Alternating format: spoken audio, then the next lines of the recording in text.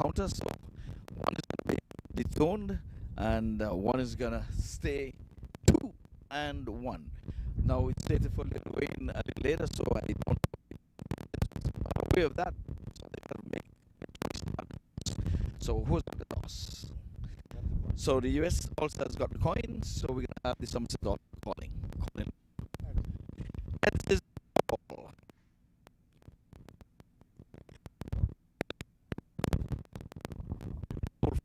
Any particular reason? We watched the first match. Wicket seemed a little bit slow. As well, we're going to try to bring the target chase and use our bowlers. Want to wish you all the best. You would have lost the toss. What you would have done? It doesn't matter.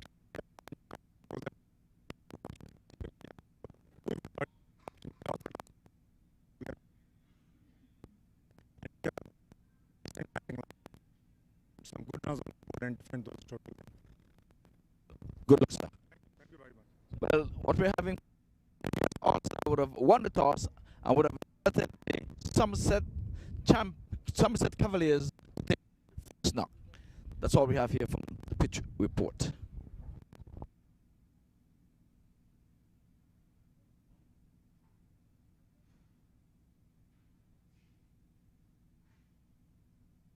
I should go ahead and give a pitch report. I said pitch report. I mean from the top.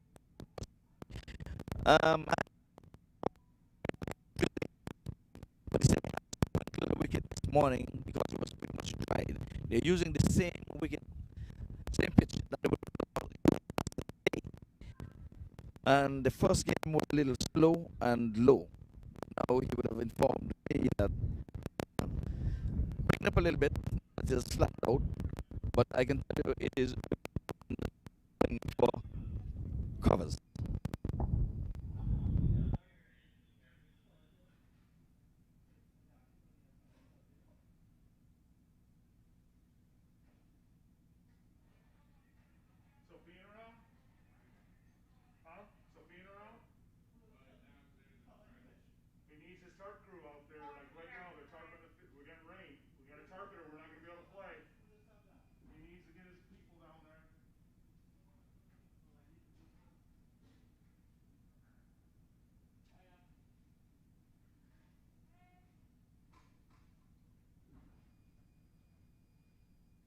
It is raining. Yeah, it's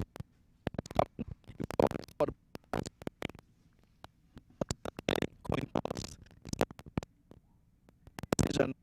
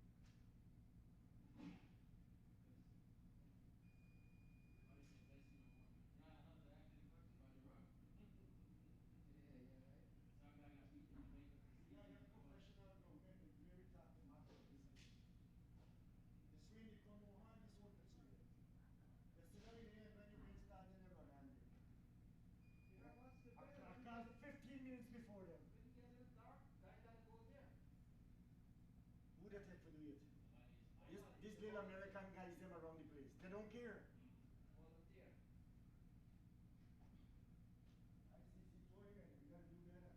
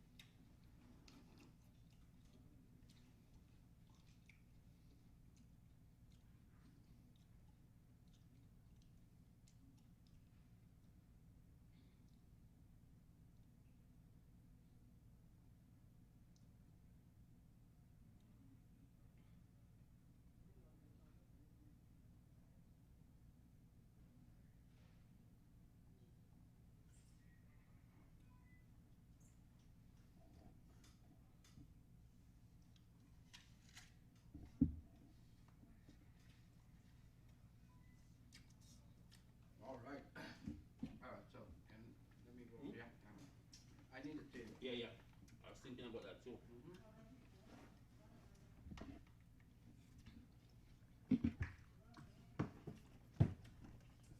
You look like rain again. Again?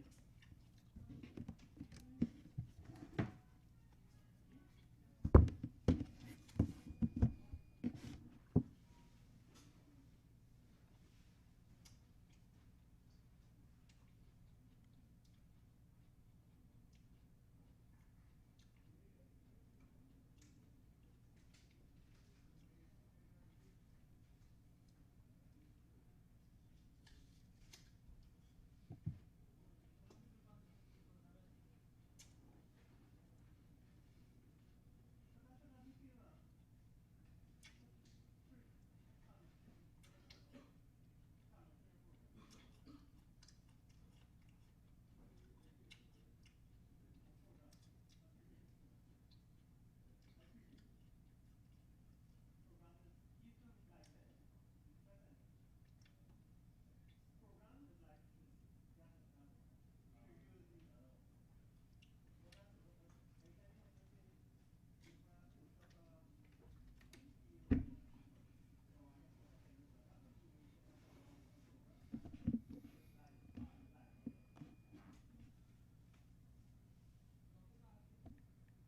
So much Plenty. snow. In the New York Okay. rain. I know.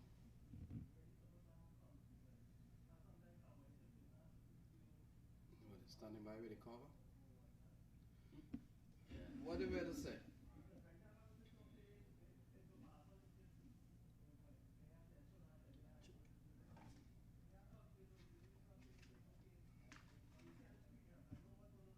Weather forecast. I think it will pass too. It's a sunshine. I mean cloud and sun.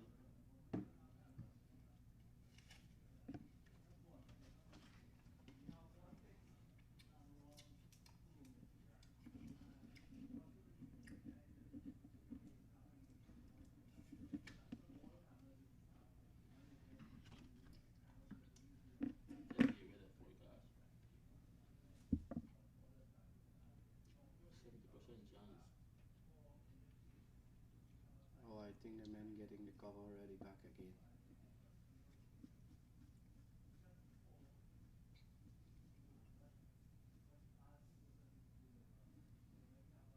Wow. So what?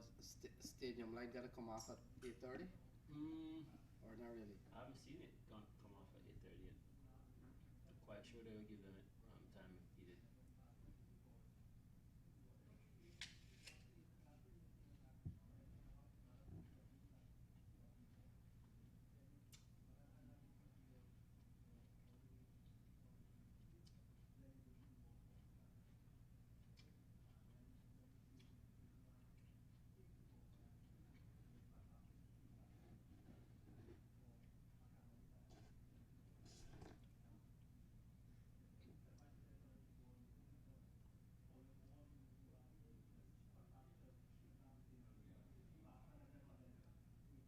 $5 million lottery winner claim prize and Broward coming. Is that you? No, 68-year-old man on there for you. Yeah.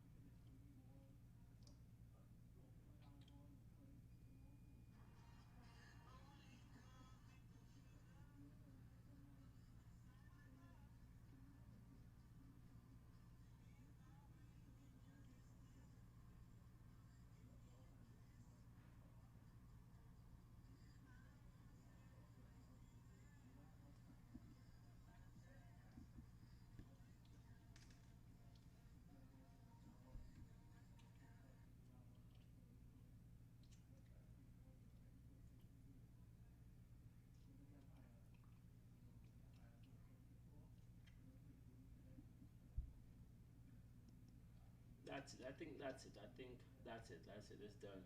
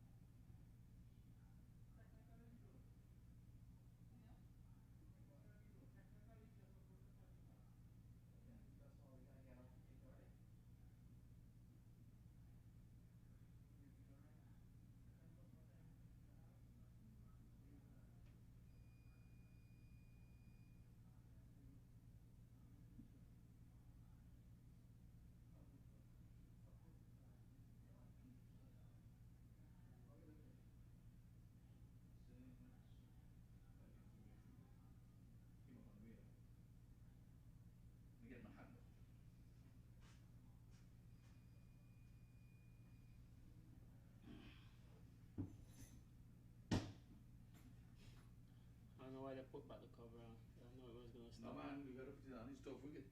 Mm. Can't make it wet. You done slow enough already. What's going on, Ira? Why? Yeah, taking my blows.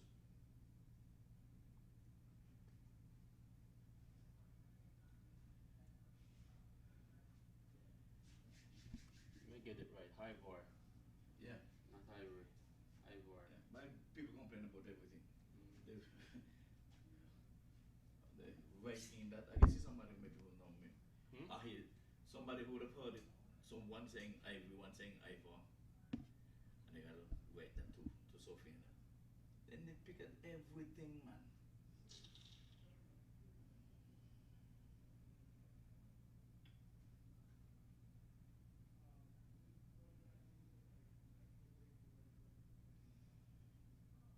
The county supposed to have people working when they have these kind of matches. Mm-hmm. 2 staff. That don't make no sense. They're gonna mess up your whole game. Mm. 2 man can't take out that covers there. Whole county gonna charge you to use the power, but they're gonna just have 2 staff members to do a whole cricket match. That don't make no sense. True. These days people are covering a whole field. You ever see Sri Lanka? Is the whole field they cover? They got about 100 men going everywhere with tarpaulin. Yes. Yes.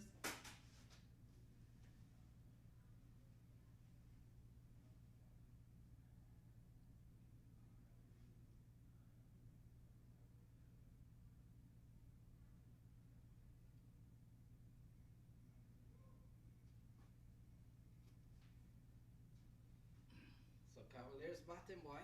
Mm-hmm. Yeah, he sent them in, so Sean sent them in, so I don't know. let's see if we see the display. He said we could, yeah, we get slow, but you're supposed to learn to play on the beach or in mud. Yeah, man. Yes, it's cricket. But can I would play a rock store and the ball drop, you don't even know what direction it goes. Yeah, Yeah, it's funny. Hmm? When you're good, you're good. Yes, some of them bowlers be looking Conditions at a or no particular conditions. stone. You know, Remember? it doesn't matter. They're looking for particular stone to see if they can bowl that ball, and you're Yeah. down there watching the back, and you're keeping your eye on the ball. Let's see, they used to go down in India and them slow, low wickets and thing. You think they said they're not gonna go? It comes them days when Barbados got ball up in your chest and they go Australia or something. They go India. They're still going on there trying to dominate. It's only these days India came up. India used to run from fast bowling, no matter where you bowl it on. Now it's the other way around, right? Now the Indians bowling quick. Where from India, boy, I tell you, boy, the man bowling quick.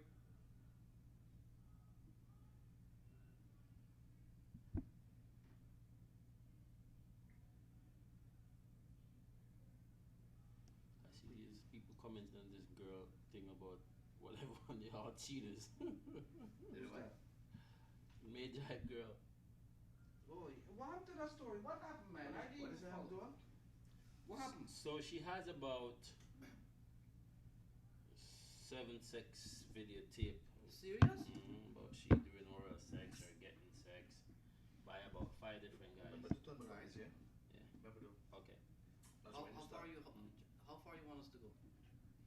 Well, when they come up in the orange. Yeah, yeah, yeah. Mm-mm. Okay, so mark that Lenzo. You good right here. Okay. Yeah. So then put it. So right before you make the salad there. Okay, so tell me the story now. See the salad right there, right? This one here. Just slap it right before you eat. Okay. There you go. Yeah, Lamar, tell me. So, yeah, man, you had about 5 to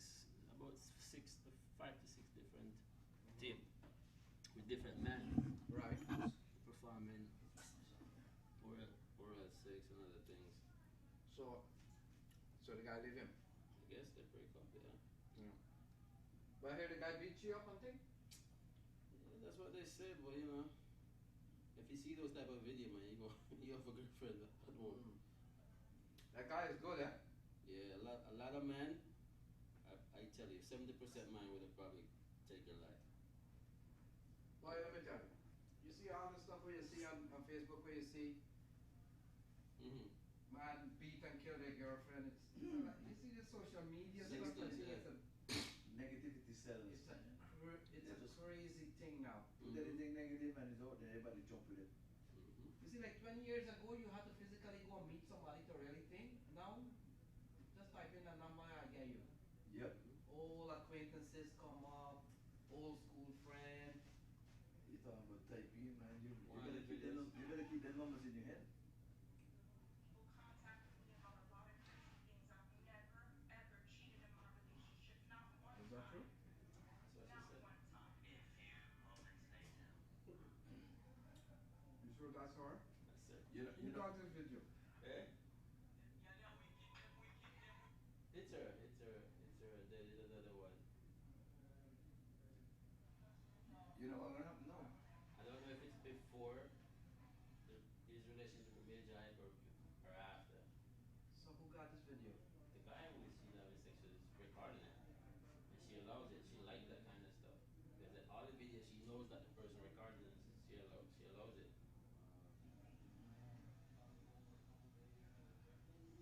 That's the person.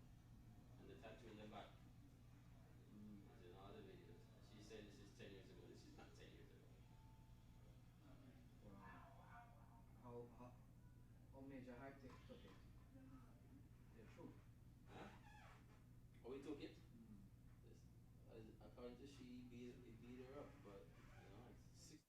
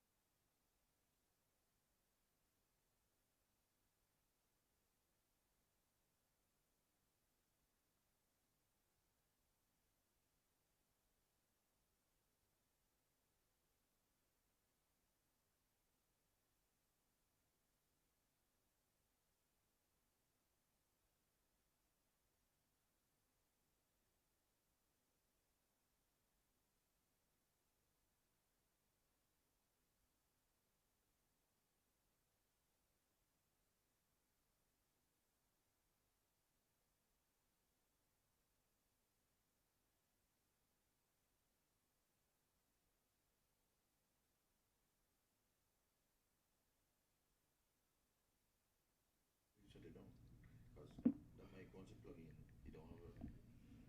It's always on. That one. Let me go online and see if I hear anything.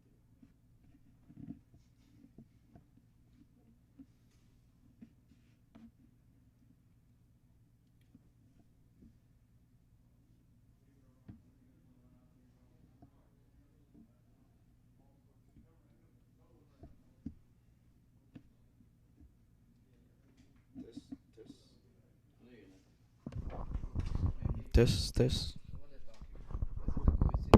Somebody said that they heard something.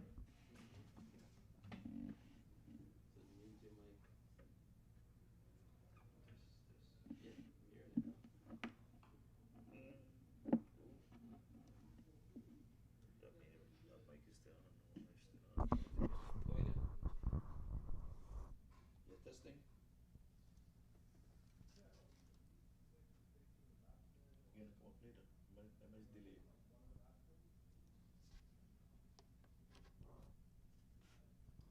So they didn't tell us anything, but none of us will be taken off. Nothing, right? Okay, so right there. Testing, 1, 2. You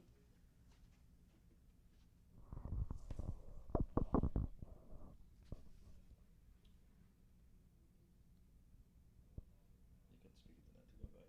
Get sound anyway.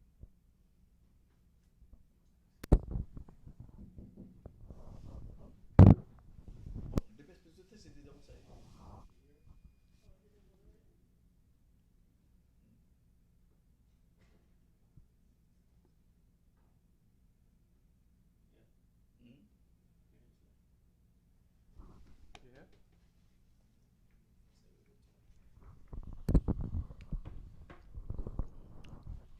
So we're just getting ready to start. The news is Cavaliers have been asked to bat first, and welcome Lenroy White. This is promising to be quite an encounter. Two of the big team names. Here we go, Somerset Cavaliers. Let's start with them. Saeed Najaf Shah, former Pakistani international. Andrew Russell, a couple of big, along with Chris Gale headlining this event. Chandrapal Hemraj, Sohib Maxu, Navin Stewart, Kinar Lewis, Ali Imran, Gudakesh Moti, Aaron Jones, Fidel Edwards, Waqar Salim.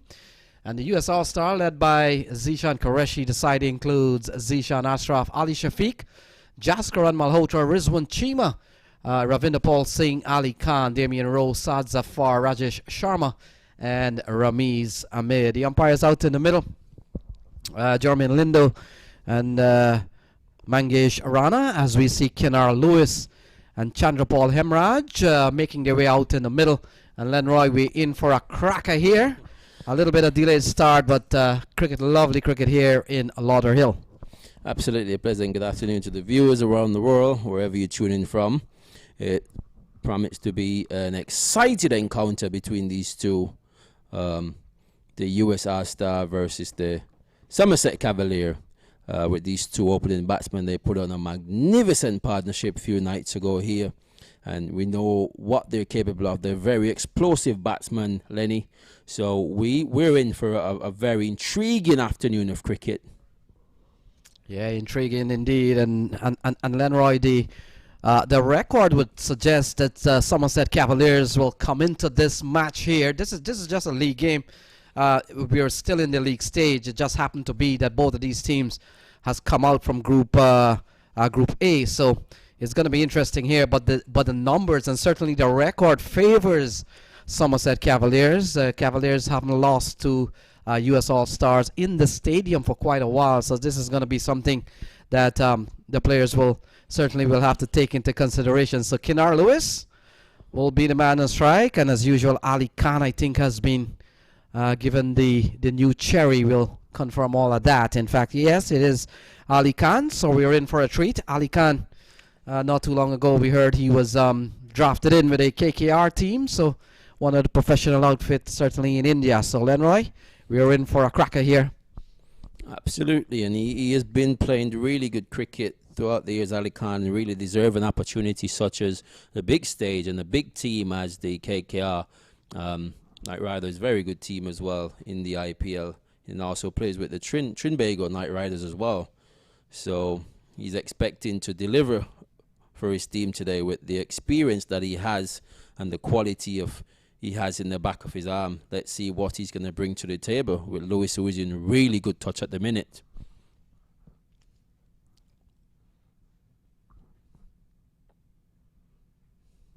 Yeah, good start here from Ali Khan. A little bit of shape, a little bit of swing. Good line and length. And Kinar Lewis a little bit cautious there. Equal to the task. There was a little bit of a little dew earlier, a little rain delayed the start of play. So it should be a little factor in terms of little moisture in the wicket. So, and that's good sign for Alec Khan so far. Ball just moving away from the right-hander. But Kinar Lewis was equal to the task defensively. So Kinar Lewis has scored 61 already in the series. Oh, he's found the air, just dropping in front of the man at first a second slip. So a little bit of good work here from Ali Khan, really inducing the edge of Kinar Lewis. Absolutely, very good delivery. Pitching about middle and off stump, seaming away from Lewis, who tried to play defensively, got a leading edge, just landing a few inches in front of the man in the slip cardon. So very good stop from Ali Khan, getting the ball to move off the wicket. Very good impact so far with the new ball. That's where you need to put it.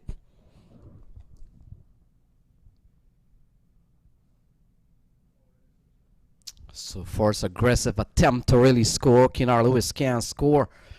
And so certainly this is a good matchup here. Ali Khan, as we all know around the world, he's one of the players now on the world circuit, have played in the CPL over the years. Trinbago Knight Riders, and then of course moving on to the IPL. And while he did not play in any of the game, he certainly with the experience of being on an IPL circuit would really help. Again, another good ball outside the off stump. So good bowling here from Ali Khan, and Kinar Lewis, not too many times Kinar Lewis will be facing 4-dot balls, Lenroy. Absolutely, knowing the type of player that he is and the aggressor that he is early in his innings. But you know, this is a lot more better bowling unit he's up against, and if he wants to show his class, he needs to deliver here today against the likes of Ali Khan. So 4-dot balls in a row here as Ali Khan. That's not a good ball. That's one of his specialty, the in-swinging Yorker. And Kinar Lewis a little bit cautious, but realizing that the top order will need to come to the table tonight. He's been very watchful. Very sensible cricket so far. No need to do anything in a rush. Still got 19 over after this one. So you just need to stay there, get some rhythm, get some momentum within himself. And then I'm quite sure he has what it takes to make up for it over or two. So he just needs to bat sensibly and get his team off to a good start. But so far, Khan is doing a fantastic job. So 5-dot ball. We've seen a maiden today in the park. Oh, that ball is driven back to Ali Khan. So Ali Khan starts with a maiden over against Kinar Lewis. And he has given US All-Star a good bowling start. You can't ask for something better than that. Maybe a wicket or so, but otherwise than that, Ali Khan has been spectacular. Absolutely. You saw he's getting the ball to move away, but he did get one to come back into Lewis, but Lewis was equal to the task. And very watchful, Kinar Lewis. And as you mentioned before, a maiden to start things off. Fantastic stuff. Yeah, the last time, Lenroy, these two teams met in the stadium would have been a couple of years ago in 2018. And Russell got 100. Russell got 100, and Somerset Cavaliers posted 183, 184. Russell got 100. And on the opposite side, Jaskaran Malhotra, he got 100 also. And US All-Star lost that game by just 6 runs. It was really a game, and it sets up the expectation that this could be one of those close games. As we see, I think Rajesh Sharma has been given the ball.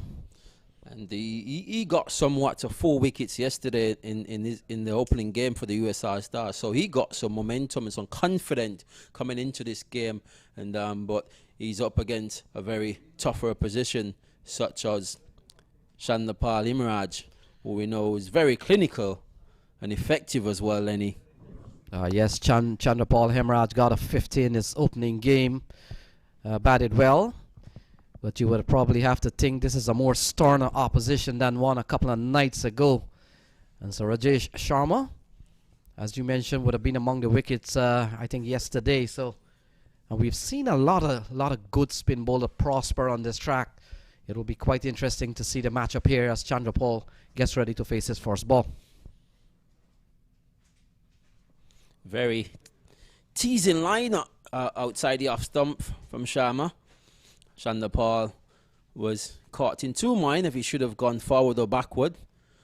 But you see the intention of Sharma. He's not going to flight it too much. So we've seen 7 balls and the Cavaliers yet to open their account. So again off the back foot, good bowling here from Rajesh Sharma. Very experienced. Yeah, he tried his club cricket here in South Florida. A very skillful candidate. He's good with the bat as well. So he's one to look out for. So that's the first run after 8 balls. It comes off the bat of Hemraj after 9 balls. And so he picks up a single, gets things going. Cavaliers, they're on their way. Absolutely. Wonderful cricket being displayed so far from the USR Star team. And they're keeping things really economic, real tight. And as a captain, you would be smiling as Jishan Kurishi. Would be super happy to see his team conducting themselves in the manner of where they're going. So a couple of men outside of the 30-yard circle. We've got long on and mid-wicket. So strong onside field in terms of the power play. Kenar Lewis goes into the onside and that will travel. Might be 1 bounce and it goes 1 bounce for 4. So first aggressive shot from Kenar Lewis and it goes away for 4. That's a good shot. Well, absolutely. We know his intention, Lewis. It was just only a matter of time before he put his foot on the pedal, and exactly what he did, and heaved this one over a deepish mid-wicket area for 4 runs. So a very good shot from Lewis. Just going across the line a fraction and rewarded a boundary. So the score moves on to 5 without loss. Yeah, and you sense that the US All-Stars knows a thing or two about Kenar Lewis. And they have placed a couple of men on the onside, but on that occasion, Kenar Lewis was able to go squarer. So far, so good. Square and effective as well. Oh, through the offside, a diving attempt by one of the fielder. And it goes away for consecutive boundaries. Couple of big shots here from Kenar Lewis. As we mentioned, just timing before he decided to start going. A very valiant effort there from Damien Rowe, but just wasn't able to get his finger onto it. But Kenar Lewis mean business. He's not the one that's going to be tied down. He likes to play his shot, and you know that's what he's known for. A very explosive opening batsman who will attack the bowling.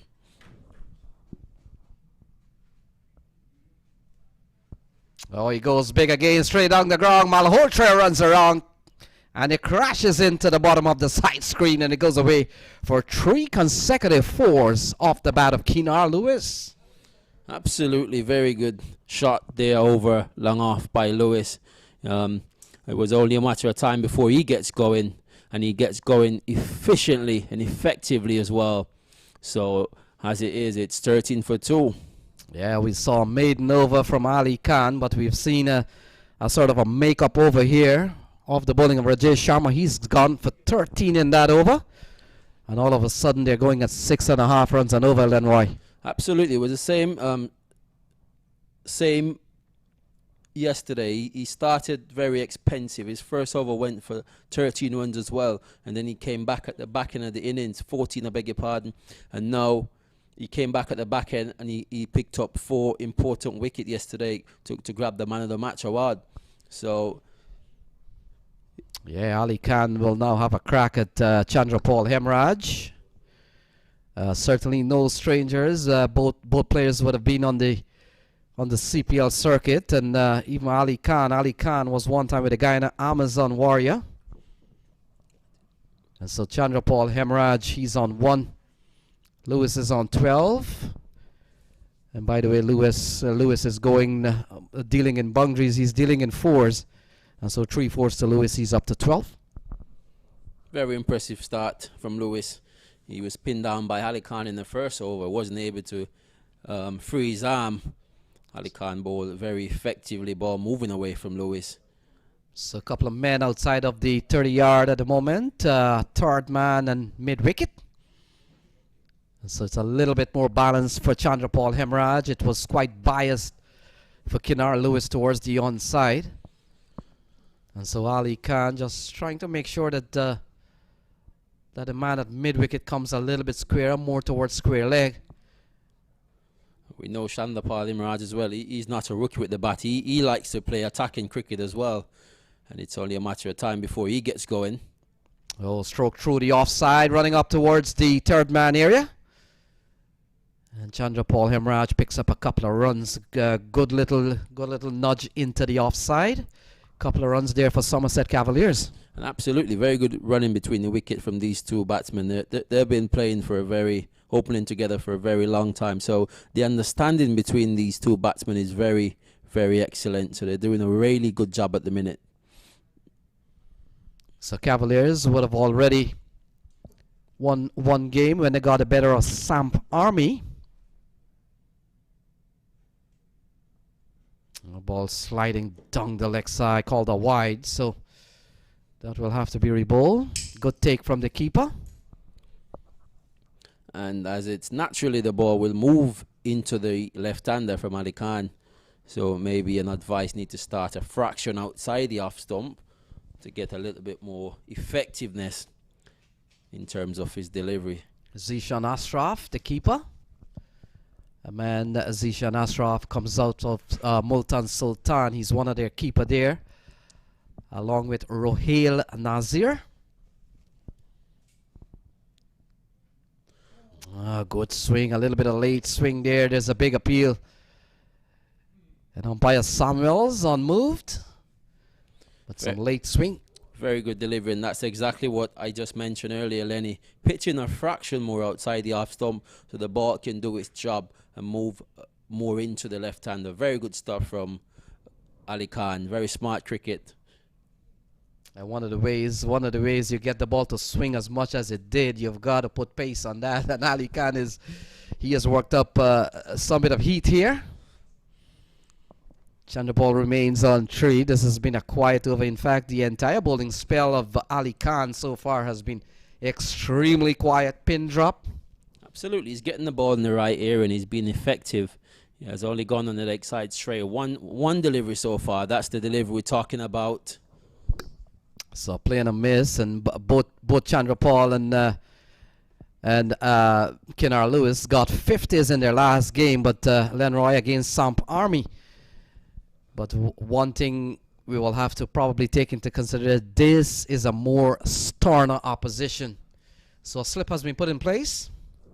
Rightly so from the captain. He's getting the ball to do a bit off the seam, so why not get a little bit more attacking?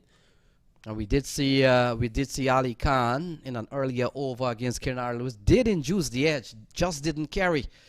So he has gone quite bravely here, and why not? He has not gone for any kind of runs, so he runs into Hemraj.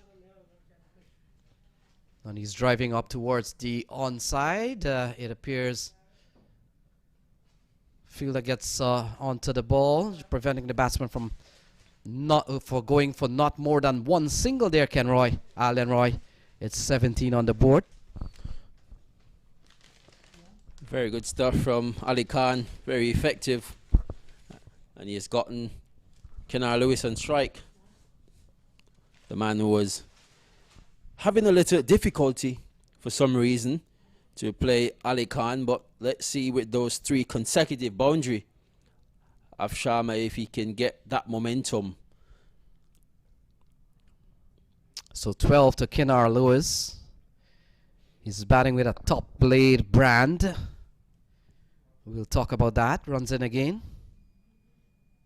Oh, it's in the air. Fielder is running around. Rowe is running around. He takes the catch. Well judged catch.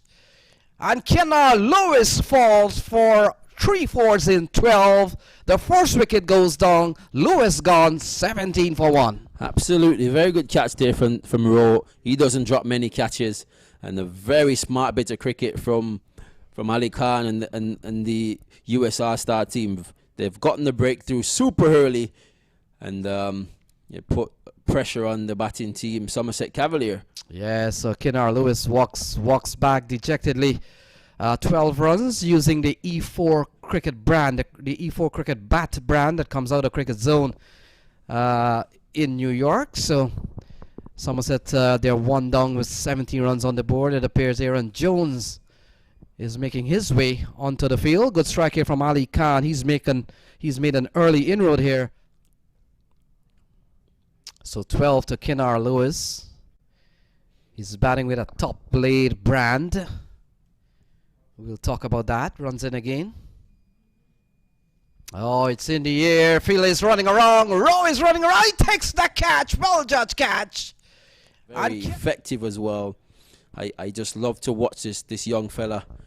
He represents the USA as well, national team. And this is an opportunity for him to come in at number 3 and get things on the way for his team. Yeah, part of the U.S. setup these days. Comes out of Barbados and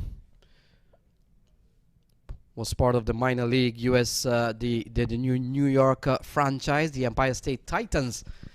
And Ali Khan will come into bowl to Chandrapal Hemraj. So he has struck early, Ali Khan.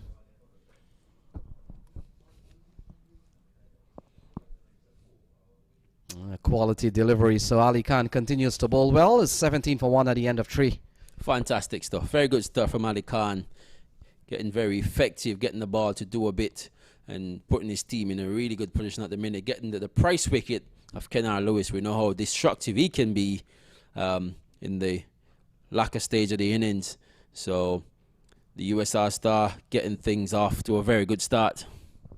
Yeah, Cavaliers have won the US Open 2 times in 3 years. And so they have a extremely very good track record here. They would have won last year, beating Atlanta Fire. And then they lost to California Bears in 2018. And they won in 2017 against US All-Stars. So a little bit of a little bit of score to be settled here, as it appears Ali Shafiq, I think, has been given the ball. So, and rightly so from the captain. He's seen that there was a little bit in the wicket for the fast bowlers, and he has brought into Shafiq into the attack to see if he can get some movement away from the right-hander, as he did yesterday. He got some really good movements off the seam as well. So let's see if he can contribute to the momentum that's going with the USR Star team. Yeah, Ali Shafiq also comes out of Multan Sultan, one of the franchise team in the Pakistan Super League. And over the years, Lenroy, the US All-Stars, along with Multan Sultan, has forged a kind of little bit of partnership over the years. And so the likes of Ali Khan and Zishan Ashraf, the man behind the sticks. Oh, speaking of the keeper, this one has eluded the keeper and gone away for 5 wides. Absolutely. Keeper had no chance on that occasion. The ball, he had pitch, swing all the way down the leg side. The keeper dive effortless, trying to save it. But it was just way out of his reach. And just need to come back to the drawing board and get things on the way. So they're going at 7.3 at the moment. 22 on the board. They've lost Kinnar Lewis. Quick fire 12 off the bowling of Ali Khan. And just so the viewers know that Andre Russell is in this game today as well. Very delicately played by Aaron Jones down to the third man area. Yeah, Aaron Jones nearly created a fantastic record last summer. Lenroy, it was the USA minor league, and he plays for the New York for the Somerset Cavaliers, and it was a doubleheader game.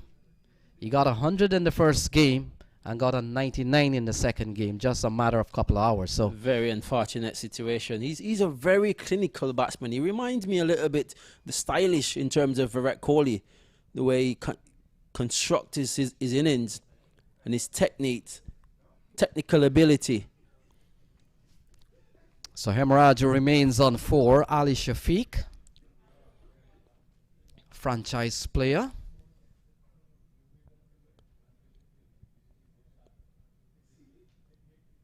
Jones is on 1. Nice weather here in Florida. This is the second game of another triple header. Day number 3 here in Lauderhill. And so far, it's been very entertaining cricket. We see the likes of Chris Gill, the local boy Stephen Taylor, and quite a few other international players who have yet to get going in this tournament.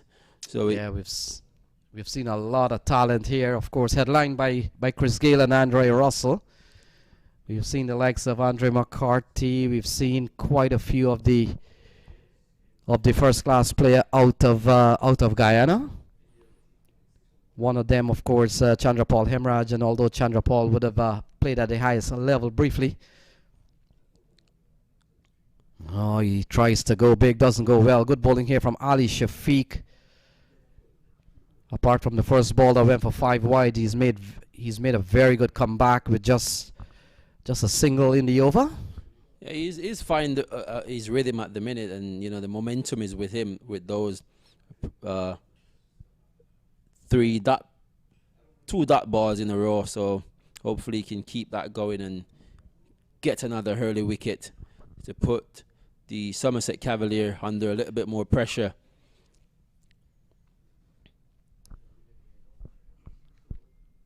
So Ali Shafiq, 6 runs in this over so far.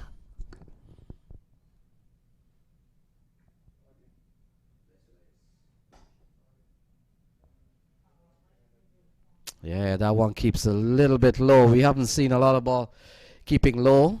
That one did. And we got to give credit to the ground staff as well. They've been doing a fantastic job so far with the outfield and the wicket at whole. Before the rain came, I went out and looked at the wicket. It looked really good for a 3-day pitch so far. So 22 yards will take on Brampton Pacer. And that's the evening game, evening into the night. And the Brampton Pacers team, they're looking really effective. They have gone 2 from 2 in this tournament so far. Big shot here from Hemraj. He has picked this one up nicely and has gone over the ropes. So a good looking shot from Chandrapal Hemraj. Fantastic shot. Just going across the line, flicking onto the mid-wicket area for a US maximum. Very good shot from Chandrapal Hemraj. So 29 picked this one up nicely and has gone over the ropes. So a good looking shot from Chandrapal Hemraj. Fantastic shot. Just going across the line, flicking onto the ball in the right areas. Just some improvisation there from Chandrapal Hemraj. And that's what T20 cricket is about. You got to improvise and got to steady your ship and play your natural game. And as it is, it's 29 for 1 from 4.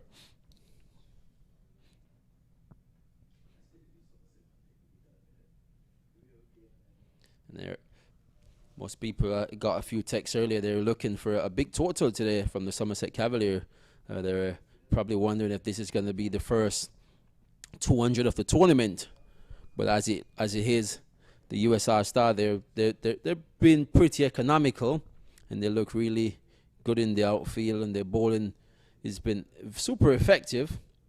And they're bringing back Sharma into the attack from the West Palm Beach end. Yeah, Sharma has bowled well in the series. Yeah, he picked up 4 for 23 yesterday. Alan Roy, speaking of the 200 mark, the highest run score in the team run score in this series so far has been 157, so well away from those big figures. Absolutely. 157 was scored by the Brampton Pacers yesterday, who would defeat the Chris Gayle-led team by 4 runs. Aaron Jones goes and is being bowled. So another one bites the dust. And we speak about Sharma yesterday. He went for 14 in his first over and he came back into the attack and picked up 4 wickets. Is it going to be a repeat today, Lenny? Yeah, careless looking shot from Aaron Jones. When he watches the replay later on, he'd realize just pulling across the line of a ball that was on the stumps. And not typical of Aaron Jones, but he falls today cheaply. It's 29 for 2. Yeah, but you got to give credit to the USR Star team. They're keeping it really, really tight, and the captain making very vital changes in the game. By the Brampton Pacers yesterday would defeat the Chris Gale-led team by 4 runs. Aaron Jones goes and is being bowled. So another one bites the dust. And we speak about Sharma yesterday. He went bowler yesterday. Picked up a groin injury, so he's out. Not quite sure if he's out of the tournament. Spoke to the physiotherapy earlier, and he did mention that he should recover for the next couple of games if needed. So Sharma joins Ali Khan in getting a wicket as Sohaib Maqsood comes out to the middle. Still 94 balls, so still very early stages yet. We're still in the power play. And US All Stars will be quite happy, simply for the fact they've picked up a couple of wickets, and one of them, Keenar Lewis. And I was disagreeing with you earlier, Lenny, when he comes on to the toss. I was saying that if I had won the toss, I would have batted. So big shot here from Maqsood. It's in the airfield. It comes around. Takes the catch. And the third wicket goes down here for Somerset Cavaliers. They're 3 down for 29. And Sharma it is again. He strikes. Very good bowling from Sharma. There was no need for that sort of shot. You've only lost the wicket just a few minutes ago. And Maqsood going for the big heave over mid-wicket, but didn't get the elevation onto that one. And a very good catch from the man at deep mid-wicket, running to his right and taking a fantastic catch.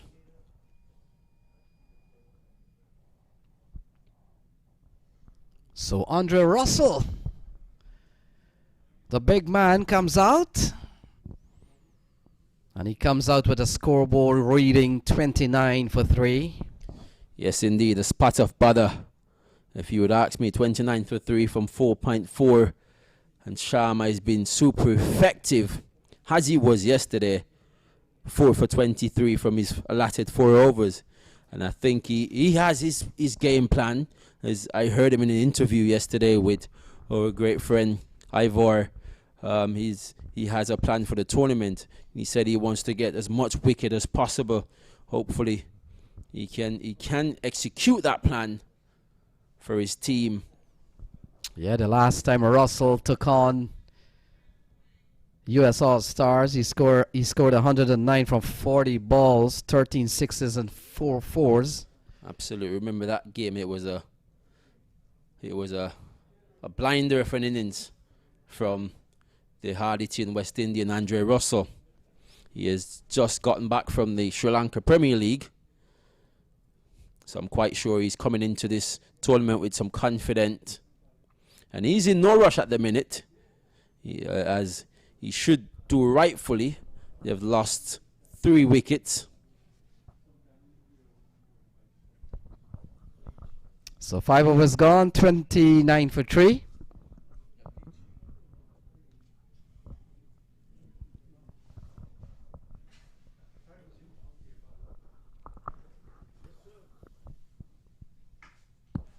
So we welcome Eddie Edwards into the box. Eddie, good work here from US All Stars. Somerset Cavaliers, they're 3 down with just 29 runs on the board, but Andre Russell in the middle. And don't you think for a second that he's going to let you down. But cricket is a game of glorious uncertainty. 29 it is for 3. And who knows who's the underdog? Is the Somerset Cavaliers? Yeah, the opposite of underdog is a top dog. So we'll see who comes out top here, as Andre Russell would have asked for the helmet, as Ali Shafiq continues. This one is pulled out towards mid-wicket. Just a single. So Shafiq has bowled none for 13. And he's into his second over. Yeah, a couple of wickets from Rajesh Sharma. And one from Ali Khan. So the Somerset Cavaliers, of course, they are the defending champions, and they wouldn't want to disappoint their supporters, their teams, and the large following they have worldwide. Yeah, certainly Eddie Edwards, Somerset Cavaliers, of course, comes out of New Jersey. The township called Somerset, so, and the US All-Star, a team based in Florida.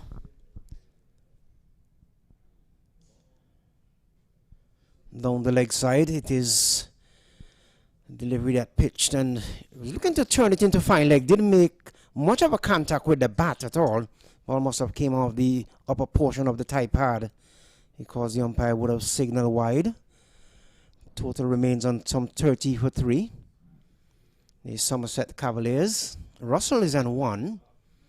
Dre Russ, as he's affectionately known, just flew in from in Sri Lanka.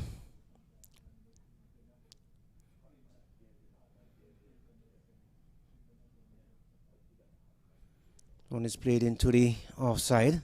So Russell playing not only tentatively, but he's playing with a lot of caution, Lenny. Yeah, he's been very watchful. He came in at a time when Rajesh Sharma was bowling and showed a lot of respect to the spinner. And so far, having faced his first ball in the over, has been relatively quiet so far. So Paul Hemraj is the man. So Russell is on strike.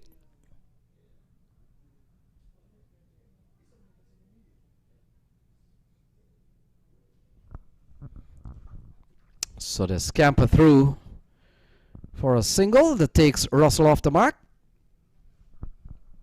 So the total is on 31 for 3. None for 14. And he has bowled some 1.4 overs.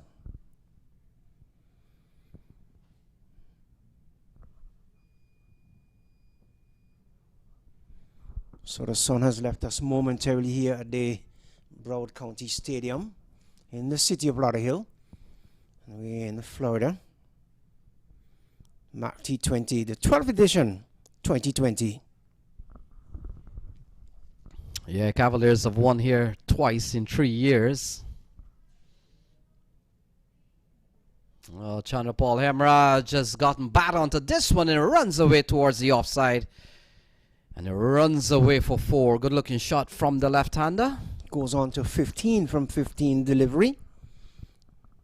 And if anyone knows much about Hemraj, you would, Lenny. You've seen him on many occasions. Yeah, part of the Guyana Amazon Warrior. And plays his cricket these days when he's not playing for Guyana in the New York, New Jersey area. Has been with the Somerset Cavaliers for a bit now. And so when he's not playing for the Guyana team, certainly spends his time in the US.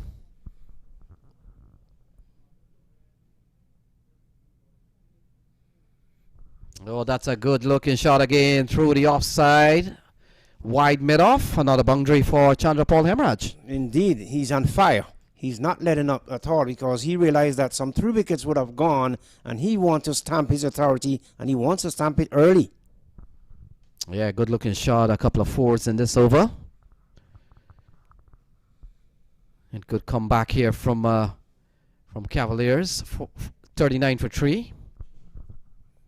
So none for 22 for Ali Shafiq. This over has yielded 1, 0, 0, 1, a 4, and a 4. So the last 2 deliveries were 4s, consecutive 4s by Hemraj.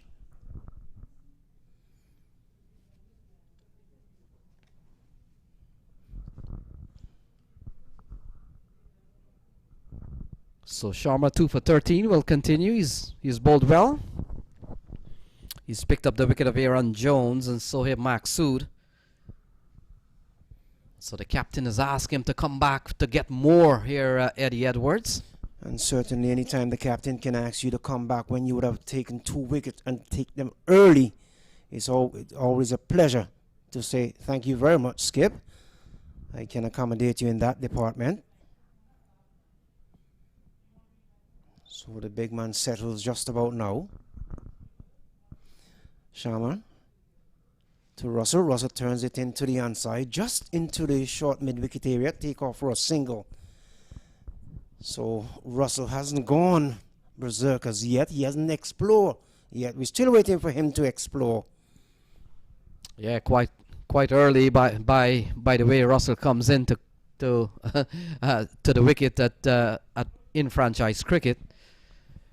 And so having walked to the crease in the 6th over. That's relatively early by the way Russell has been going around the world on play as Chandapal Hemraj comes back into strike.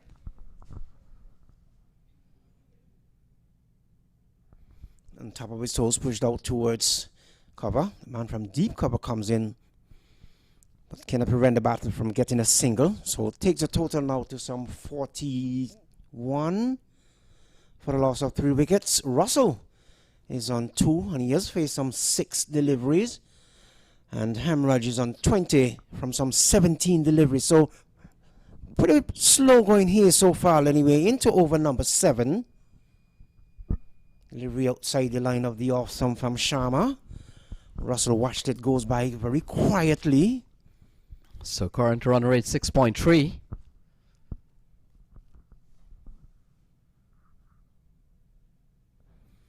Turns it down to a short fine leg. Yeah, you've got to applaud the work here of Rajesh Sharma. He's been spot on. He's bowling to a world-class player. So he not easy even at the international level to keep Andre Russell quiet. But he has found a way to do that. That one is played out into the cover region. Just a single. So one more to Russell. Russell goes on to some 3. And it's a subpar performance so far, based upon the characteristic of Andre Russell from 9 deliveries. Brings Hemraj back into strike. Left-hander swept it away down towards the mid-wicket region.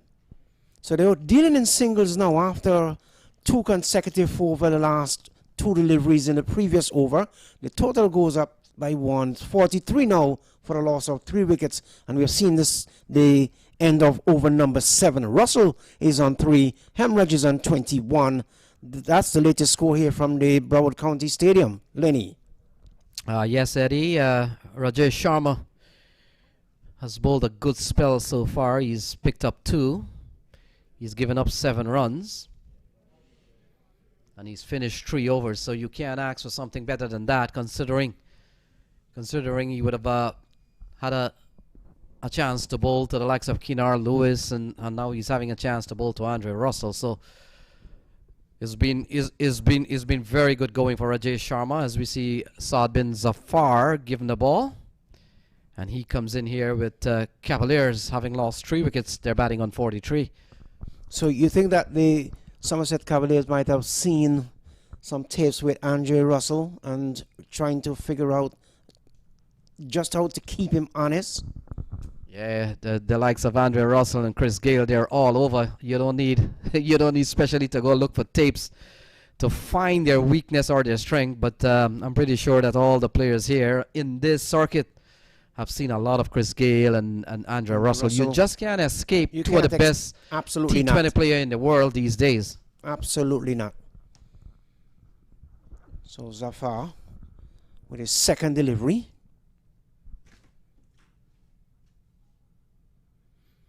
Caught Hemraj in 2 mind. It looks like Hemraj was looking to come down the track to hit it out towards long off, but changed his mind in the last minute.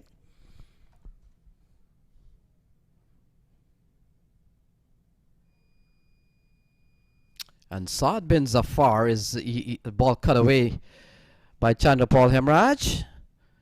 And they come back for a couple of runs. And Zafar is a quality player. He represents Canada these days at the national level. And a man who would have played for the St. Lucia Zooks this year. And they used him a couple of times to open the ball. So he's not, he's certainly not just one of the players that have showed up to the US Open. He's really a top-class T20 player. It's not just any bowler by any stretch of the imagination. And I'm pretty sure that Chandrapal knows him pretty well, having they all been on the CPL circuit. Indeed, especially when you talk about the bubble. Pretty much was locked away. 2 runs in the over so far. This has been a tidy one here from Zafar. Oh, that's a big shot here from Hemraj. He's gone a long way. Almost into the stands. 6 runs off the bat of Chandrapal Hemraj. And you just know that it was just a matter of time before Hemraj would have logged on to Zafar and take him out of the park. So 6 runs to Hemraj, 6 more to the total. 51 it is for 3. He goes on to 29. So the 50 comes up in the 8th over. Zafar has gone for 8. Play and a miss, so that completes over number 8, and after 8 is 51 for 3. Not a bad over from Zafar, except for that delivery that was hit out of the ground by Hemraj for 6. Other than that...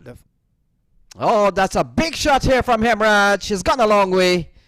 Almost into the stands.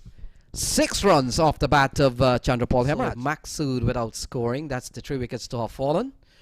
The wicket takers, Rajesh Sharma, has picked up 2, and Ali Khan, he has picked up 1. So they're pretty much spreading the wickets around. And it seems like we're going to have a change of bowling from the top end, Lenny. Yeah, well, it still looks like Rajesh. So it appears he will get a chance to bowl out here. Yeah, looks like Rajesh. 2 for 17 so far. We'll be coming in to bowl to the big man, Andre Russell. Russell is on 3.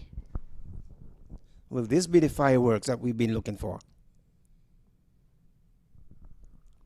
Yeah, Sharma continues to bowl extremely well here. He's bowling to one of the best in T20 cricket on the planet.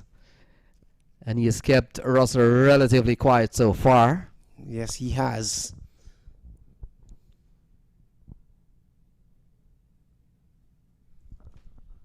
So a couple of dot balls. Russell has been quite quite cautious. And Rajesh Sharma, 2 for 17 so far.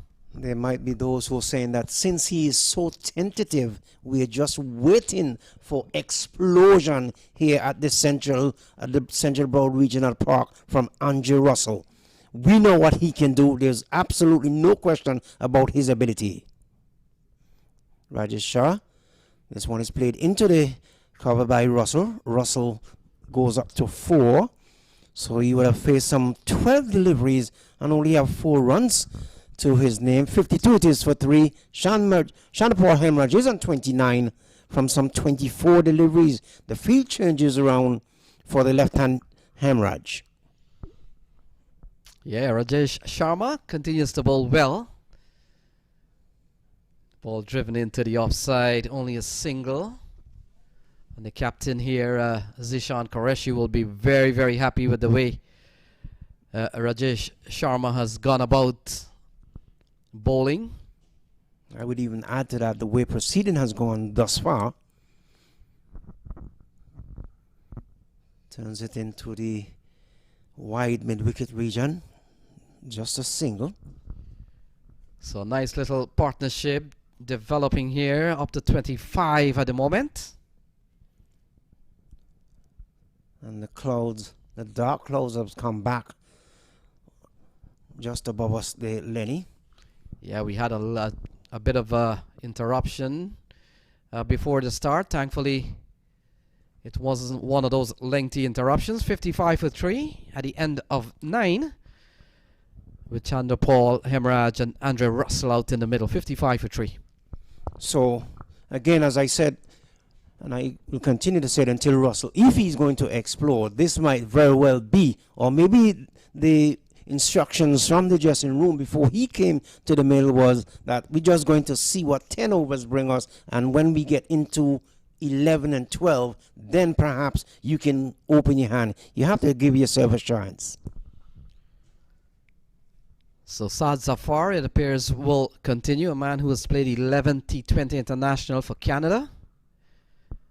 And as I mentioned earlier, had a shot at CPL with the St. Lucia Zooks. And would have also played 24 List A matches for Canada over the years. Best bowling figure would have been 3 for 8 against the Cayman Islands. Also would have picked up 3 for 21 against the United Arab Emirates. And also 3 for 28 against the US national team. So he's a quality player. Very talented bowler. He's taken quite a few number of wickets in his young career so far. So Russell has sent back the helmet to the dressing room. What does that mean? What's the indication of that there, Lenny? Well, for one, Andrew Russell wants you to see his hairstyle. This one is slapped away down towards wide, long off. Brings the man coming around to his right. He knocks it down, but not before the batsman complete two. Yeah, good bit of work there by the man that's long off. It looks like it's Jaskaran Malhotra. And Jaskaran Malhotra is usually behind the sticks. He's given the gloves up to Zishan Ashraf out of Multan Sultan.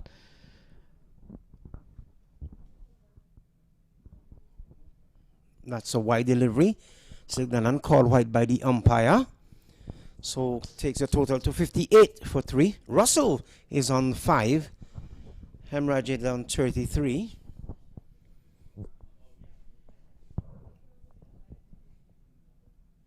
Oh, that's a big shot again from Hemraj. It's gone over the rope for another maximum 64 for 3. That's a big lick. Big lick. Big blow by Hemraj. I don't think that we have seen anything bigger than that since the competition has started. And he takes his total now to some 39, helping the cause of the Somerset Cavaliers. Yeah, 3 6s and 2 4s for Chandrapal Hemraj. He's come out to bat today, Eddie Edwards. Yes, he has. Oh, ball chopped into the ground and passes the keeper. Little French catch, they call that. Gets a single, brings Russell into strike. So let's see what the big man out of Jamaica can do. Well, we know what he can do. Let's see what he will do with this delivery here from Zafar. Once again, the field being changed over for the left-hander, right-hander.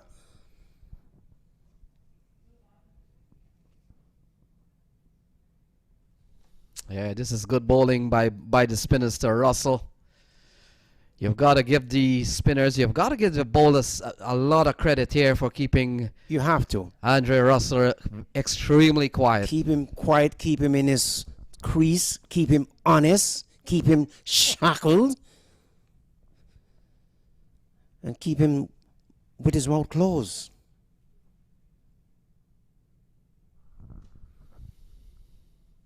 But while they're keeping Russell, all of that, Hemraj is the man with the hat hand. He's the aggressor. Takes the total now to some 67 for the loss of some 3 wickets. Hemraj goes on to 41. So Group A match well and truly on. And so good over here from Zafar. Saad Zafar would have given up 6 off the bat of Chandrapal Hemraj, but relative to that, he has made a good comeback. So 68 for 3 at the end of 10. None for 21. Zafar, the USA All-Star, pretty much in the driver's seat, won't you say? So Andre Russell is on some 7 from some 15 deliveries. And join me now in the comment box is none other than Mr. Audley Watson, the young 18-year-old out of the beautiful island of Jamaica. He said he's from Chilani. Make that Westmoreland. Oh, Westmoreland. Thanks for the correction. What are you guys doing in Westmoreland on a day like this, Audley? Play cricket. And what kind of cricket is that? Corrigold cricket. That's exactly what I thought. So welcome back to the commentary box. You would have seen Russell so far in this innings. What are your thoughts so far, knowing that he can explode at any given time? Well, I've been using some words that is not ordinarily connected to Andre Russell. When we say Russell, he's playing circumspectly forward. We are more associated with Russell over the boundary, another maximum. But you know, if you're there, the runs will come. The point is, with these all over the world, people are now working out batters. This one from Zishan Qureshi just pitched outside the line of the off stump, and Russell just leaning forward and hit it hard and high out towards long off and over the fence for 6. So Russell has gone now to some 13, and it seemed like he was waiting for the right time to explore. 75 for 3, Audley. Yes, just I was saying that, you know, with all these, so many matches have been played, the players have been worked out by videographers, and what they do, they exploit their weak points. And just as we said that, the ball went flying out of the bag from Andre Russell. So Zishan Qureshi change. He's going around now to bowl to Russell. And Russell hard and high. Will it be the same result? Yes, it is. So Russell is on fire.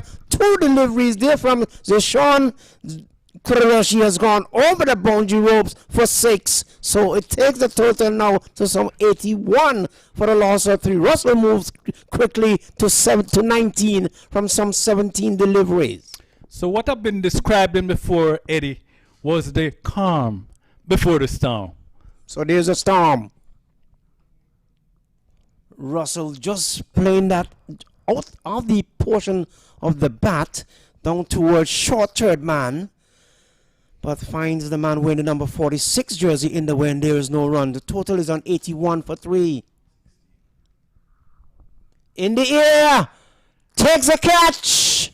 Russell goes. Zishan Qureshi is beside himself. He is excited. He couldn't be much happier to get the wicket of the big snapper, the man out of Jamaica, the land of wood and water. And there's celebration from all players on the Somerset Cavaliers team.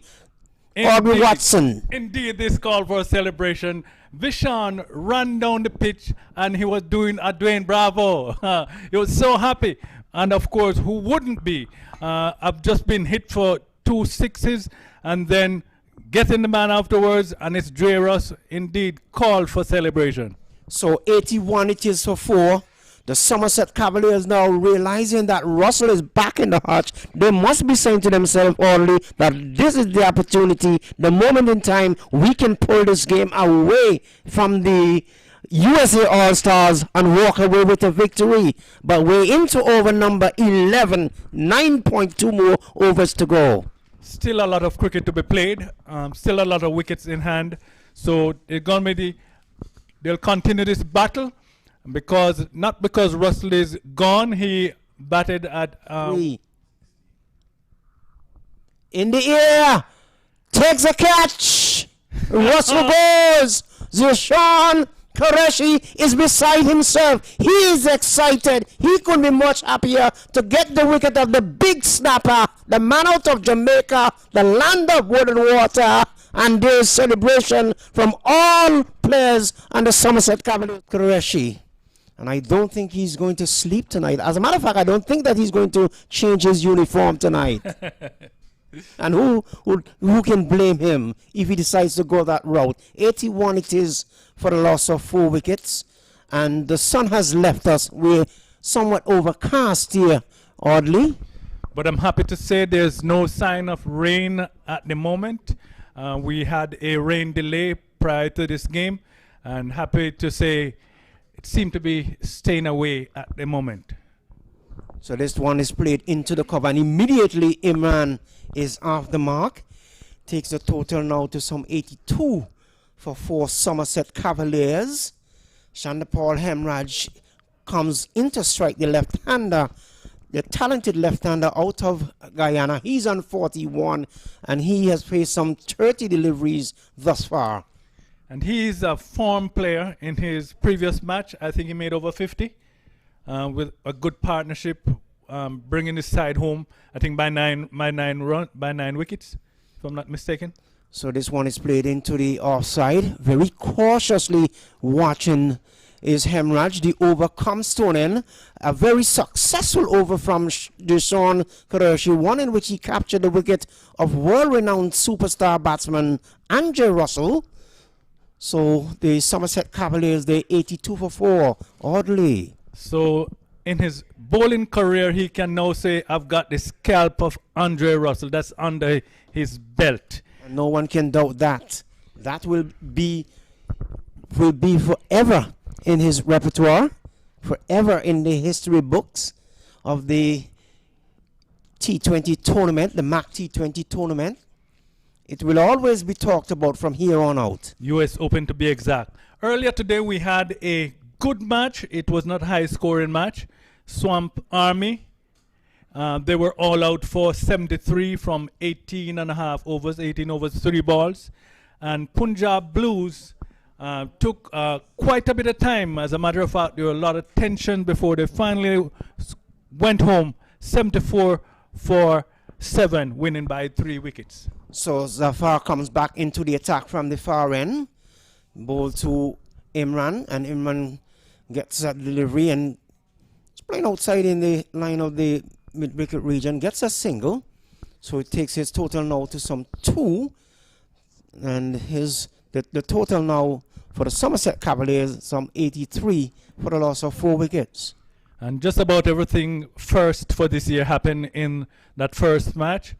2 maiden overs with wickets and a hat-trick. So just about everything in that game.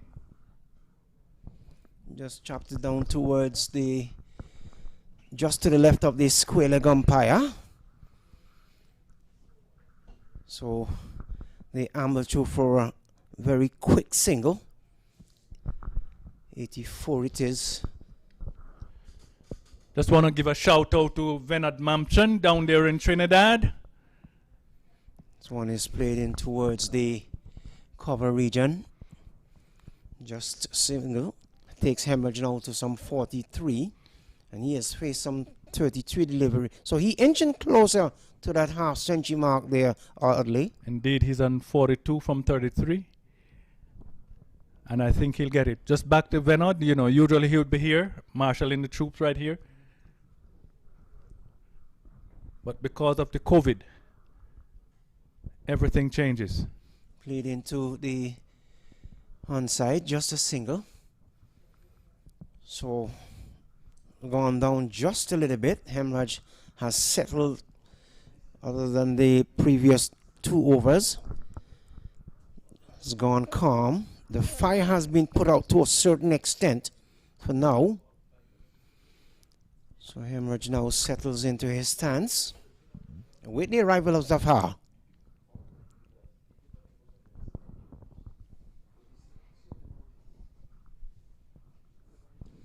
Snap the way down towards deep cover. One more to Hemraj. He goes to 43. At the moment, I think they are just taking it very easy, not that they're under pressure. But I surely say the overs are running out. Well, it's still 9 overs after this one. They've got 6 wickets in hand. So maybe they're taking it easily until the last 15 or the last 5 overs, but after the end of the 15th, then they will open their arms. So the over comes to an end at the end of the 12th over. The Somerset Cavaliers, they are 86 for 4. Ali Imran, he's on 3. Chandapal Hemraj, he's on 40, 3. That is the latest score here from the Broward County Stadium. Quite a decent over, the last over, only conceded 4 runs, 4 singles and 2 dot balls. Now this is a sort of situation you'd like to find yourself as a captain. The game is not running away from you. Well, it's one thing that the Somerset Cavaliers cannot afford to do. They cannot afford to lose sight of what is out there, what is important to them. They have to continue to bowl, even though that one of the biggest fish of them all is back in the hutch. They have to continue to bowl and bowl well, as if to say, we're still fighting for victory. And knowing Vishan Qureshi, you're expecting nothing less. And he'll continue to bowl from the northern end. So he's bowled to Hemraj, Skyped it in there, the man is getting on, he takes the catch, so Hemraj goes. And another big wicket for Sultan Qureshi, and he has been praised here. Audley Watson has gotten the 2 big wickets of Hemraj and Andrew Russell. Where else do you want me to go? It can only, he has been to the pinnacle, the top, so anything else on will be like icing on top of the cake. Just the icing. Yes, all it got 2 big fishes, and what happened now, hey, from here on, just the icing of the cake. Good bowling, good bowling. You have to tip your hat to Qureshi. You have to salute the young man, because he came in at a time when Hemraj was on fire, when Russell was at the crease. 2 big wickets. He would have pulled back in 2 consecutive overs, and now Somerset Cavaliers, they are 86 for 5. Are they in trouble, Audley Watson? Not totally in trouble. I would like to think that they would like to be maybe losing 1 or 2 wickets less. There's still almost 8 full overs to go, and 5 wickets. So maybe not exactly where they would want to be, but I don't think they're really in trouble right now, considering the power score that have been happening here. So you could look for maybe anything from 130, 140. Well, certainly things has changed, and how quietly it has gone down. The new batsman is Waqar Salim. He comes to the crease to replace Hemraj, and let's see what he will do.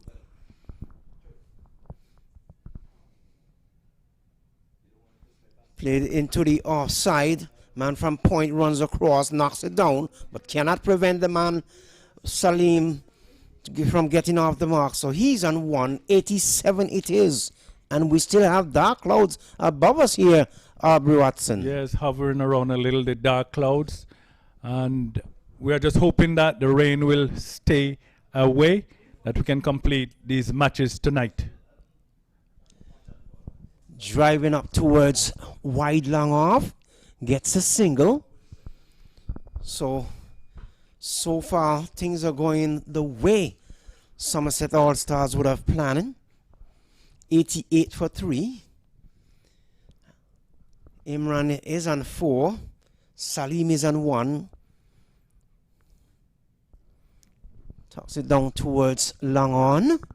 Gets a single. So if you're just joining us, if you're just coming into the ground and you're hoping to see Russell and Hemraj, well, let Eddie Edwards tell you that both batsmen are back in the hutch of the bowling of Zishan Qureshi. Plays it into the cover region. Just a single. So it seems now, Aubrey, they're just dealing in singles. No more 4s and 6s, at least for now. And that's smart. When you can't do what you want, can't go overhead, do the 1s and the 2s, keep the scoreboard ticking over. Those will come eventually, as long as you stay there. And Jishan Qureshi is saying now, you have to take what I give you. You don't take what you want when you want it. You take it when I give it to you. Yes, coming in with his left arms, seem leg spinners. So very effective. 91 it is. 13 overs completed. 91 for 5. USA All-Stars are in some little bit of a, what one would say, a little bit of a problem, Aubrey? Right now, as I've said before, I don't think they are in too much of a problem right now. Had it been like 7 wickets, absolutely. But with 5 wickets down, still some 7 overs to go, they can still build a decent defendable total, I would hope. And this match had been highly anticipated from yesterday. It had been even before the tournament started, really, because there had been a build-up with these two super teams, the clash of the Titans. So Zafar bowled some 3 overs, and he has none for 25. He has come back into the attack, and he's going to continue from the southern end, and he'll be bowling to the young Salim. Just pushing forward. Man from cover comes across just to the right of mid-off.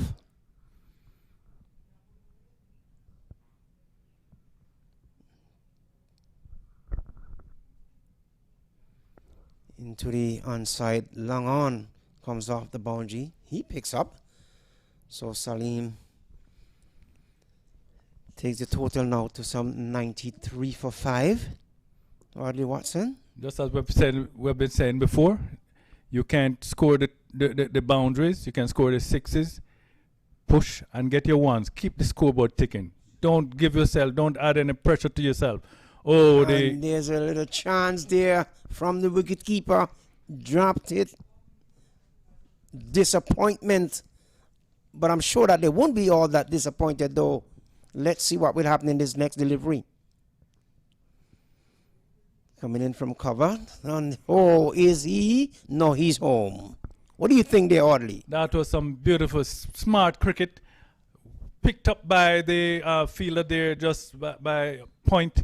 And returned the ball quickly to the wicket keeper. The bails were off, but the batter was back in time in a flash. Plays it back of the track, just on the left side of the pitch. Walk Zafar fields to his own bowling. None for 26. Bowled some 3.5 overs. So this should be the last ball of his spell. And driving down towards long on, gets a single. They thought about coming back for run number 2, decided against it, and in the end made a decision to just stay home. 93 it is for 5. Somerset Cavaliers, USA All-Star, big game here and at the Broward County Stadium. Audley. And indeed it's living up to its expectation. We have been anticipating this match, and we're saying it's going to be the clash of the Titans with Russell, Emraj, and Ali Khan on the other side, Vishan Qureshi and more. And indeed, it has been living up to the billing.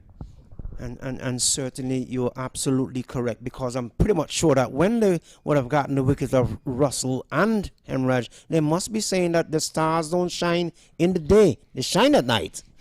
Indeed. So, talking about stars, we still have overcast condition here at the Broward County Stadium. Zishan Qureshi just trying a bit down the leg side, but the man down in the short backward square position was able to clean up whatever mess would have intended by Sean Qureshi. No runs. Total remains on 93 for 5. And he's in his 3rd over. And that this one will certainly before. Back past the bowler, just pushing his hand there and pulling it away in the very last minute or second. And that was a good decision by Sean, because you never know what could have happened. And you don't want to see anyone get injured in this competition under any circumstance. 97 it is for the loss of 5. That's the one we would say too hot to handle. And this one is snapped away down towards deep cover. Just a single. 98. So they're inching closer to that 100 mark. And one would have thought if that they would have gotten the 100 already. But thanks to good bit of bowling by the Somerset Cavaliers. In particular, their captain. So one more it is. Takes the total to 99. And Qureshi has bowled 2 for 2 overs, 2.4 overs, 2 for 25. Good bit of bowling here from him. Snapped up 2 big wickets. Right. So I was about to say, in his case, not just 2 wickets, but 2 big wickets. And that will forever live in his memory. And it could have made The all the 100 difference where this the total is concerned when they remove Russell and Hemraj. So the 100 comes up in 14.5. Slapped away down towards extra cover. They gone for 1. They wouldn't even think about coming back for the second. The over comes to an end. And at the end of the over, at the end of it, Somerset Cavaliers have put the vice grip on the USA All-Stars. They are 101 for the loss of 5 wickets. Ali Imran, he's on 12. Salim is on 6. Ivor Henry, what else do you know? He joins me into the comebacks. Ivor Henry, welcome. Good afternoon, Mr. Edwards, and good afternoon to all the viewers on the MAQTV.com. 101 comes up Eddie for 5. We still have another, 5 overs to go? 5 legal overs to go. Yes, well, it's a healthy 6.71 weight at this time. Take that up a notch, maybe to 8. We shall be seeing a decent score, 140, 145. The wicket is on the slow side. It's a bit on the slow side. So you find the spinners are getting a lot of purchase. We would have looked at Raja Sharma, just like yesterday. Started off with his first over raggedy. Continued in that fashion today, but then he ended with 2 for 21 from his 4. So he seemed to be the comeback kid. Or maybe the closing pitcher, one would say, in baseball terminology. Yes, and what can we say about young Qureshi picking up 2 big fish along the way? Big fishes. Hemraj and Chandra Paul. He was set, and one of the biggest names, if not the biggest name in T20 cricket today, Andrew Russell, fresh coming out of Sri Lanka. So it's Shafiq, according to my scorer, is in the attack from this end. Plays into the onside, just to the right of the square leg umpire, back of the square, gets a single. So 1 more to the totals, 102 for a loss of 5. And Ivor, your prediction is 140, 150? Yes, I'm going to limit to that because we have 2 relatively new batsmen at the crease. I mean, Ali Imran, he's been there in 13, lucky 13 from 15. And Salim has just entered the arena. He's only faced some 7 deliveries. So the happy hour has not come yet. I guess they're going to wait until about the 17th over, bearing in mind that they would have lost some 5 wickets. So they have to be mindful of not being bowled out. We would have seen all 10 wickets twice in this tournament so far. They would not want to be that naughty. Shafiq out towards the long off region. Did he take the catch? No, he did not. Well, he actually took the catch. So getting high fives all around, and 1 more has fallen, Ivor Henry. Yes, indeed, it was a good catch, a good running catch. He kept his eyes on it all the way. And just beneath us here, we were unsighted by the side screen. But he took it cleanly here on the screen, so you viewers would have seen it. And wicket number 6, I was just saying that they should have waited until over number 17 for the happy hour. But I guess when you're hard head heavy, you don't listen, Eddie. But I think that the happy hour would have already started because someone has pushed me some potato chips and some hamburgers there, Ivor. So I'm a good participant or a willing participant in the happy hour session. So 102 for 6. And we're now into the 16th over, 15.2. But what do I know, Eddie? I mean, I'm just saying if I was in the camp, I would have said... Out towards the long off region. Did he take the catch? No, he did not. Well, he actually... Get your eye in, squeeze as many as you could without taking any chances. But it was of his own undoing. He took that delivery and just gave catching practice. Although it was an excellent catch. by any measure. So your 140, 150 still stands? Just want to make sure that we're on the same page here, because I don't want it to change. Even after one or two delivery, things can change though, in terms of the run rate. No, it's still there because Imran been there for 15 deliveries, so he's a set batsman in these times. So I think that he would follow my advice. Although he's not hearing me, I know the listeners know he's not hearing me, but this is in my opinion. I think he's been playing responsibly at this time, going at 13 at 15.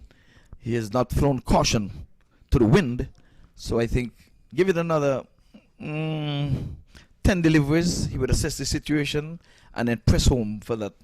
You know, the last 4 overs get 10 and over and take it up to the 145 like I'm asking. So Salim was the man that was out. And Navin Stewart, the talented all-rounder from Trinidad and Tobago, comes to the crease with lots of experience, years of playing cricket here, Ivor Henry. You think that it's about time that he shined now?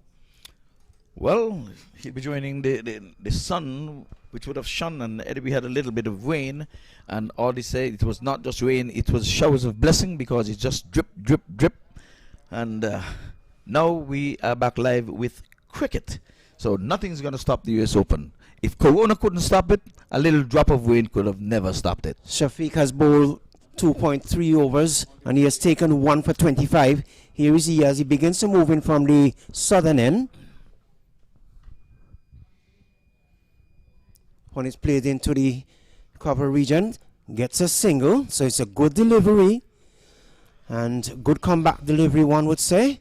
But nonetheless, it takes the total now to 106 or 105 for the loss of 6 wickets. Navin Stewart is going into strike now, taking his guard from umpire Lindo. Like you see Ali Imran, he's playing with a great deal of responsibility, if you want to say, showing respect to the bowler. But a new batter who is in, you still have a few deliveries left. He's playing with soft hands. You want a good looking two, the ball just barely past the 30-yard circle, and this one again just push it out for a single. That's responsible batting. Played into the offside. And Nevin Stewart, he's off the mark. He's 1. So it takes the total now to 106 for 6. And my good friend Ivor Henry is predicting that the USA All-Star is going to come with a final score of 140, 150. I'm not sure what his good friend Audley Watson will have to say about that, but they're good friends, and I'm pretty much sure he thinks the way Ivor thinks as well. So 106 for 6, USA All-Stars. It brings Imran into strike. Pull the way out towards mid-wicket. Just a single. Pulls the man off the boundary. He was some 3/4 way on the boundary, so the over comes to an end. 16 overs completed. USA All-Stars, they're 107 for the loss of 6 wickets. Ali Imran, he's on 17. Nevin Stewart is on 1. That is the latest score here from the Broward County Stadium. Ivor Henry. Yes, a successful over there. Just some 6 runs coming from it. But like I said, responsible batting. Both batters now seem to have they're following instructions from the camp. We're going to get our eyes in. We're going to try to have them not bowl any dot balls. Get warm, and then when the party starts, after about the 17th over, I'm going to tell you, some of these deliveries you see they're pushing nice and easy, they're going to go gung-ho. Mark my word. Well, your words are already marked.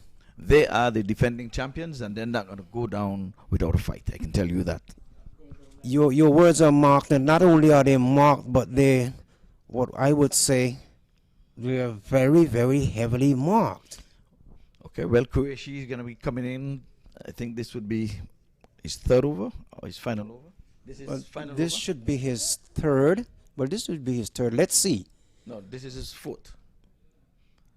And I think they're going to target him in his last over somewhat. But yes, this is his 4th over. They're going to be extremely careful, I would believe so, because when your tails are up, you dare not take chances, especially when you're looking to see he got the 2 big fish.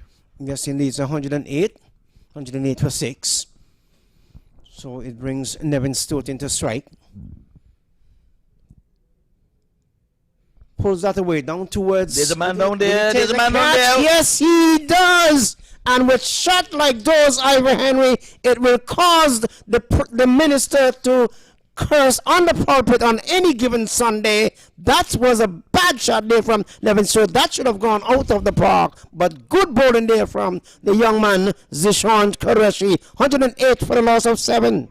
Yes, well, he did get the wicket there, but he should have done more with that. It was a short delivery, asked him to be hit, but he picked out the man in the deep mid-wicket area who took a good catch. He took a good catch in the end. And like I said, once you're going to go too early, you are going to give the fielders a chance of taking you. But from the very first delivery that he would have, Croatia would have bowled, I saw it was an attacking shot.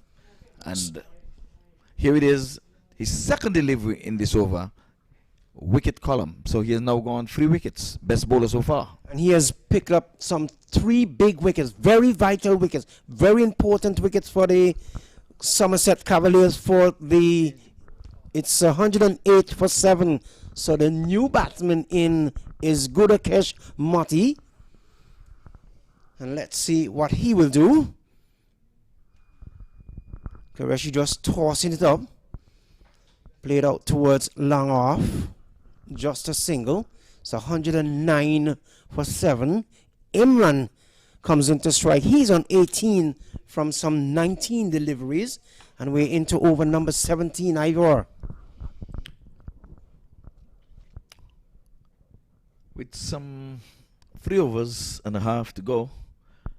109, Eddie. The equation seems as if it's going to go in the favor of the bowling team in terms of my 145. But let's watch and wait. He's going to go big and he's going to leave the playing area. And up goes those hands of the umpires. And the batters would rather see that as opposed to see that dreaded finger. So that was a loose delivery from Zeshawn. One of the first loose delivery that we have seen him bowl all day in his quarter. So he has bowled some 3.4 overs, 3 for 35. That was a biggie. Biggie. Takes the total to 115 for a loss of 7. Imran goes on to 24 from some 20 deliveries.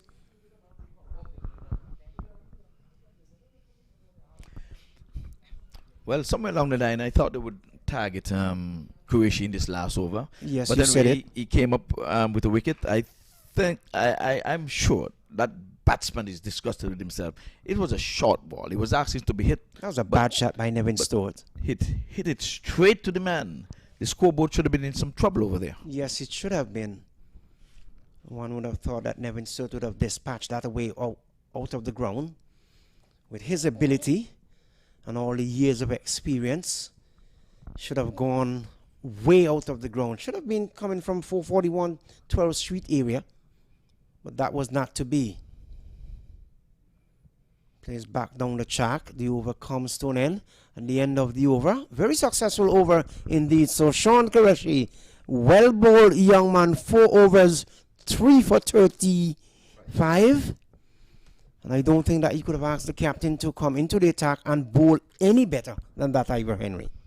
Well, he's leading from the front. He just gave up 1 boundary in that over. He got a wicket, 2 singles, 8 from the over. So he ended his spell beautifully with 2 dots. And at this juncture, dots are like gold dust. And they're very, very important. So let's see what happens now, because we're just about to see the commencement of over number 18. And it will be bowled from the northern end. What else can the Somerset Cavaliers do in terms of bowling? Who do they have? Well, the party now start. Even though they're 7 wickets down, it doesn't matter who is going to be bowling now. They've got to just push on with it. And they're going to be mindful not getting bowled out at the same time. But there's no tomorrow. They've got to set a target. Early in the inning, they were asked to bat. They were told they had to bat. They didn't have to. They could have forfeited the game. But they chose to accept the invitation to bat, trying to set a target. They're hoovering and muscling their way to 115 for some 7 wickets. The wicket column is always the one you have got to be mindful of, especially when the party starts. Eddie, what do you think? With 3 wickets to go, do you think 1 wicket per over, getting 10 runs per over, another 30 would take me to my 45? Well, 145. that's wishful thinking.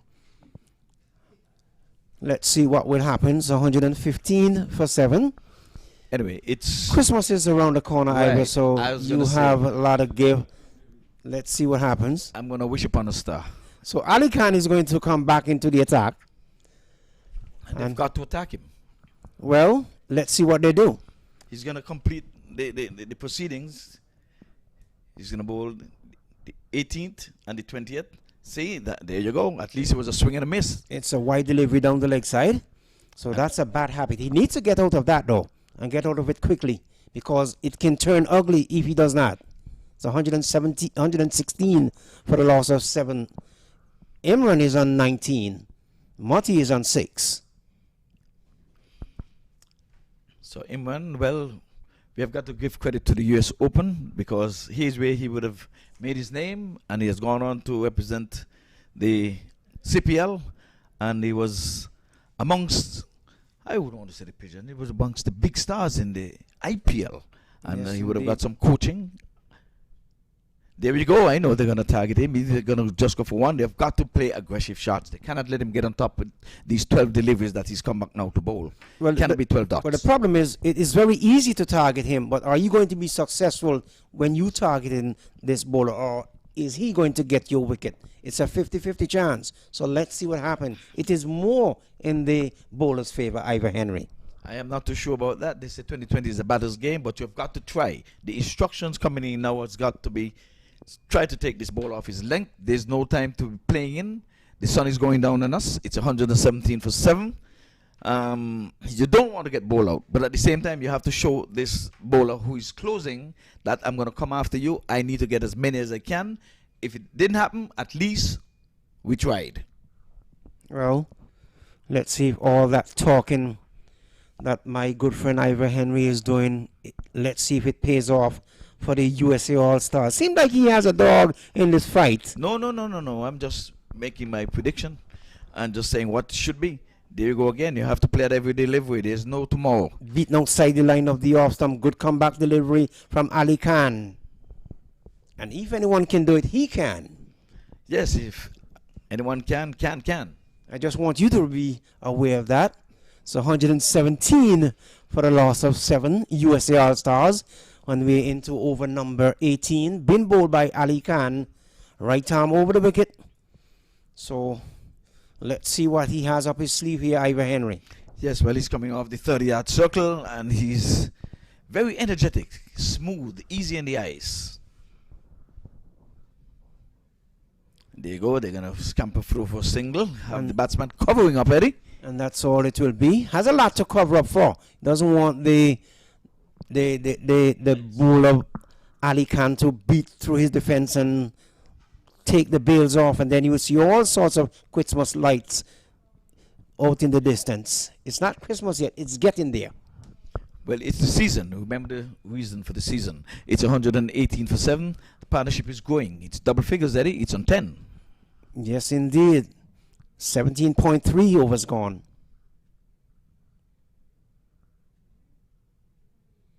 Oh, this one is in the air. And the man is getting down. He's trying to get under it. He's not going to get there. It's over the fence. Over the ropes. And once again, Ivor Henry has called it right. You've got to attack your main strike bowler. Knock him out of the attack. Because he has another over to be bowled. And if the powers that be, you get enough off of this, it make the skipper think, should I bring him to close the proceedings? Imran goes to 26. Mati is on 7. He's pretty much playing the anchor role. So Ivor Henry licking his chops is 124. But we still have some 2.2 overs to go. And let's see what happens. Oh, this one has the height, but I think you're going to drop safely. In no man's land. And those are the kind of things that can get you upset there, Ivor Henry. You wish that a fielder would run in as fast as he can and takes a catch. No. That was a good-looking shot there. you didn't take it all the way to the men on the boundary and you clear the infield, that's a baseball 2. That's a baseball double. 126 for 7. We're going to have Mr. Audie Watson join you to finish the proceeding. I'm going to see if I can get some highlights and maybe grab somebody down here. You're going to leave with Aubrey Watson again, Ivor Henry? Yes. I thought you and I have good friends, but with friends like you, they say, who need enemies? So 126 I'm for leaving the you- loss of 7. I'm leaving you with a brother. And what a brother. Ali Imran is on 28 from some 23 deliveries. You are the one who said Ivor and I think alike. So you're just getting a second Ivor. And played into the point region. Batsman cannot get can't score. So the over comes to an end at the end of the over. At the end of it, I think that is it. Yes, indeed. 18 overs gone. 127 for the loss of 7 wicket. Murty is on 7. Imran is on 29. And Audley Watson, what are your predictions? Does that still stand? I'll join Ivor and keep in the 140s. Well, he says 140, 150. So if you're going to join him, you have to go all the way in. You All cannot, right. there is no if or but. You have to go all the way in. So 140, 150. thank you very kindly. So Ali Imran is on 29 from some 24 deliveries. And you're not missing any cricket here from the Broward County Stadium. Just waiting for the commencement of over number 19. And let's see who's going to bowl that from the northern end. Partnership between these two probably has yielded some 19 runs. So not a bad partnership by any stretch of the imagination between these two. And it's very important because had a wicket gone down in between or during that over, it would have been completely different. Now there are 3 wickets and you have 12 deliveries. You have more freedom to go at the bowler. So Shafiq, and that ball is played back to him. Bend his back and field to his own bowling. No run. So it's all happening here at the Broward County Stadium. Let me say hi and hello to my good friend Vinod Mamchan down there in the Twin Islands Republic of Trinidad and Tobago. And also to my good friend Andrew Mason in Barbados. Famous for Mason and Guest. Yes, indeed. And Among other things, of and let course. me say hi to Lenny Marchard. This one is struck back to the bowler. Knocks it down. Looks like he's a little half chance there. No runs resulting. So 127 for 7. And we're into the 19th over. 19.2 overs. 18.2 overs, I'm sorry. So it's still touch and go as the bowler rubbing the ball in his pants down in the far end, coming in from the northern end, the West Palm Beach end. You want to say Boca Raton end? Just the same. Slapped away over extra cover. This will run away for, goes over the boundary, does it? Yes, it does. Just waiting now for confirmation from the umpire. So it's inside out, goes over the top, and that is 6 runs to Imran. Goes to 35. Oddly. That is what he was waiting for. The appropriate ball to swing and not just to hit the ball, but to hit it over the ropes. Because for them to have any chance to have something very good to defend, a par total, you say defendable total, they need to have some of these in these last overs. Taps it down towards the point, backward point region, gets a single. So you can see his intention in these last overs. Goes now to 36, some 28 deliveries. Murty comes into strike. He's on 7. It's 134 for 7. And of course, the batters meeting in the middle, little conference. Is it a touch and run or just look for a signal? But some strategies being worked out there. And of course, they want every last run they can get. Well, who would want to be in that position at this point in time? Get as much runs as you can to give your bowlers something to really bowl at, just in case one or two bad overs comes in somewhere along the line. Shafiq in the distance is going to bowl to Mutty.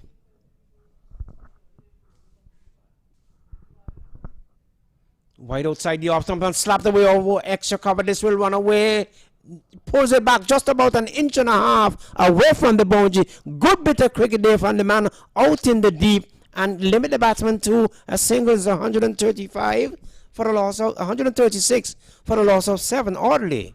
More than just good. That was brilliant. I tell you, it seemed as if the ball was just about to go over the rope, and he just went there and scooped the ball back into play, rocketed back into the wicket keeper. So that was some brilliant feeling. He certainly saved his side 3 or 2. For some reason, I think he has diving in the future. He dive, and he dove extremely well.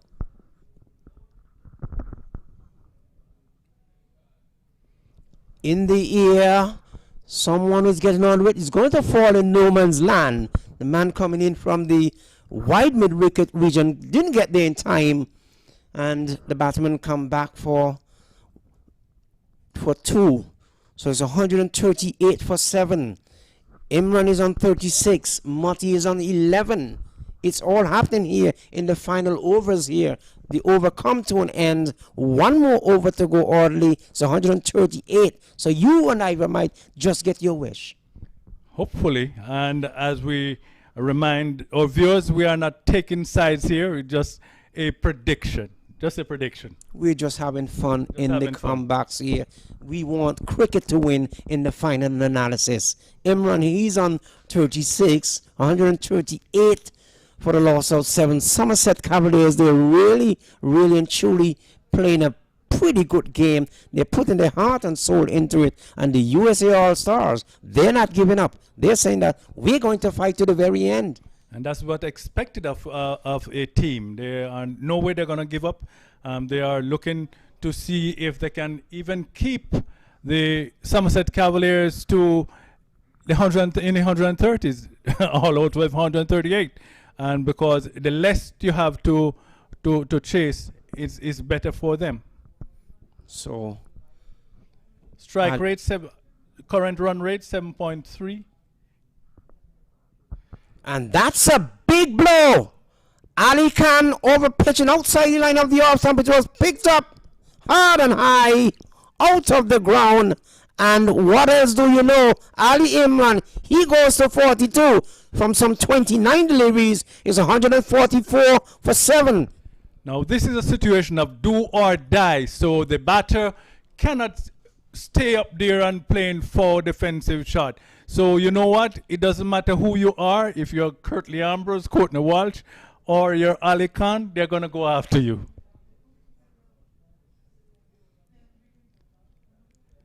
Good comeback. Good comeback delivery there from Ali Khan.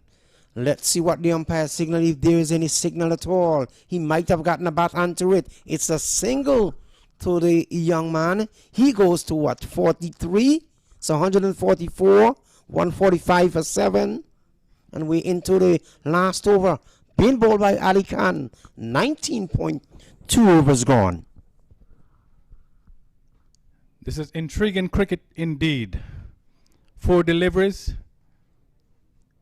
Ali Khan, yes, he once bowled a double wicket maiden in the T10 competition. In one of those competitions we played, I think, the United Arab Emirates. So he want to get double wickets now to close it down for his team. It's in the air, just out of the reach of the man at cover. They come back for run number 2. They want to get us run number 3, but decided against it because the man wearing the number 25 jersey had his hands up. So send him back. And that was smart not to go for number 3. There would have been a lot of trouble, certain run-outs. Moti is on 13. Khan is on 43. 147 it is for a loss of 7. And we're into over number 20, the final over, being bowled by Ali Khan. And you at the edge of your seat like you at Sabina Park, or maybe the Viv Richards Stadium in St. Johnson, Antigua. And this one is swinging the way down towards the wide mid-wicket region. Just a single. Good comeback by Ali Khan, I must say, because the first or second delivery was hit away for the maximum, and then he came back and calmed things down. So 148 for 7. I know my good friend Lenny must be saying that it reminds him of good old days at Bora. Now they're playing in a nice area there, Audley Watson, in Providence. Yeah. Have you ever been to Providence, Audley? I've never been to Guyana, really. Well, I've been to Barbados. I've never been to Trinidad and Tobago. Well, you might want to take a trip. Here is Ali Khan. Hard and high. Will this clear the boundary? Will it go? Yes, it has gone. So they're targeting Ali Khan in the final over, 19.5. And Imran goes on to 49. It's 154 for 7. USA All-Star making a good comeback after being stopped short and from in the middle over by Qureshi. And now they're really targeting the young Ali Khan. It's do or die. It's no time to play favoritism, no time to respect the bowler. It's time to swing your bat. Doing exactly that and doing it successfully, yes. So he's beaten outside the line of the off stump. The over has come to an end. The inning has closed. Ali Imran, he's on 49 from 32. 154 for 7. Gudakesh Moti, he's on 14 from 9. So 157, 154 for 7, which means that the Somerset Cavalier, they will have to chase 155 to win if they want to stay alive in this competition, Audley. And that would be the highest run chase if they should be successful in this match.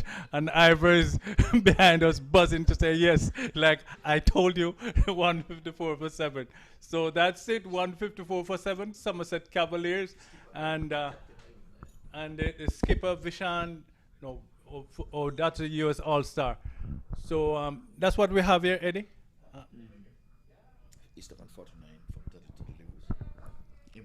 So yeah. Ali Khan has bowled some 4 overs, 1 maiden. He has taken 1 for 32. Sharma, 4 overs, 1 maiden, 2 for 21. Ali Shafiq, 4 overs, no maiden, 1 for 39. And Deshaun Qureshi, 4 overs, no maiden, 3 for 39. Good bit of bowling, 3 for 35. Good bit of bowling there from the captain himself, leading from the front.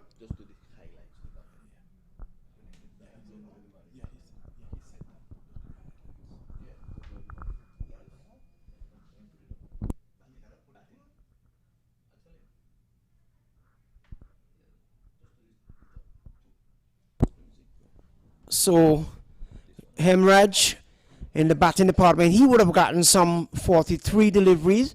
He would have gotten some 43 runs from some 35 deliveries.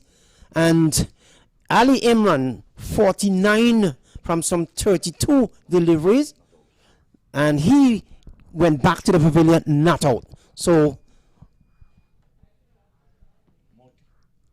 Gudakesh Mati, he got 14 not out.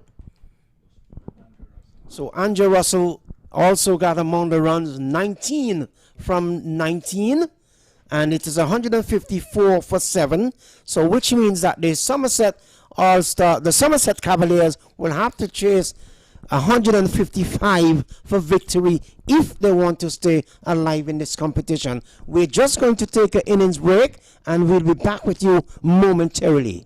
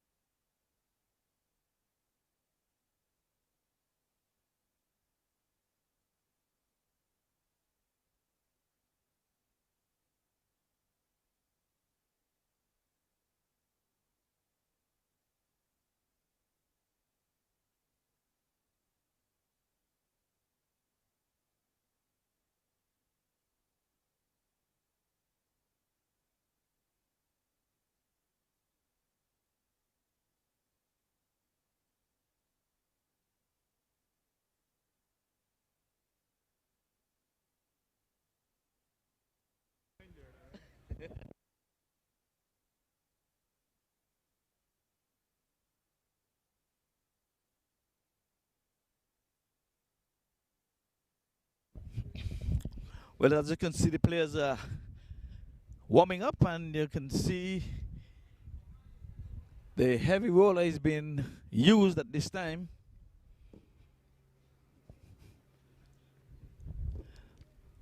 Ollie, I'm speaking. I don't know if you're hearing me upstairs. Is there any chance of any breakup? It's clear, audible. Okay, I'm gonna go as far as I can hear.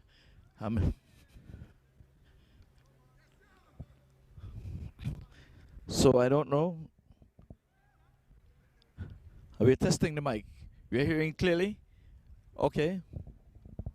But okay, that's all we need to know. At least when we were doing the presentation, we were getting complaints that the mic was cutting out, but seems as if it's all clear.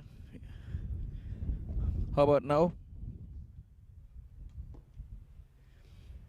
Okay, I have no idea what's happening, but anyway, folks, we're gonna have a one chase shortly, in which the US All-Star, they're gonna have to get to 154. It's gonna be 155.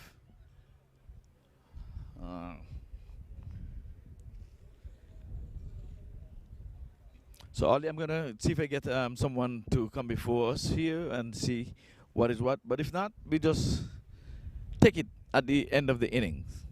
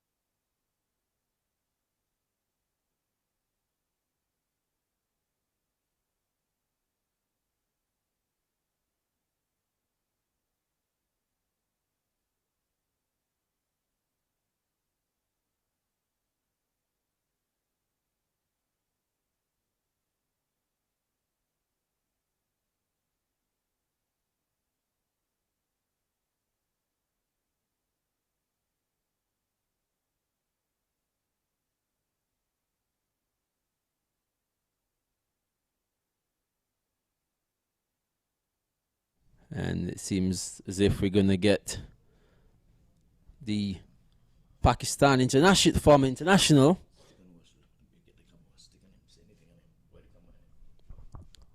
And as you see, Andre Russell walking back to the slips garden. He has just gotten back from the Sri Lanka Premier League. A very hard hitting. He didn't really get going today, Andre Russell. Big man from the West Indies. Respected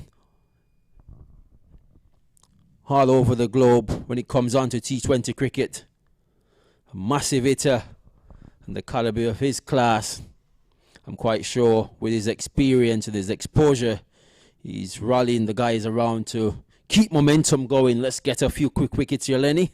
Yes, Lenroy and Andre Russell and Chris Gayle has certainly headlined the event this year.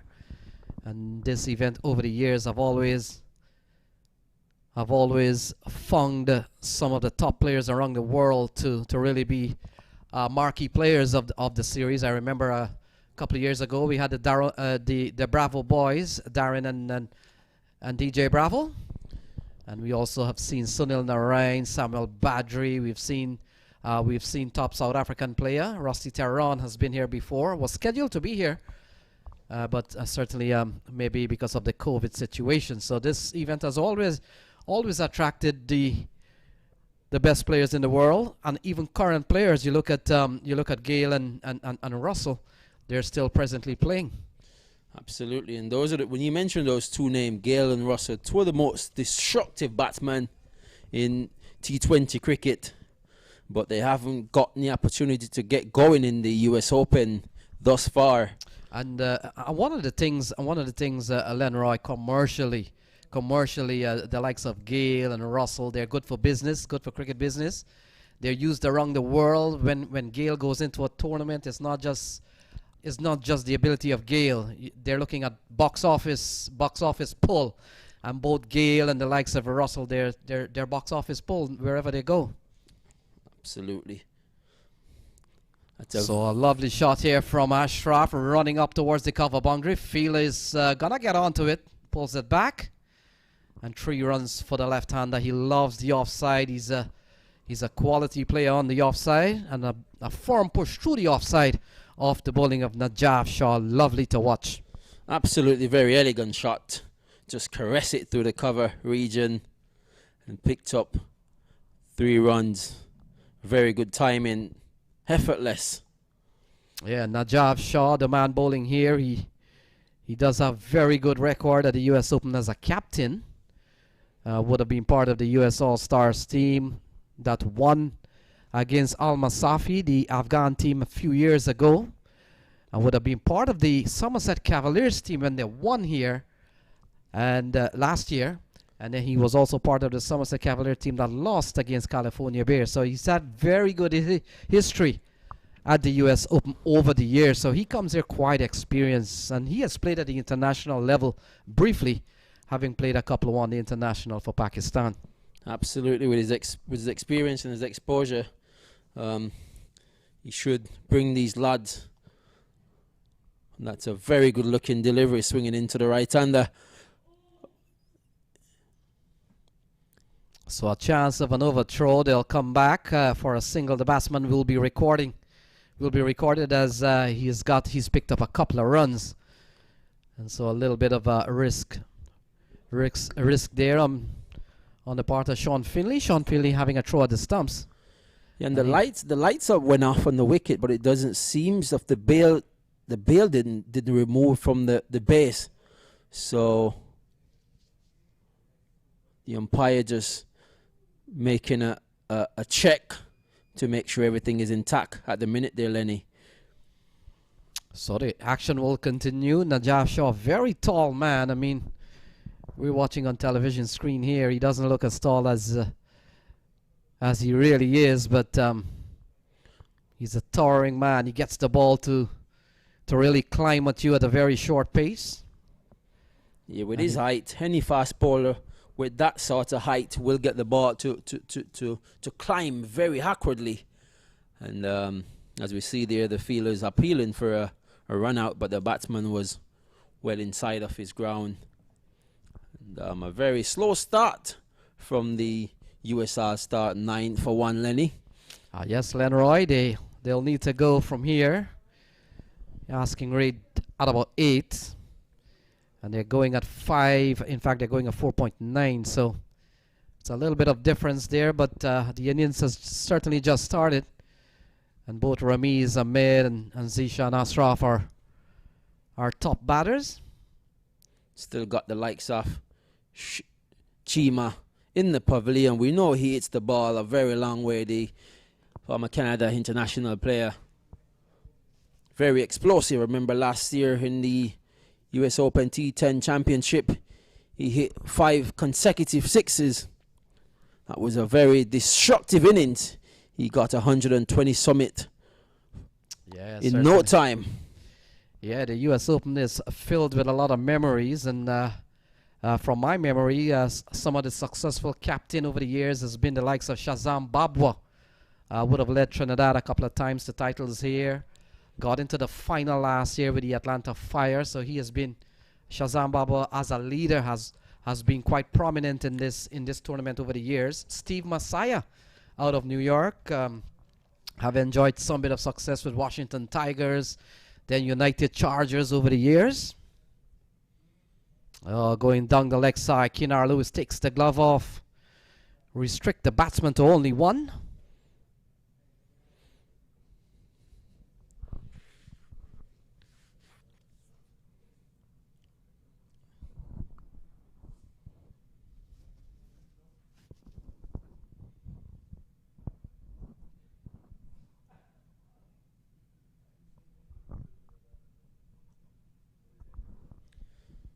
So Edward still getting some movements off the seam. Back to his mark, looking to get wicket number 2.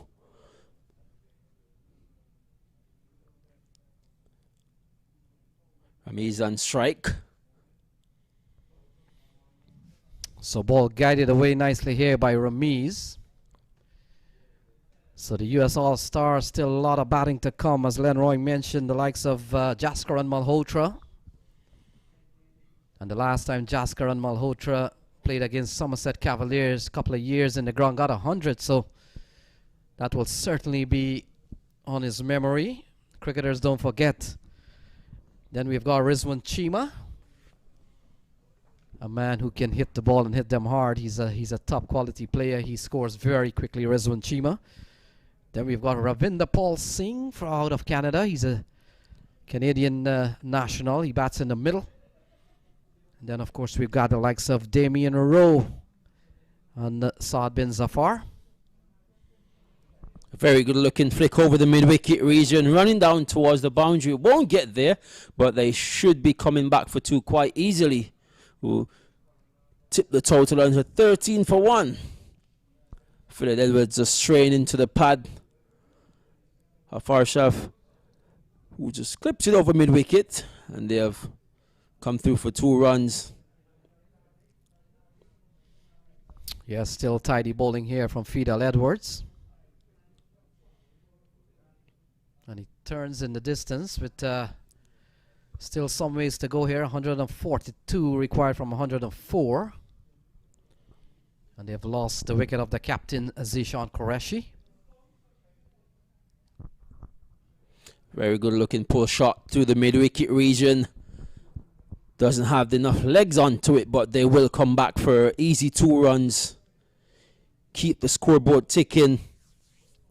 Fidel Edwards, it's so effective when he pitches the ball up, but for some reason he continued to bang it short, and the batsman just get on top of it quite easily. Work it through the mid-wicket area for another 2 runs. Yes, yes, Lenroy. And this tournament again has attracted quite a few international or former internationals, as Fidel Edwards has certainly opted not to play for the West Indies, or has he not? Well, he has represented West Indies on numerous occasions, and he always deliver. But for some reason, you know, when he gets the ball up, he gets it effectively in the Yorker in the right areas. But when he bang it in short, He give the batsman a lot of time. He's not as young as he used to be, so he's not as quick and effective 6, 7, 8 years ago. So, you know, he needs to get the ball in the right here and let the ball do the rest of the job. You think Fidel Edwards can... is there a place for Fidel back in the West Indies team? At the minute, if I was the selecting panel, I'm looking to the youth and the future of West Indies cricket. I think you would bring some experience in there, but at the minute, I just don't see him making the West Indies lineup in this area. So 3 overs gone, 16 for 1. And so the target is 155. What a comeback from Somerset Cavaliers. We were looking at the numbers, and so we found out at the end of 10, Cavaliers were batting at 68 for 3. At the end of 15, they were batting at 101 for 5. And at the end of 20, they had piled on 154 for 7, thanks to a big knock from Ali Imran. He got 49, supported well by Chandrapal Hemraj, who got 43 at the top. Russell got what? In the teens, I think 15 or 17. But certainly the day so far from a batting perspective for Somerset Cavaliers has really belonged to Ali Imran, who really piled it on towards the end. And it was against Ali Khan, not an easy bowler to take a couple of times over the ropes and across the ropes. Absolutely. He took him to the sword, demolishing him a couple of times over extra cover to all parts of the ground. He had smacked Ali Khan for a couple of big hits. Also coming down the track, Ashraf gets a good wood on this one and has gone for the maximum of the bowling of Najaf Shah. So a commanding shot here from Zishan Ashraf. He picks up 6. Absolutely very good shot. Just advances down the track and just heave it over a deepish mid-wicket for a couple of big hits. Also coming down the track, Ashraf gets a good wood on this one and has gone for the maximum of the bowling of Najaf Shah. So Najaf Shah, not an easy man to come charging down the wicket and take him out of the park for a maximum. But a very good comeback delivery from Shah there. Struck the batsman on the pad. Loud appeal, but the umpire wasn't interested. Yeah, looks very high from here. So next game coming up is 22 yards. They will take on Brampton Pacers, and that's going to be a very interesting game. Brampton Pacers are top of the table, believe it. Very 22 yards will need another win to really a solid to make them a more solid team, along with Brampton Pacer. And that will put pressure on Chris Gale's team, Atlanta Paramveers. Absolutely very vital game coming up next. The Brampton Pacers, they want to keep the momentum with them.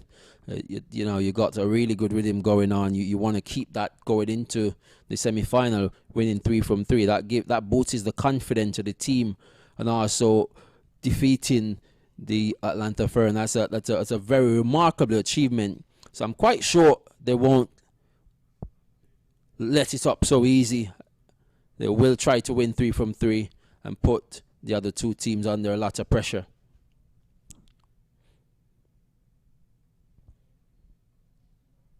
Oh, lovely shot. Lovely shot from Ramiz running up towards the point boundary.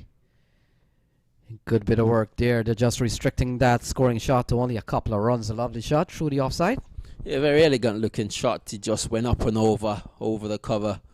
Very good shot. Placement was superb. The batsman was able to come through for 2 runs. So along with Najaf Shah and certainly Fidel Edwards, let's see what the other bowling options might be. We've got Andre Russell. He still does some bit of bowling these days. Navin Stewart. And then of course we've got the spinner Gudikesh Moti. He could be a good man here today. And also the leg spinner Chandrapal Hemraj. Absolutely. Hemraj got a few wickets the other night, so I'm quite sure the captain will have him in the back of his mind, consideration to bowl in this format of the game. He bowled quite effectively the other night, and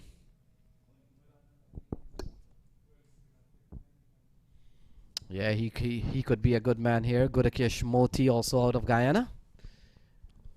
Good left arm leg spinner. Gets a lot of turn on the ball. We've seen the wicket favoring spin over the last two days. We're in day number 3. And many cricketers who have played at the Broward County Stadium know the conditions of this ground. It hasn't changed a whole lot. And what we have seen in this tournament, 140, 150, still competitive score. 154 is the target here today. Absolutely. Oh, that's a very good shot over extra cover, all the way for 6 runs. Yeah, big strike here from Ramiz. Ball outside the off stump, given some bit of width. And he hammered it high over the offside. And it's gone for a US Open Fantasy 6. 31 on the board. Yeah, very good looking shot. Got the foot to the pitch and executed well. Got the team off 31 for the loss of 1 wicket at the end of over number 4. Pretty good going at the minute. Current run rate 7.8. Required 7.8 as well. So it's all happening out in the middle. Yeah, Ramiz is a first-class player out of Pakistan. And both Zishan Ashraf and Ramiz are very experienced T20 players. And as we made mention, Russell, I wonder if he's going to take the ball here. We'll have to wait and see. But he's a complete all-rounder. Andre Russell doesn't look like that. He's walking in the vicinity of Kinar Lewis, the man with the glove. So he could be settling to a slip position again. And it seems as if it's going to be Navin Stewart from the West Palm Beach end. We all know he can be very effective as well. A very good change of pace and variation. It's very effective in T20 cricket. Yeah, Navin Stewart, he's a type of cricketer, whether he bats or whether he bowls, things seem to happen. And I'm pretty sure Najaf Shah wants something to happen. They struck off the very first ball. But since then, you've got to say that the batsman has dominated to an extent. We saw a first ball wicket from Fidel Edward, but since then, the batsmen have prospered. So I'm pretty sure that Najaf Shah, who has played some bit of cricket with Navin Stewart, realizes that let's bring in Navin Stewart here. He's the man. Things happen when he gets involved. And so Navin Stewart comes into the attack here. 31 for 1 at the end of 4. Absolutely. And these two pair, they're playing with a lot of maturity. And keeping the team in the game. They need to get a big partnership going here to have a chance against the very good team, Somerset Cavaliers. Yes, well, it's already a good partnership. It's 31. And so Navin Stewart has been given the ball. Oh, pulled into the onside. Short ball first. And it may have gone all the way. In fact, it is. So 6 off the bat of Zishan Ashraf. It's 37 for 1. Well, not a very good delivery first up there from Navin Stewart. A little bit too short. There's not much in the pitch at this time for that sort of delivery. And the batsman was on the back foot in a flash. And a very good pull shot for 6. Yeah, Zishan Ashraf is not going to allow a ball like that to go by. He's a quality player, Zishan. He's been among the runs. This is the second year we're seeing him here. And he comes out of a very well put together franchise in Pakistan, Multan Sultan. In fact, they would have lost to the eventual winner, Karachi Kings, this year in PSL. And so it will take something special or something... probably a mistake from Zishan Ashraf to get him back in the hut. But in the meantime, he looks pretty set here on 21. Yeah, off 15 balls. Absolutely. Looking very solid. Looking very demanding and commanding as well. And playing some really good shot out here today. Looking very effective. Let's see what Stewart has in the back of his sleeve. Oh, into the onside. Fielder. Oh my goodness, look at that! The Gudakesh Moti has pulled off a magnificent catch. He got hands to it, held on. The momentum was taking him out of the playing area. He realized it, held on to the ball, threw it back into the playing field, and executed a catch. Absolutely fantastic catch. Beautiful catch. It seems to be some discussion out there in the middle, but the umpire raises the finger. Some doubt, it'd seem. But I'm playing some really good shot out here today. Looking very effective. Let's see what Stewart have in the back of his sleeve. Oh, into the onside fielder.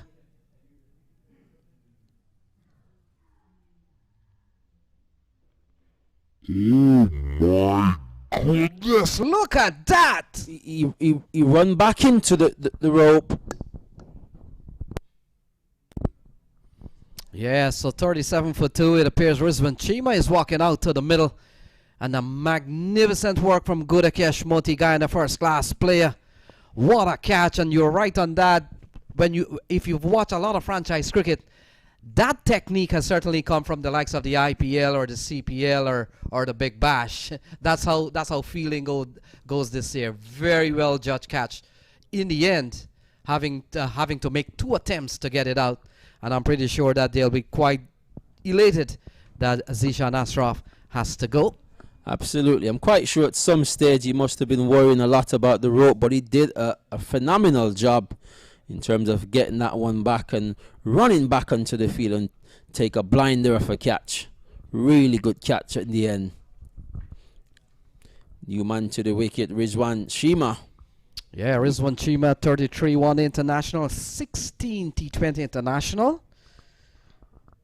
And a man who would have probably sprung his career into a little bit of fame when he got 89 of 31 balls against the West Indies in Canada. Just won the stoppage into the onside. Neville Stewart has made things happen again, and all of a sudden he is on a hat-trick. He's a game changer, Neville Stewart. He's effective, quality stuff, change of pace. And Rizwan Chima going through the shot a little bit early, and a very good catch from the man at the short mid wicket.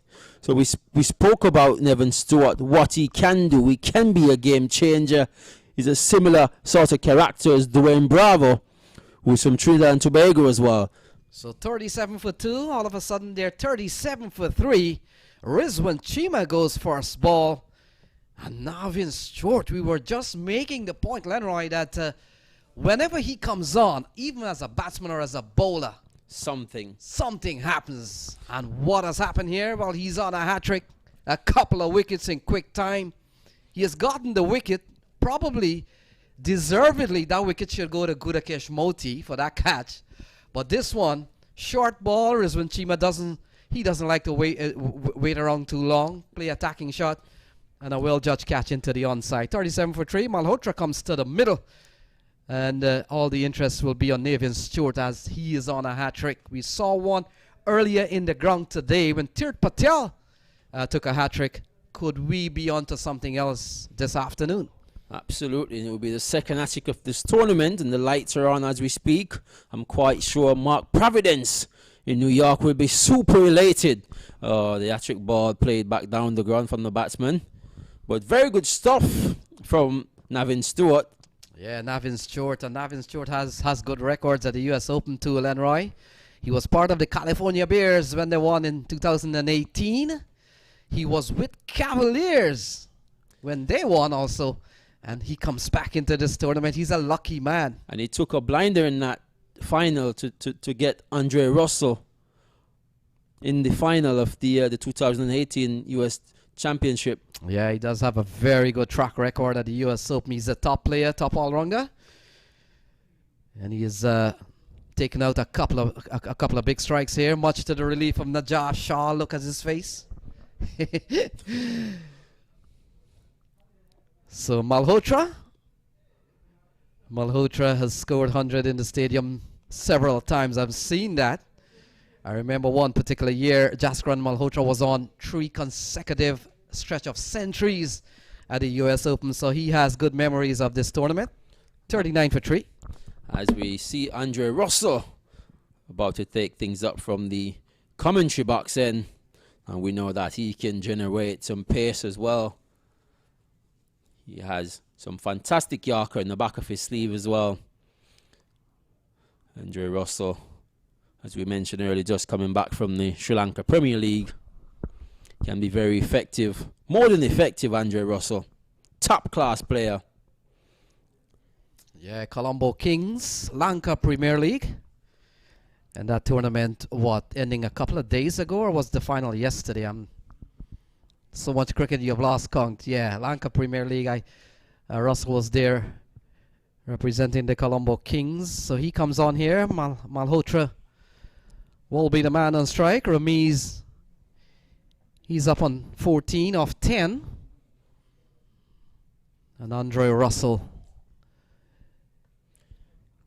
the top T20 international these days, runs in. Oh, this one charges Russell down the ground.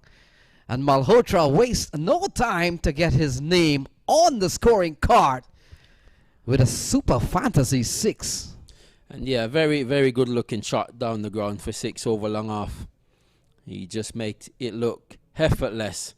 Andre Russell running in. He banged it in. The batsman plays it right back down the track for a massive 6. So a good comeback delivery here from the big man, Andre Russell. Quite sure he's not happy with that one, Andre Russell. You probably see a different sort of energy from him.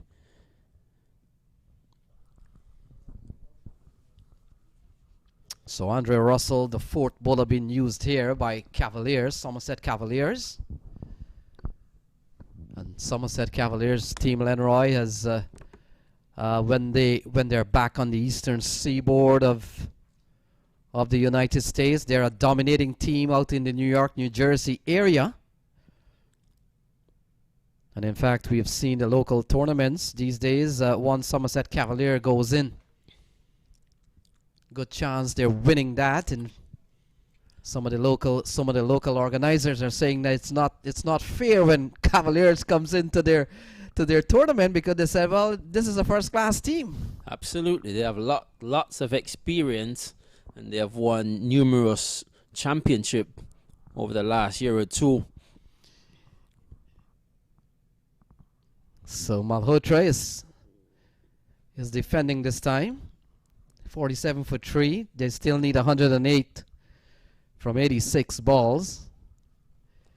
They're going at 8.3, required 7.5. So in terms of the going rate, they're better off than the required rate, which is a good thing if you're batting out in the middle. I think him and Russell has some competition going on here. Let's see who will come out on top. Yeah, Malhotra is a top quality player. A little bit of banter there between Russell and Malhotra. Quite sure Russell is not happy with that first delivery. I remember 2018 US All-Stars taking on Somerset Cavaliers, 103 to Jaskaran Malhotra. Nearly brought it home for the US All-Stars on that night. They lost by 6 runs. Well, hopefully he can play another blinker of an innings like that. So a bit of an appeal, short ball, play and a miss from Jaskaran Malhotra. That completes over number 6, 47 for 3.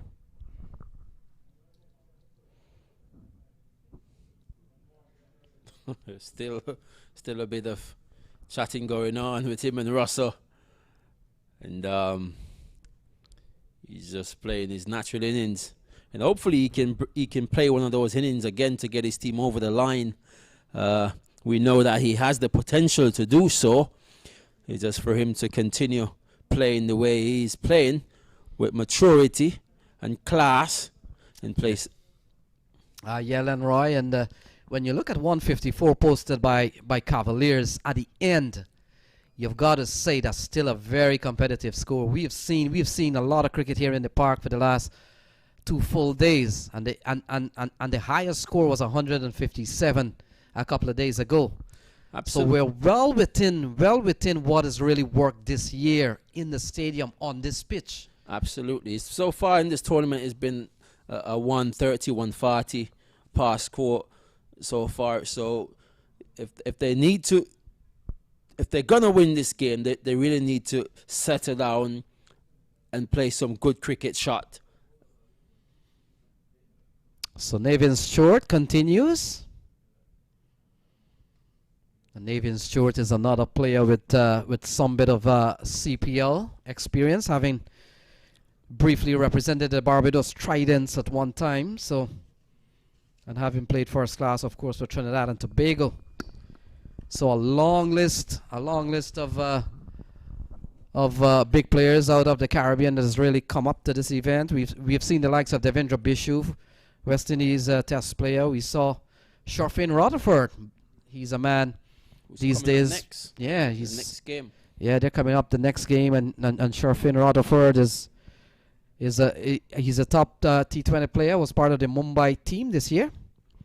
We see Christopher Barnwell, a good player out of Guyana, top all-rounder. And we saw the likes of, well, Gudakesh Moti is here. Guyana first-class player, one of the better leg spinner around. In fact, these days, the Guyanese team, the Guyana team back home have 3 left-arm quality spinners. We see Ashmed Ned in the series. There's Gudakesh Moti, and there's also Veerasamy Perumal. So Guyana left-arm leg spin is in good hands with these 3 gentlemen. Absolutely. Throughout the years, we know that Guyana is known for a lot of qualities like spinners and spinner at all. And don't forget, you have also Red Hemret, a very good shot there. Russell runs in and takes a superb catch. And who it is again? Navin Stewart strikes. My word, he's on fire at the minute. He can do nothing wrong at the minute. Navin Stewart is on fire. Oh, Navin Stewart has now picked up his 3rd wicket. And if there's one thing we've made the right call when Navin Stewart is given the ball, Lenroy. There's always an opportunity for something to happen. You crown him the king of cricket. Yeah, he's come to the party here. Batted didn't get much, but that's how it goes when you're an all-rounder. And that's one of the good things of being an all-rounder, Lenroy. Fail with the bat, you can still come back with the ball. Absolutely, and he's been doing a superb job with the ball so far, apart from the first delivery, where it was very short and the batsman got at the end of it, but he has come back superbly. That's Superman for you. Yeah, So is he the new Superman? It's not Russell anymore. So 49 for 4. Andrew Russell just making sure that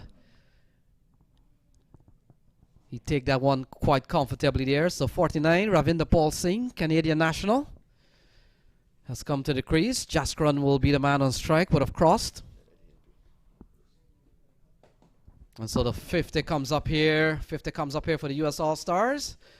And it has come at a loss of 4 wickets. Lenroy, I'll see you a little bit later on as we bring in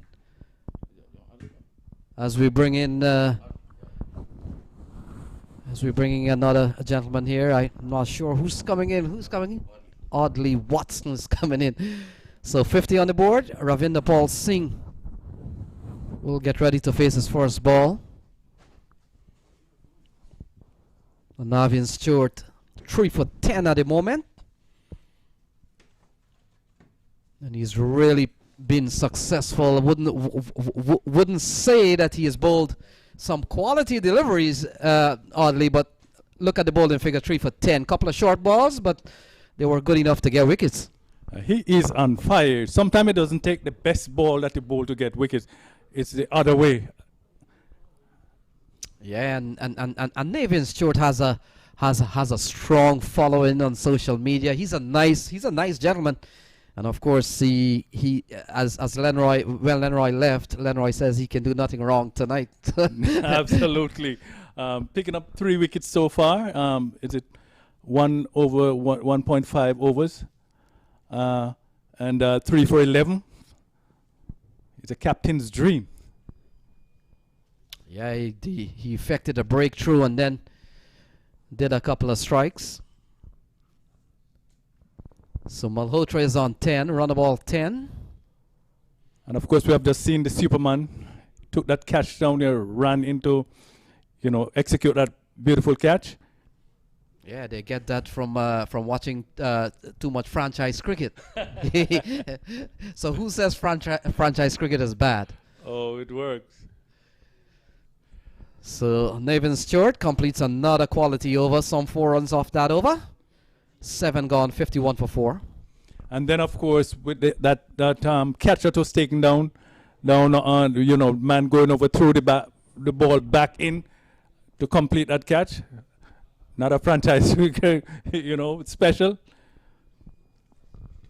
So the next match we'll see 22 yards coming up against Brampton Pacers. And by the way, Brampton Pacers is leading that group's. Brampton Pacers surprisingly has gone 2 games to win, so they're top of the table with 4 points. So they will come up against a strong 22 yards team who played well last night. And we'll quickly tell you who was part of the 22 yard Sultan team. We've got the likes of Trevon Griffith, Christopher Barnwell, Kevin Sinclair, Ashmed Ned, Jesse Singh, Devendra Bishu, Shortfin Rutherford. And so we're expecting another cracker of a game when that comes around in a couple of hours or so. And that's the team that I called Guyana 2. A lot of Guyanese players, and they're really shining whenever they get the chance to. And 22 yards are going to make sure that it continues in that vein. And oddly, we have to watch for something tonight. When Devendra Bishu is given the ball, you complete the rest. Yes, we're going to see if he's going to be, for the 3rd time, he'll be taking a wicket with his first delivery. Yes. Bishu, of course, a West Indian cricketer, played some 43 test matches for the West Indies, played some ODIs as well, and 7 T20 matches. So he is, of course, a seasoned campaigner. So Andre Russell, he's conceded 9 so far, and in fact make that 10. So he's conceded 10 in what, 8 or 9 balls?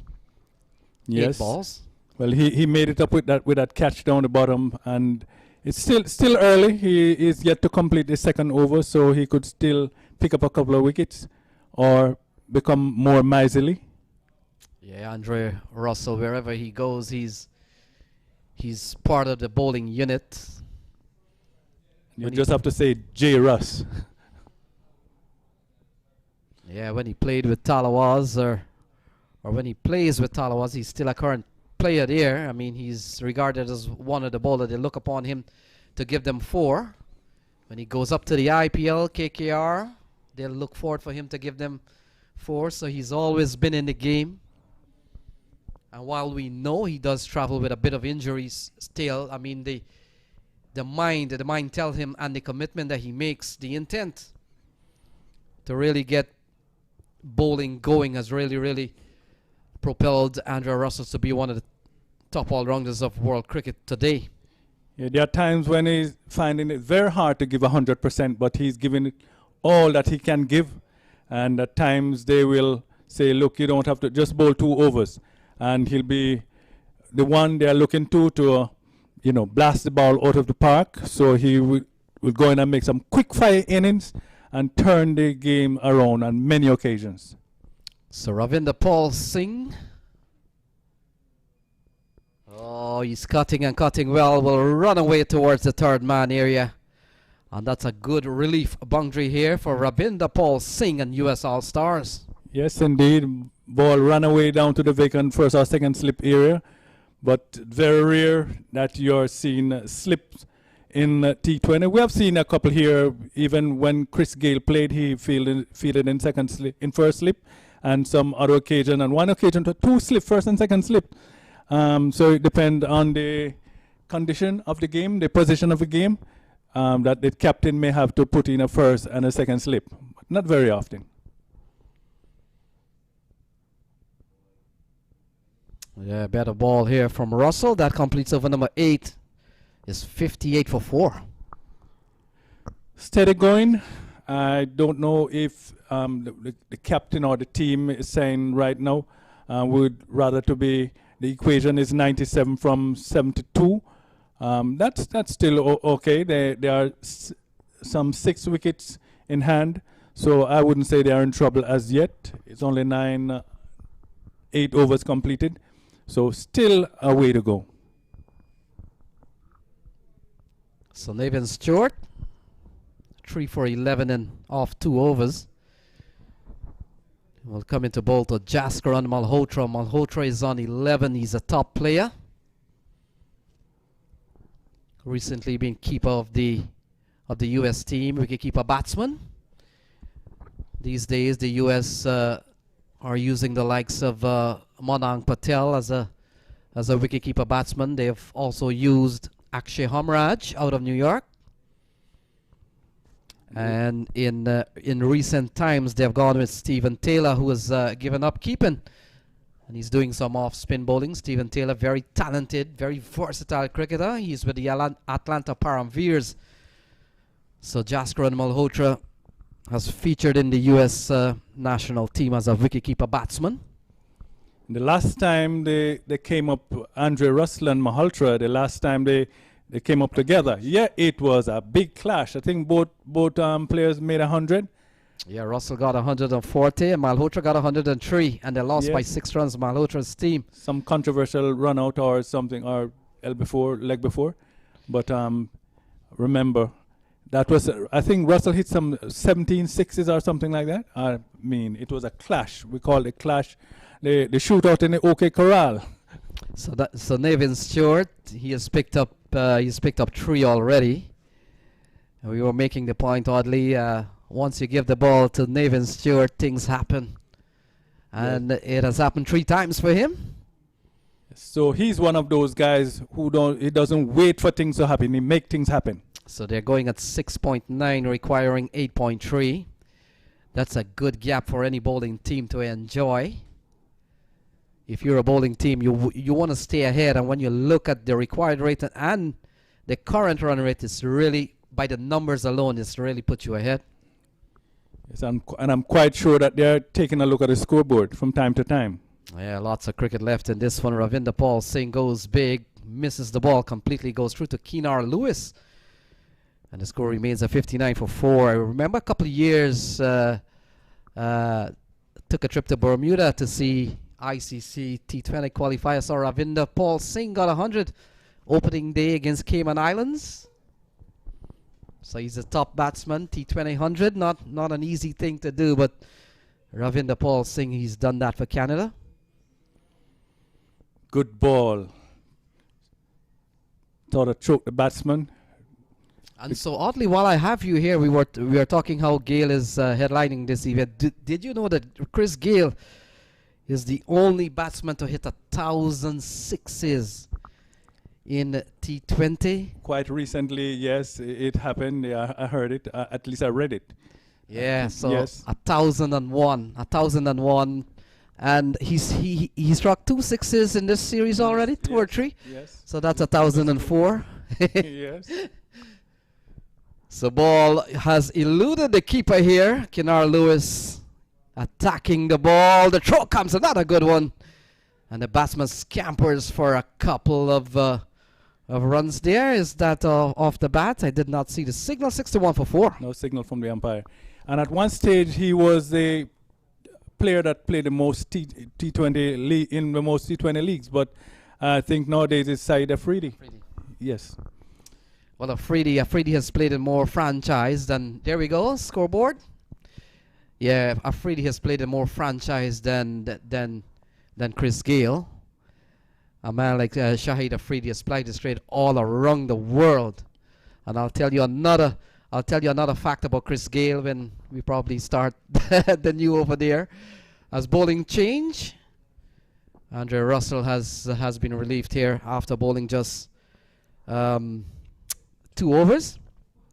And so it appears Ali Imran, the hero so far, who really propelled them in getting 154. It was looking pretty dire. It was looking a 120 score, but Ali Imran came in and really swashbuckled his way to a quick fire 49. I think the last 5 overs, and at 116, they were 116 for 7, and ending up at 154 for 7. So they put on 40 something runs, or with the last 4 overs.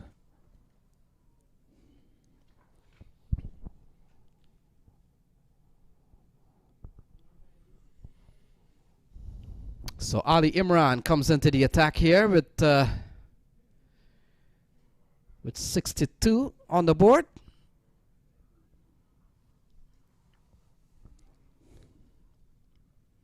So 22 yards will take on Brampton Pacer. And that, I think, will be a Group B match. Let's take a look at that. Yes, that will be a Group B fixture. And starting tomorrow, oddly, we will be starting to separate the men from the boys, so to speak. Oh, a diving attempt by Kinar Lewis. A lot of tumbling going on out on the cricket field. So here we go about Chris Gale, and by the way, oddly, you're a stats man. I listen to you some Sunday evening, but Chris Gale is the only batsman with a triple century in Test, a double hundred in ODI, and 100 in T20 International. Yeah, I'm aware of that. And he is the first man, of course, to hit a six in a first ball of a test match. Yes, And that was of Ghazi. Yeah, Ghazi. So ball turned into the onside. Malhotra is still out in the middle. He's still a danger man. He's scored heavily over the years. Another thing about Chris Gale, another stat. He is the first batsman in Test cricket to hit 6 consecutive fours in Test cricket. And that was off James Anderson. Yeah. So that's the Somerset Cavaliers camp. Is it? Might have been the All-Stars. The uniform looks pretty much same sometime. 64 for 4, still 91 to win from 63. Oh, poor delivery. Ravinder Paul Singh. Lovely shot over the onside and it's gone for 6. Yes, that's a fantasy maximum. Fantasy maximum. Yeah, good looking shot from Ravinder Paul Singh. Picked it up well. A full toss here from Ali Imran. That takes Ravinder Paul Singh to 15 so far. Yes, so the score is 70 for 4. That one was stroked down to mid-off. Just a quick single.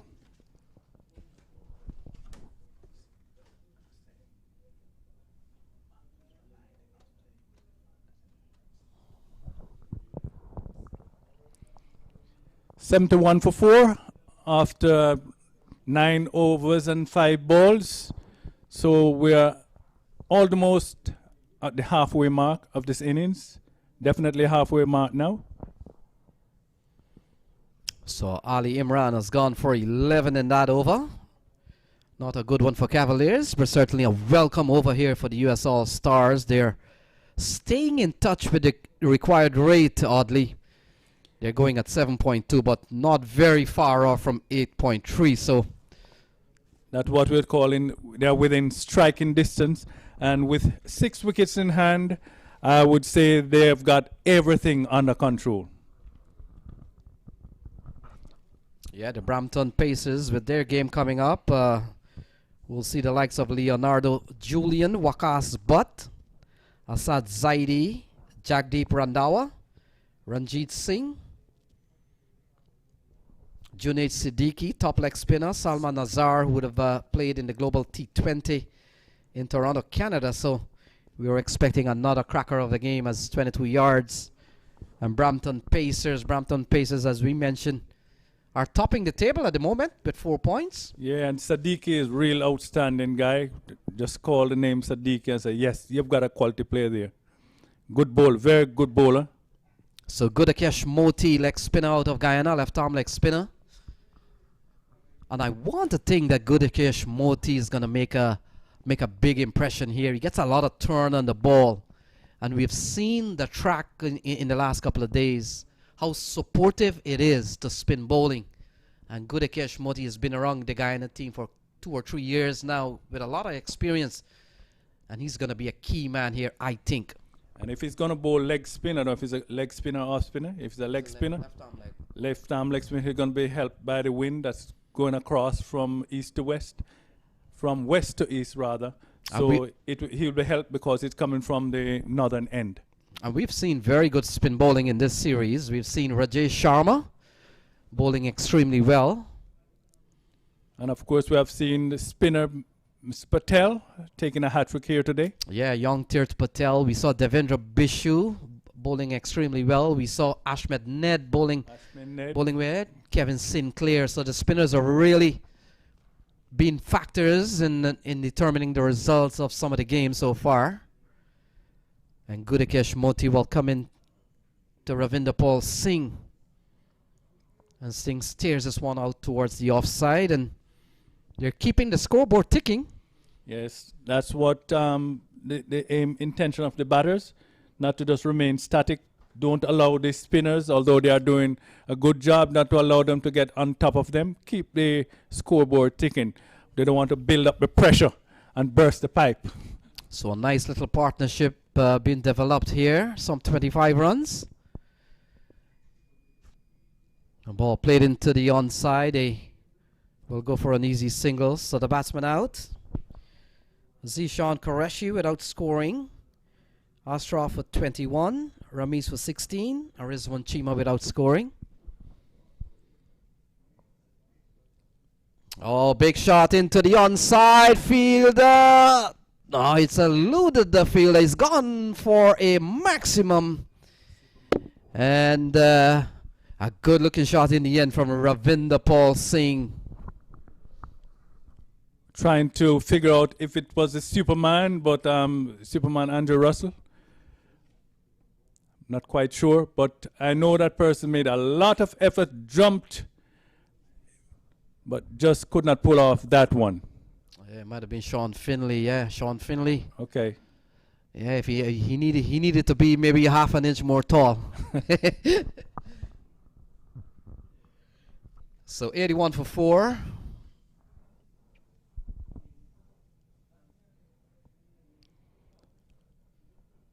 All Stars replying to the Somerset Cavaliers innings of 174, 154. Now they are 81 for 4. So the other leg spinner in the team, Chandrapal Hemraj, gets a ball. So now he will partner Gudakesh Moti, and Chandrapal Hemraj has done some bit of bowling with the Guyana Amazon Warriors. And we know he did his job in the batting department, batting in the first innings. Yeah, he got 43, looked pretty good today. But now it's over to the leg spin, left arm leg spinner.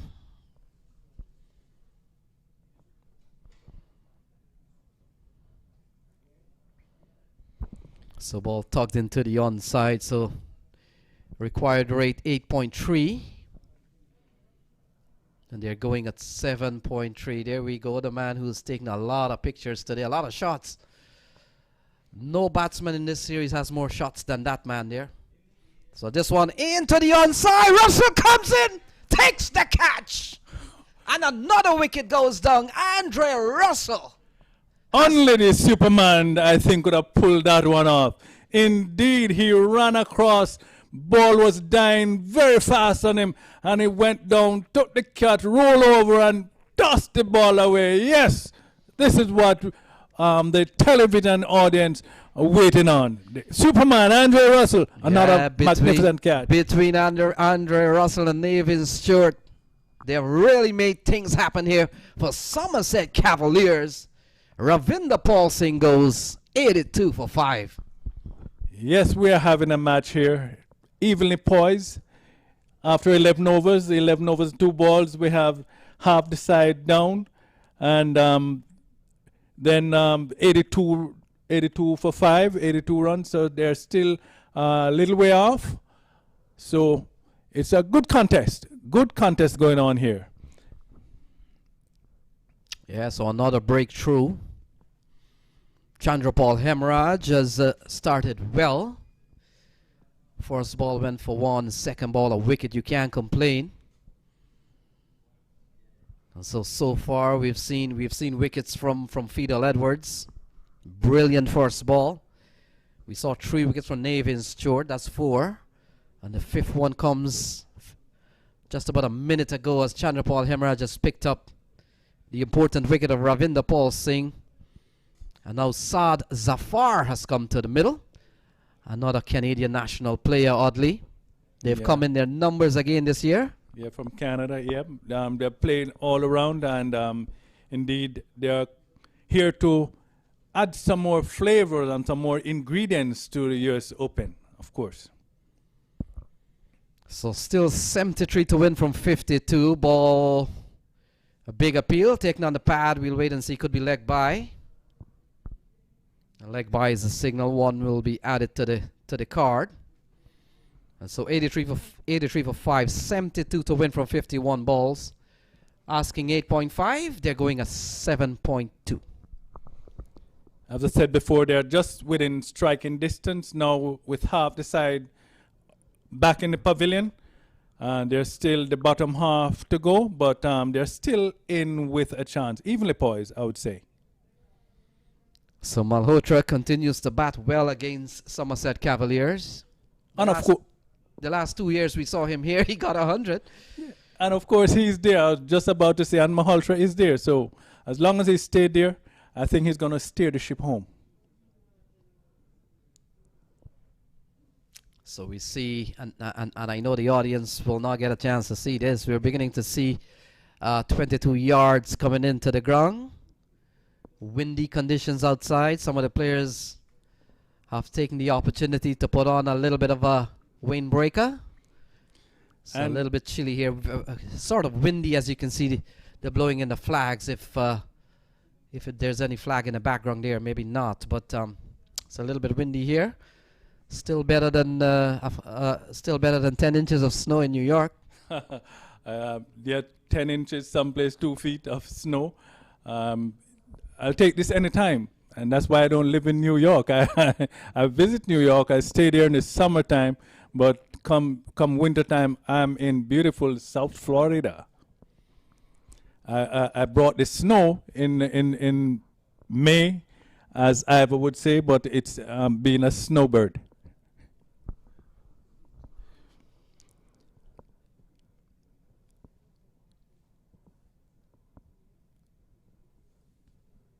So it's 86 for 5 after 12 overs. Current run rate 7.2. Required run rate 8.6. Previous over, 1 wicket, leg by, and 3 singles. So it's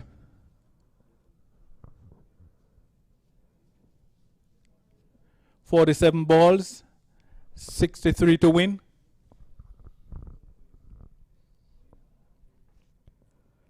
So Malhotra and Gudakesh Moti starts his second over. Ball cut away towards the offside. Easy single to Jaskaran, takes him up to 27, and having a little bit of a microphone off the very first ball, which would have gone for 6. And so he totally would have been blanked out on that one. But still 93 for 5. Very windy conditions here at Central Broward Stadium. And this is the time of the year when the Floridians will take out their jackets, you know, those leather jackets, because very few occasions they get to wear it, and those long boots. And we're talking about in the low 70s or maybe high 60s. And that's cold weather for Florida. So the battle between bat and ball continues. The battle between Moti and Malhotra and Saad Zafar continues. Oh, that's a good looking shot. Fielder comes in. Has he taken the catch? It appears so. And who is it again? Oh, Navin Stewart has come up with another catch. You can't keep this man out of this game. 93 for 6. I was about to say the same thing. You just can't keep him out of the game. And earlier we had a conversation. I had a conversation with Ivor Henry, and he was saying the fielding is going to win the All-Star, not the All-Star, the Somerset Cavaliers, the match. With Russell there, he's going to bring it right up. And I think Ivor's behind us saying, I told you so.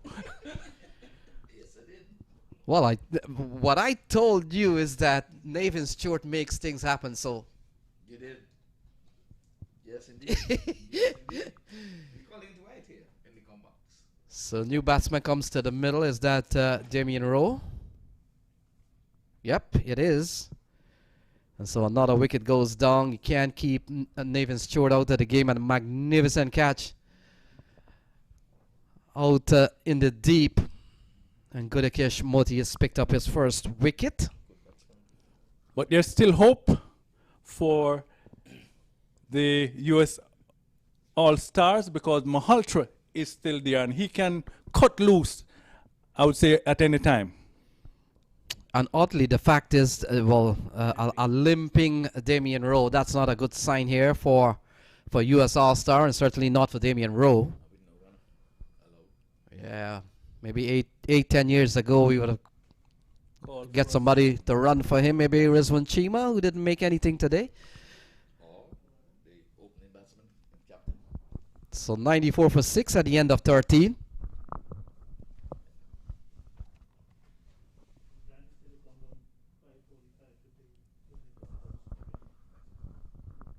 So Chandrapal Hemraj will continue.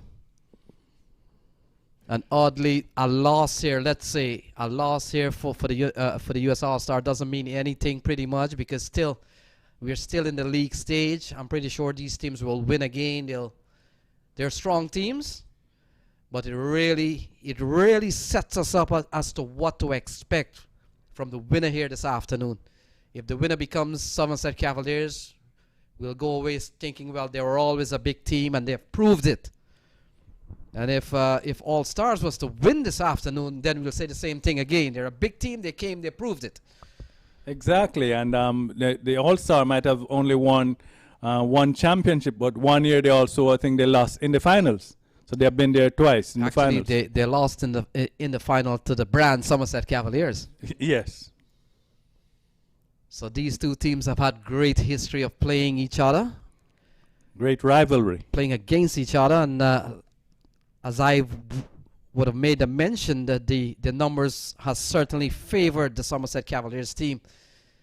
They have never been beaten by the US All-Stars in the stadium. And when I say in the stadium, when I come to the US Open, this is where I come.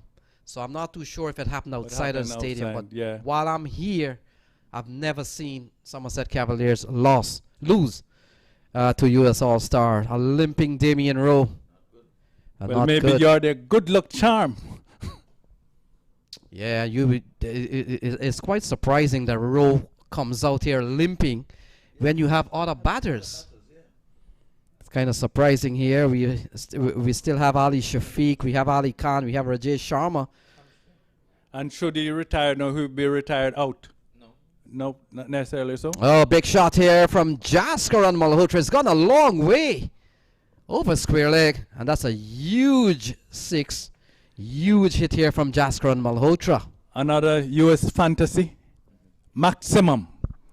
US fantasy maximum for Malhotra. I was saying before there's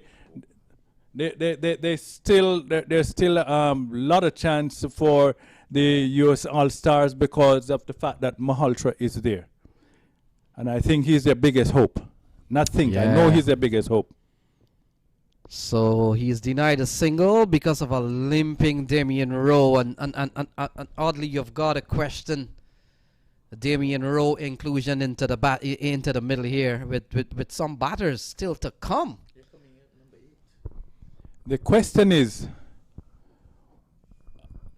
was he aware that there was an injury or maybe on his way out? I don't know. I did not watch when he was walking out because obviously.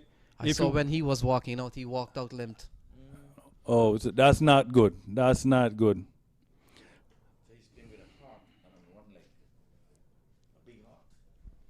So Moti will continue. 1 for 17 off 2. That is going to prevent in the Mahaltra from, you know, at least along with Rowe, from taking quick singles. So big swing, doesn't time it too well. Not the intended direction. Wanted to go to cow corner.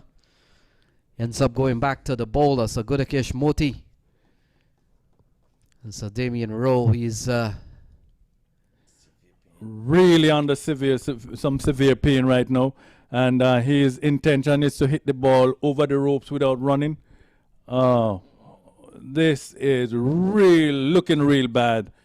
I think he should retire hurt. But he knows what he's doing, that's all I can say, and his team.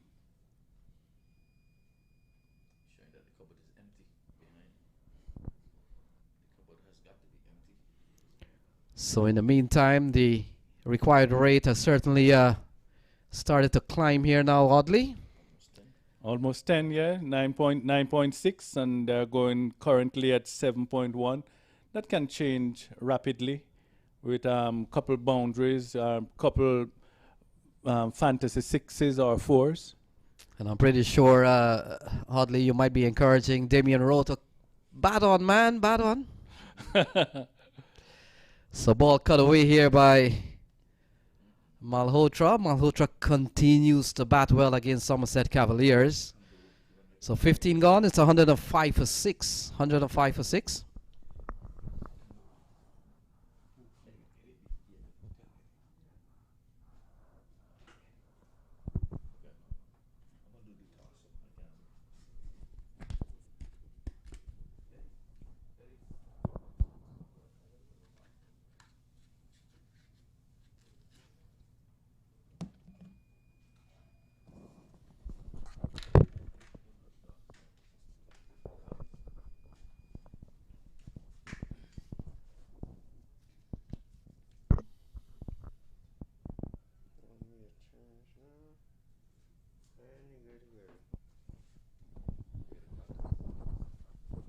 So Eddie Edwards has slipped into the box with 50 to win from 29 balls. 105 for 6. Welcome back, Eddie Edwards. Thank you very much, dear Lenny. So we're beginning to see Somerset Cavaliers trying to separate themselves from their opponent here. And the numbers over the years have really favored Somerset Cavaliers. They have won against All-Stars quite a few more times than losing to them. So they have made quite a habit. And in this situation, in this game, I don't think anything is going to change their mindset. They're tightening the screws. So 107 for 6. Damien Rowe is on the 5. Mahaltra is on 36. And he can hold his own. Dancing down the track is Rowe, is Mahaltra. So goes up by 1 to 37. So Andre Russell, direct throw onto the stumps. The batsman was never in danger.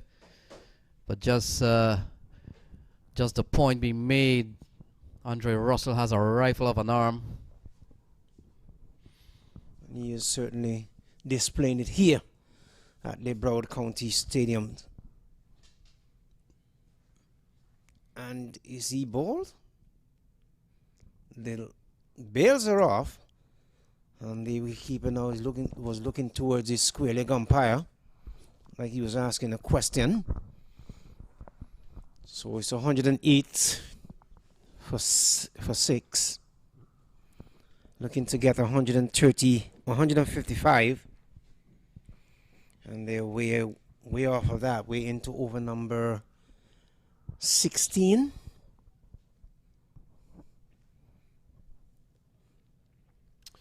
So ball played nicely here by Damien Rowe. Fielder comes off the cover boundary, Aaron Jones, for a easy single. And when I say easy, it's easy for Jaskaran, not necessarily for Damien Rowe. Because he's in a lot of pain out there.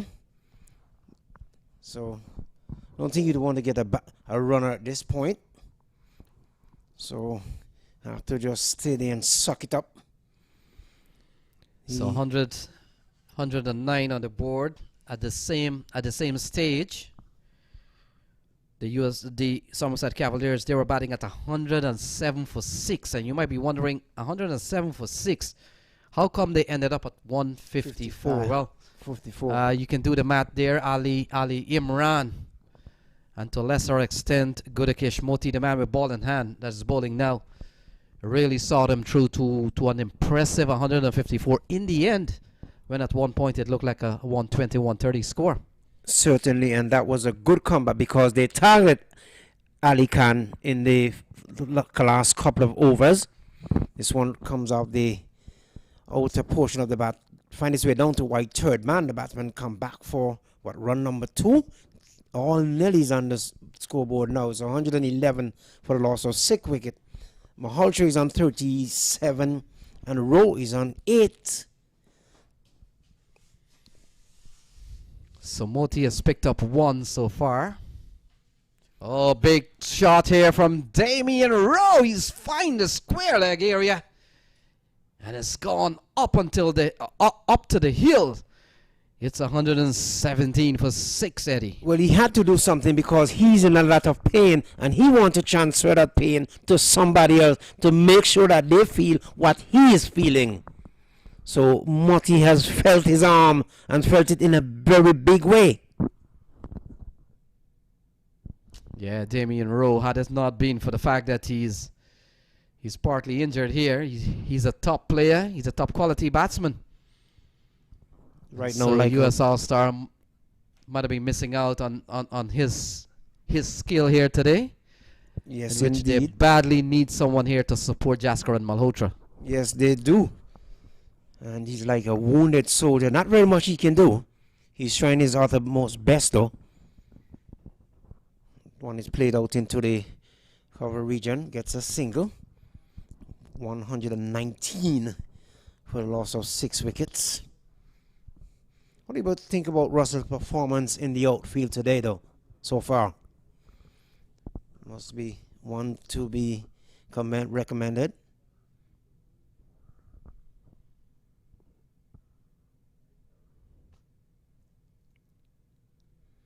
So another over comes to a close. It's 119 for 6. 17 overs completed. Marty is 1 for 26. So they need 36 from 18 balls. 36 from 18 balls. It's going to be a dandy. Certainly going to be. All eyes are glued now to the final couple of overs. Fidel Edwards has been recalled to the attack. And still, you never know what can happen in 18 balls, Eddie. T20. Up big over here. You never know. Jasker and Malhotra, we know he can hit the ball. Fidel Edwards, we know he bowls very fast in swinging ball.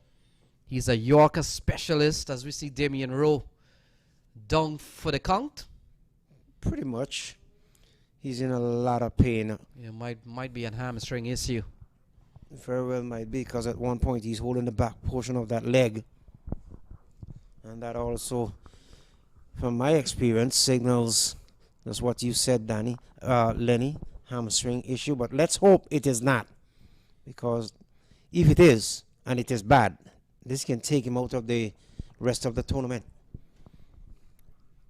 So they pretty much at this point need two runs per ball. 18 balls, 36 to get. Let's see how far up the mountain they are willing to climb. So Fidel Edwards, he's been brilliant. He was brilliant with his first ball. Got the wicket of Zishwan Qureshi. Comprehensively bowled for a golden duck. So he is about to move in from the southern end. And couple of steps backward. Eddie, you can't see him. Absolutely not. He's not a tall man by any stretch of the imagination. I had to make sure that I push back in my chair. And even up to see Fidel Edwards.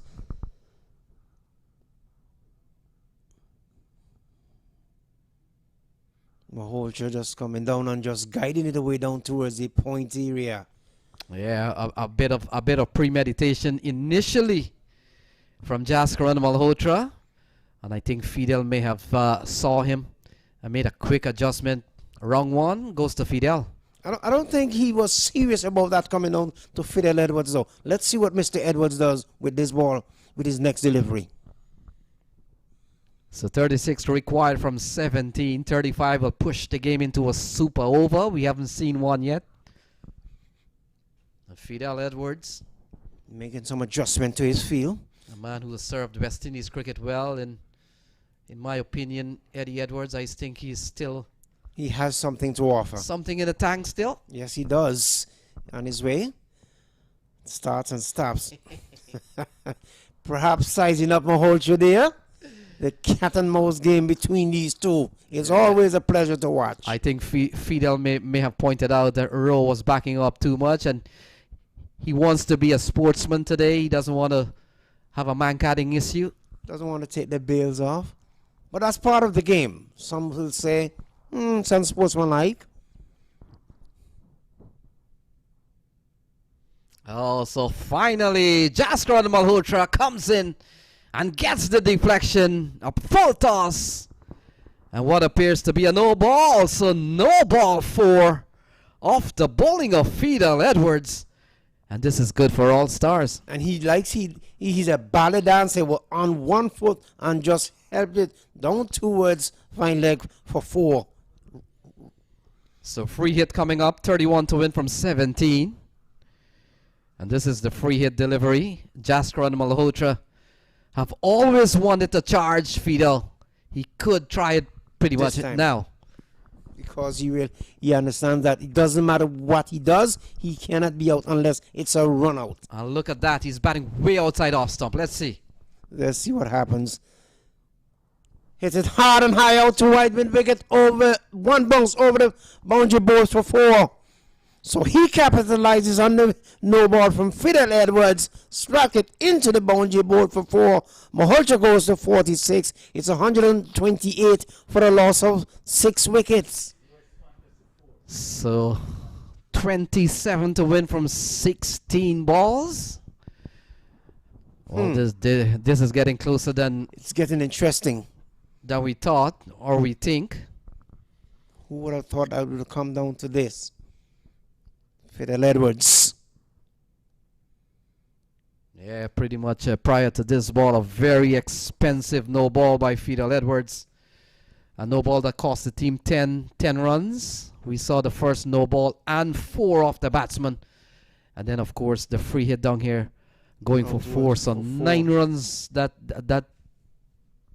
simple no ball cost them 9 runs. Well, so 129.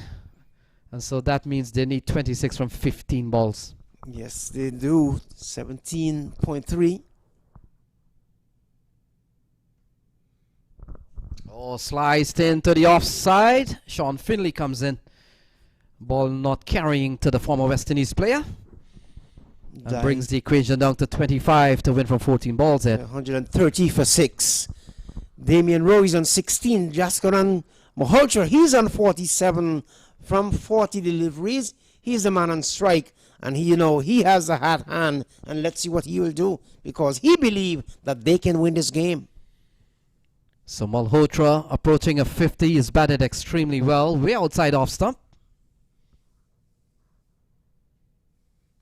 Trying to induce the bowler to bowl perhaps down the leg side so he can pivot on one foot. But slap that into the covers. Gets a single. He goes up now to, some 48? And total now 131 for a loss of 6 wickets. So 24 to win from 13 balls. 24 to win from 13. You think it's a gettable total, Lenny? You never know, Ed. You never know. We saw Damien Rowe. He has a good tap on his hand. And he gets a good slice. Look at that. He will run away for 4. And you never know. Off the bat of Damian Rowe. Welcome boundary here for the US All-Stars. 20 needed from 12 balls. And that just peeled off the outer portion of the bat. There was no slip, third man or anything, and he just went into the vacant position for 4. So lovely shot there by Damian Rowe. He goes on to 20. Mahalcha stays on 48. So 136, 135 for 6. 18 overs gone. 2 more overs left. Lenny. Yeah, that over from Fidel Edwards has gone for quite a few. Very expensive over in the end. And so 12 balls remaining, 20 runs to get. 19 will level the scores. And who will they call up? It appears Navin Stewart, the man who makes things happen. So you think Russell might bowl the final over? Well, Ed, you know your cricket pretty well. They will have to do the work in this over. This over could determine the outcome of this game, the 19th over. Yes, indeed. It's always pretty much the penultimate over. So 4 men are in consultation out there in the middle, Lenny, and who knows what they're talking about. Well, we've got the skipper Najaf Shaw. We see Andre Russell involved. We see Navin Stewart. It appears Navin Stewart is walking in the direction of the umpire. He marks his run. So Navin Stewart, hero or villain? Can either be either one. Let's see which one he turn out to be. So Navin Stewart, 3 for 14 in 3 overs. He's bowled well. He's gotten the breakthrough. He's taken care of a couple of top batsmen, Rizwan Chima. And now he comes back for another important spell with the game hanging in the balance. 20 runs to win from 12 balls. Jaskran Malhotra is close to a 50. He's on 48. And the limping Damian Rowe, he has held up his side of the bargain. He's played well for 20 off 17 balls. Although he's not fully fit. Pretty much wounded. So Nevin Stewart, the man out of Trinidad and Tobago, begin to move in from the northern end. And this one is swinged away down towards the wide mid-wicket region. Batsman gone for 1. They're not going to even attempt to come back for run number 2. So it takes the total to what, 136? And Eddie, what this does, sometimes this could inspire Damian Rowe to go even more aggressive because he cannot run. And you never know if it goes well. Somerset Cavaliers is out of this game. Mahalcha goes on to 49. Rowe looks around the field. Settles just about now in his stance, awaiting the arrival of Navin Stewart. Back past the bowler. They're gone for 1. Will it go into the boundary? No, it wouldn't. That's all it will be. He goes up to 21, 137 for 6. Bring Jaskaran, who's on 49, into strike. Yeah, it'll be another well-played 50 from Jaskran Malhotra. He scored several 50s in the series over the years. He scored 100 also. I remember one particular year he was on 3 consecutive century stretch. Yes, so he comes in here giving US All-Star a glimmer of hope. Yes, indeed. Put away, this is gone for 6. A big shot there from Jaskaran Malhotra. He goes to 55. It's 143 for the loss of 6 wickets. Lenny, 18.3 overs gone. My. 12 runs to win from 9 balls. Short and pulled and hammered into the onside. They gone several yards from the boundary rope. And my 12 runs to win from 9 balls. It went down to McDonald's for a meal. You've got to say US All-Stars shouldn't lose from here, but we never know. Cavaliers under pressure here to defend. 12 runs from 9 balls. Then I must be saying now that it is a gettable, it's a reachable target. Malhotra is there, he's on 55. I don't think that he's going to give it away now. And look at the supporters, the other members of this team. They're inching closer to the boundary rope. They sense victory. They're smelling blood. Lenny. So should All Stars win here, they will go up to 4 points. Cavaliers will be left behind on 2. Still maybe one more game to play for them, but this is the big one. Was always going to be a matchup between two of these big teams, and here we go. We've seen exciting cricket. Beaten outside the line of the off stump. He was looking, his head was fixated into the mid-wicket region. Didn't make contact. He remains on 55. And what has made this a little bit not too good here for Cavaliers, the 6 has come in the middle of the over. Still 2 balls remaining. 2 balls. That's a long way to finish an over. This one is pulled away into the onside, but straight to the fielder. So 2 dot balls. I'm really surprised that Malhotra has refused a single. Rowe has played some good shots. And we're Yes, he still has. 12 to win from 7 balls. I would have gone for every single run, Ed. Well, they have different ideas. And those are 2 dot balls, golden balls. So what does Malhotra does here? Try to get a single? Well, he might be swinging for the fences. All He's towards taking long the off. single route. So he wanted strike and he wants to finish in the last over. Still some hope here. 11 to win from 6 balls. We'll have to wait and see who gets the final 6. 11 to win from 6 balls. 10 will tie the game. It's 144 for 6. Malhotra has made a very good 50. And this could be a match-winning half-century here from the U.S. national Jasker and Malhotra. I'm excited. I'm not even out in the middle. Can you imagine the excitement and the... So Russell is going to bowl the final over just as I thought. So let's see what happens in the final over.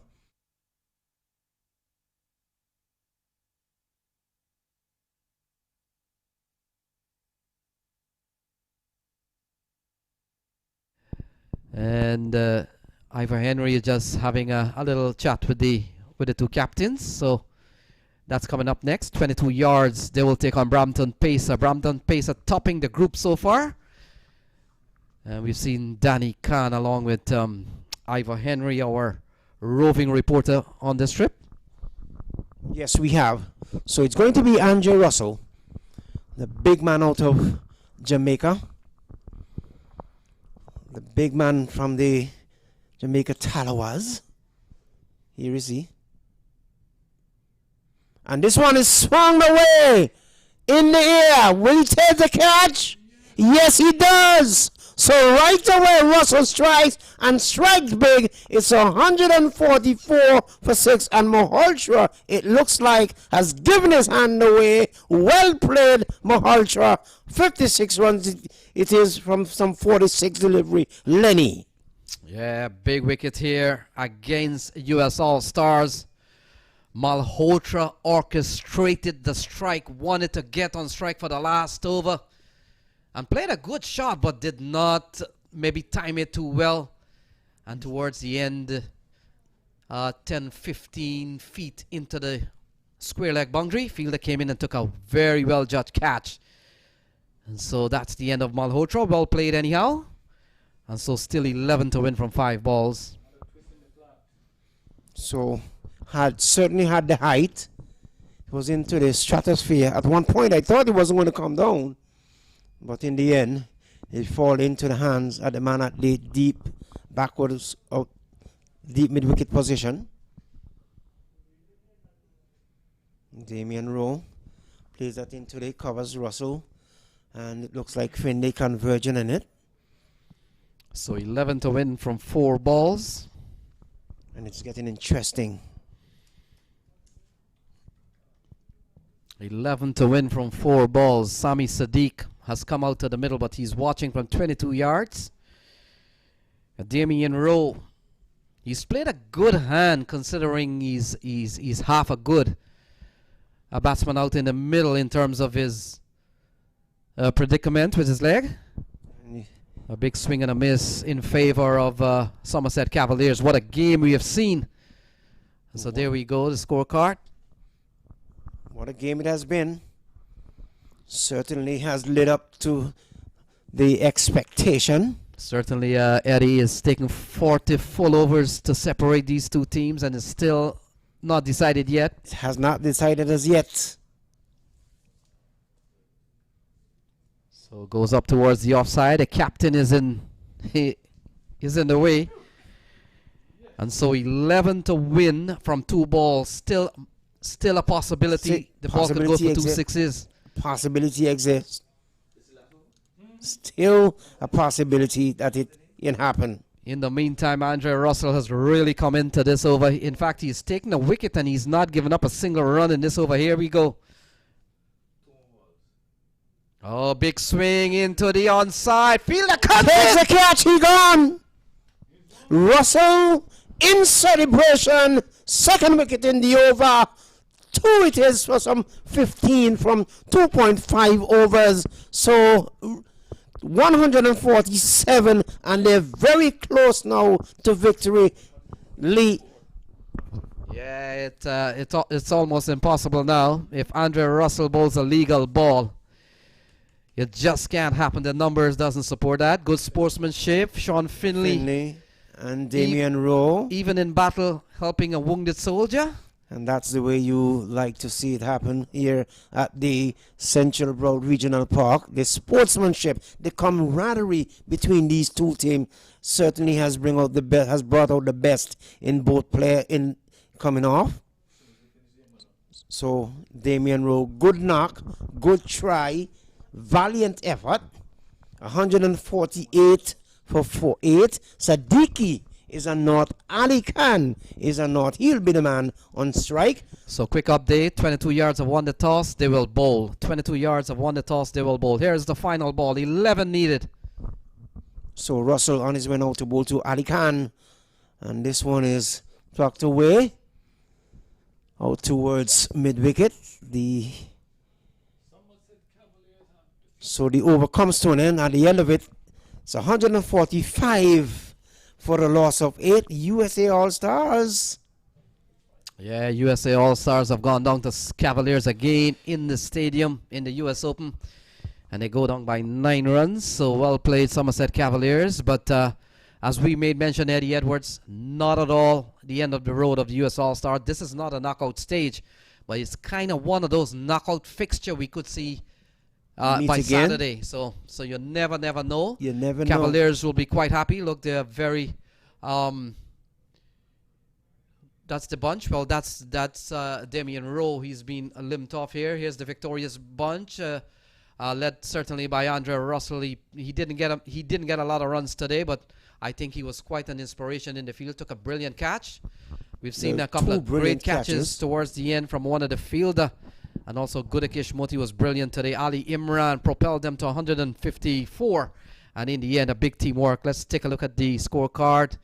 56 from Jaskran Malhotra. He continues to bat good when they play Somerset Cavaliers.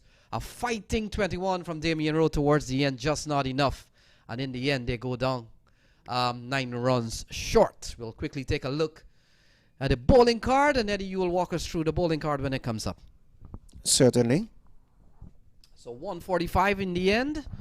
A big innings from Jaskran Malhotra. You wonder if those couple of runs that they refused somewhere along the line towards the end would have come back to the price. You never know. So here's the bowling. Fidel Edwards 1 for 26. Nadir Shah none for 19. Navin Stewart 3 for 23. Andrew Russell 2 for 16. Ali Imran none for 11. Moti 1 for 29. Shandapal Hemraj 1 for 17. Extras are 7. And from some 20 overs, they only muster 145 for a loss of 8 wickets. So there you have it from the Central Broad Regional Park, the victorious Russell and his team just going off towards the right of us now into the dressing room area. Yeah, the boys from US All Stars still proud of their performance. The members of the management committee just applauding the effort here. And like we've been mentioning, it's not the end of the road of the US All Stars, although they were probably just for morale boosting purposes, they would have wanted to get a win against a high profile Somerset Cavaliers team. It didn't happen tonight. They fell 9 runs short.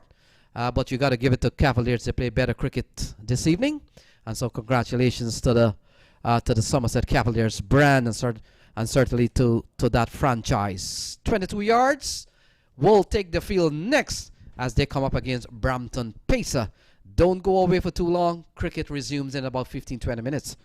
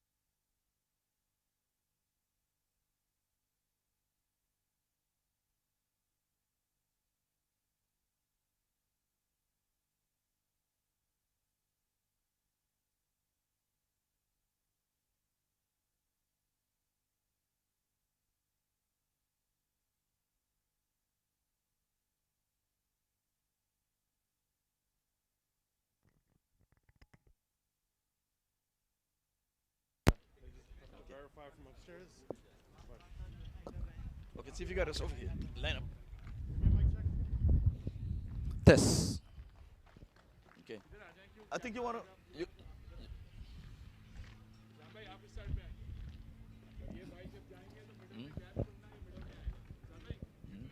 No, no, yeah, yeah. Let him come in the middle. He's gonna come in the middle, right? Yeah. Come a little more inside so you don't drop off the backdrop. No, I'm saying, come in so you don't drop off the backdrop. In a little bit more. No, come in a little bit more so you don't. Right.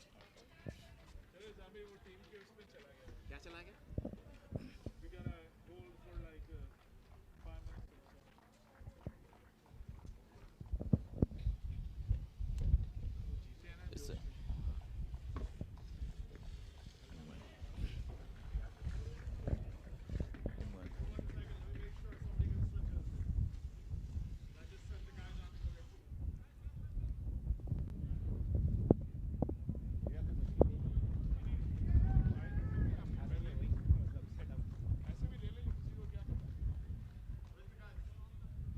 You been to the bathroom? Oh, they're doing the team picture or something? Oh, okay.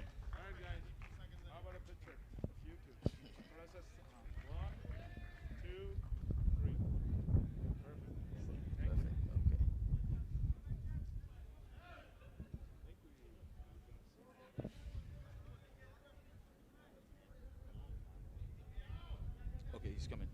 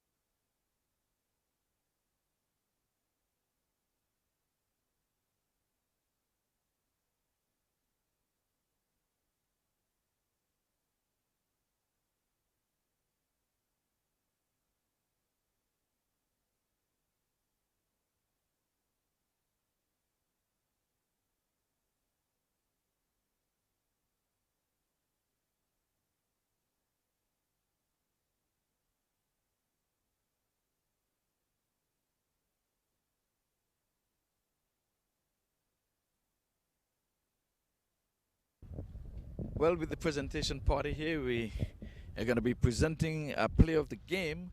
But what an exciting game we would have had just now. I think it's getting close to all of the excitement. This the third day. We still have another match to go.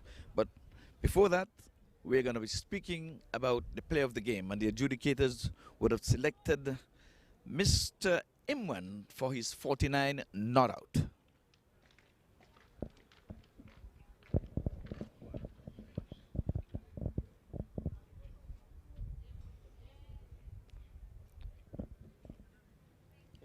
Well, I would like to say congratulations to you, sir. We'll have a little word and a chit-chat with you. 49 is an individual score. But the team would have put a total which you eventually defend. Why you think you were under not getting a half century? Now cricket is a team game, and as we all know, team wins, then man of the match matters. But if the team doesn't win, so the man of the match doesn't matter. So I was thinking about the total on the board, not my individual. Okay, well, you would have struck some six US fantasy sixes. How pleasing was that to you? It's always pleasing to hit sixes over the fence, and it was my plan to score more and more runs in the last overs, and that would cost the match. In the last 4 overs, you would have scored some 50-odd runs with your partner. Was that the game plan, to really go hard and to target Ali Khan? Yes, that was a plan, because the breeze is very hard. So I have to decide the end where I have to go after, and this is what I've done in the middle. Well, we want you to go and enjoy your win and enjoy your man of the match. Next game, we're going to wish that you continue in your winning ways. I thank you, and good luck for the rest of the way. But that's all we have from the presentation party.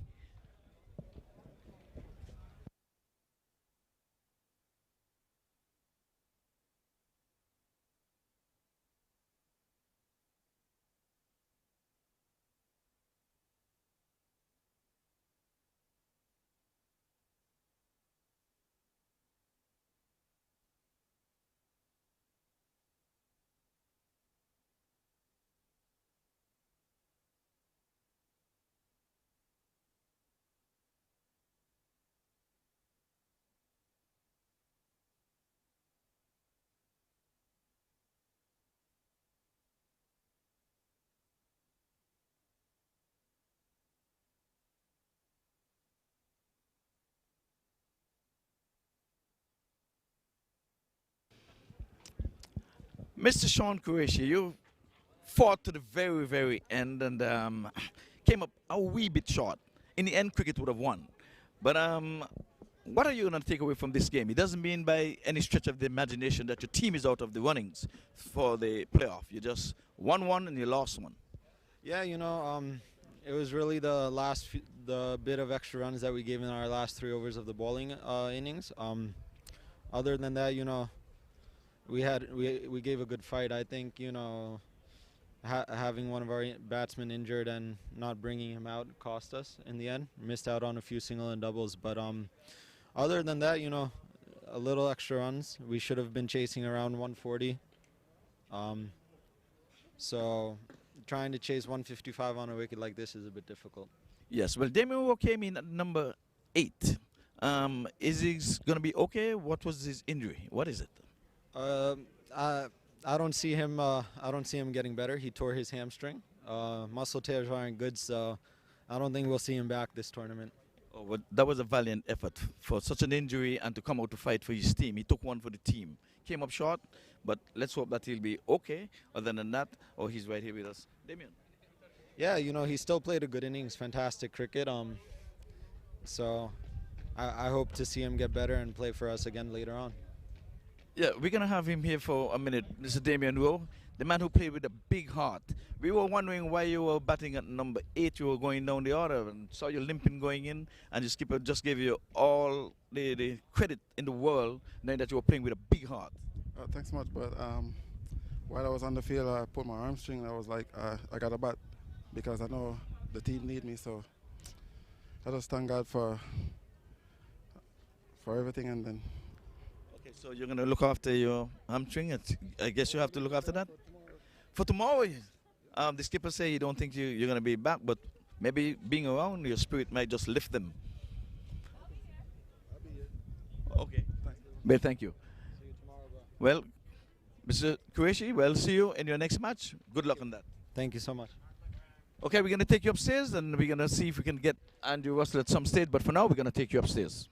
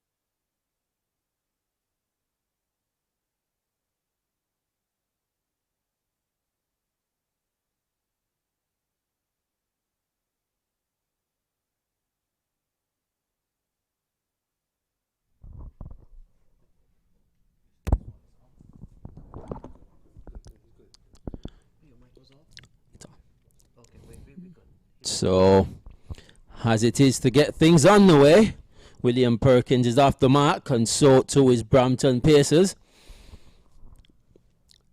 They are going up against 22 yards, who have won one of their game and they've lost the other. So they're still trying to get another victory. And if Brampton Pacers should win this game, they should finish on top of the group. Drive out to backward point, still can't score. So a very good condition for cricket here, Lenny. Overcast condition. The ball doing a little bit with the hair, in the hair as well. A little bit of away movements from the right hander. And it's been 3 excited games been played here today. Earlier, US All-Star going down to Somerset Cavaliers by 9 runs. And a very hard-fought game from the US All-Star team, but just wasn't able to pull it off at the end. Plays out to the slips gully here. They picked up a single, so put the total on to 2 without loss from 1 over.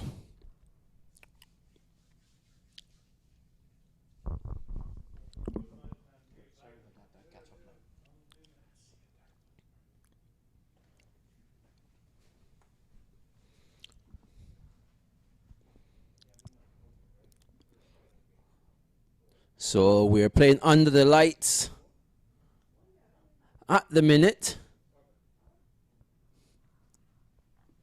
We have a change of bowling.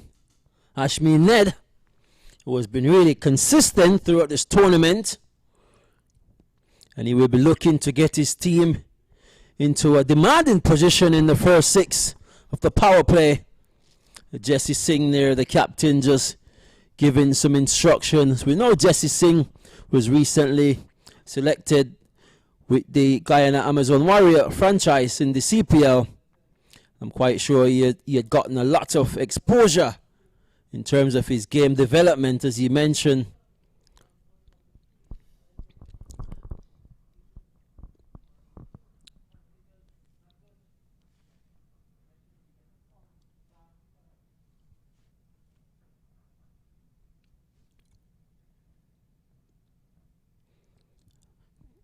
Back on the back foot, going for a cut shot, but a fraction too close. And so far, steady game on.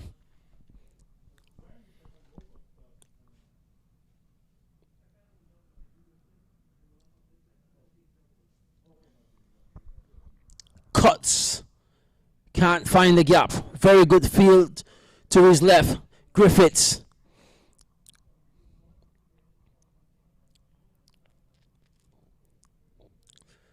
Another field change. Jesse Singh just coming on the offside, so a lot of vacancy on the onside.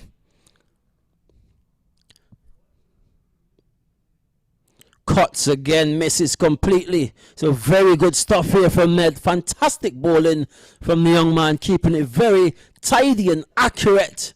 The captain, Jesse Singh, having a lot of confidence in his man. Oh, that's a very good shout. Umpires not interested. So Ned causing the batsman here some problem.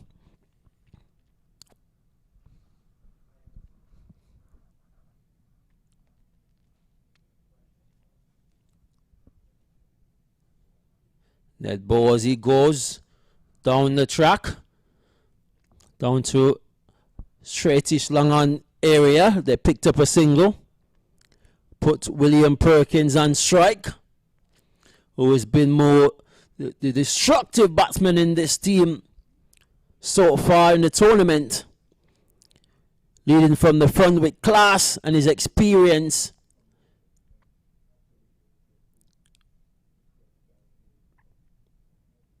Oh, giving himself room, and he's been cleaned up by Ned. Fantastic stuff from Ned. William Perkins giving himself room outside the off stump. And smart bit of cricket from Ned. And the first wicket is down for 3.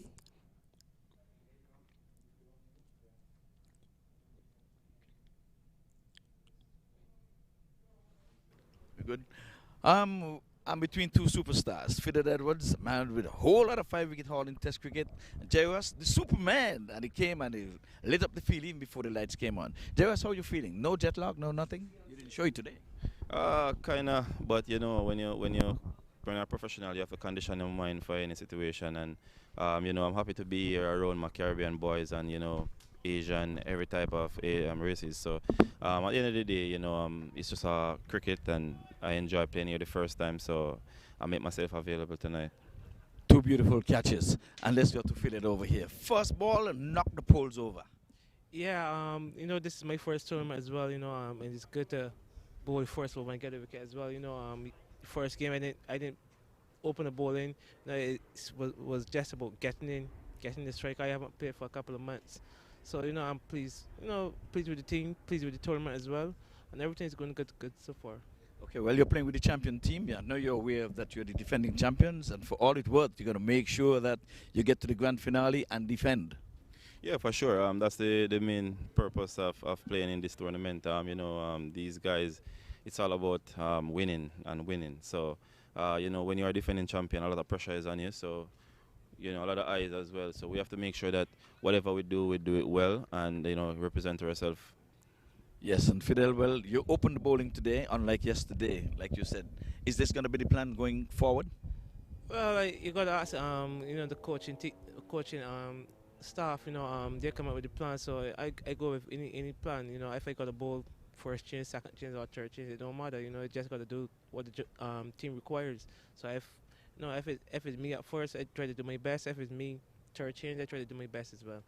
Okay. Once you would have had a century here in the CPL, you didn't get off with the bat today, but you started looking good. Any plans for a big one? I know the wicket is a little slow. Hopefully it'll speed up. Oh yeah, you can't play cricket and plan. You never know. When it's your day, it's just your day, and I definitely look to give it my best shot every time across the ropes. But hopefully I give these guys their money's worth, and I hope I can get some runs as well, because when you're playing in these tournaments, people expecting you to do well, but there are a lot of good quality players. So I'm not gonna say it's gonna be a rollover for me, and it proved it today. So I just have to make sure that I play each ball at its merit. Okay, well, folks, we're gonna be leaving you here at this time because we have a live game is going on here. So we want to thank Mr. Edwards and Mr. Russ, Superman here, Russell. And we're going to see much more of them. They're in the team that are defending the title, and I know they're going to give it all its worth. Like he said, cricket is a funny game, and he just cannot put it down as a win. You still have to get in the middle and do their best. And they have said it here, live and in living colors, that they will give their best to make sure that the US Open, which is the biggest tournament in all of North America, they're happy to be here, and they're going to give it their best shot. So you viewers on the MAQ TV, look out. These guys have promised you some good cricket. Thanks, guys. Go and enjoy the evening. I know it's COVID time, but enjoy whatever you can in South Florida. Thanks, guys. Cheers. We take you back upstairs. Thanks, guys.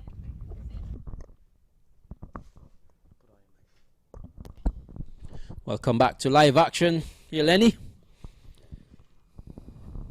Yes, Lenroy, we're watching Asad Ali runs in. Mark Dial, the CPL player out in the middle. He's a good competitor. Mark Dial, he's a top quality batsman.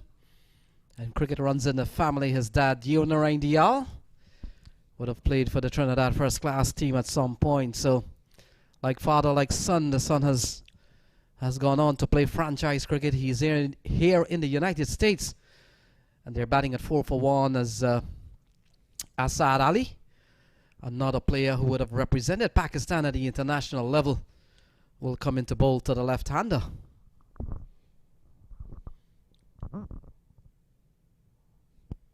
So they would have lost the wicket of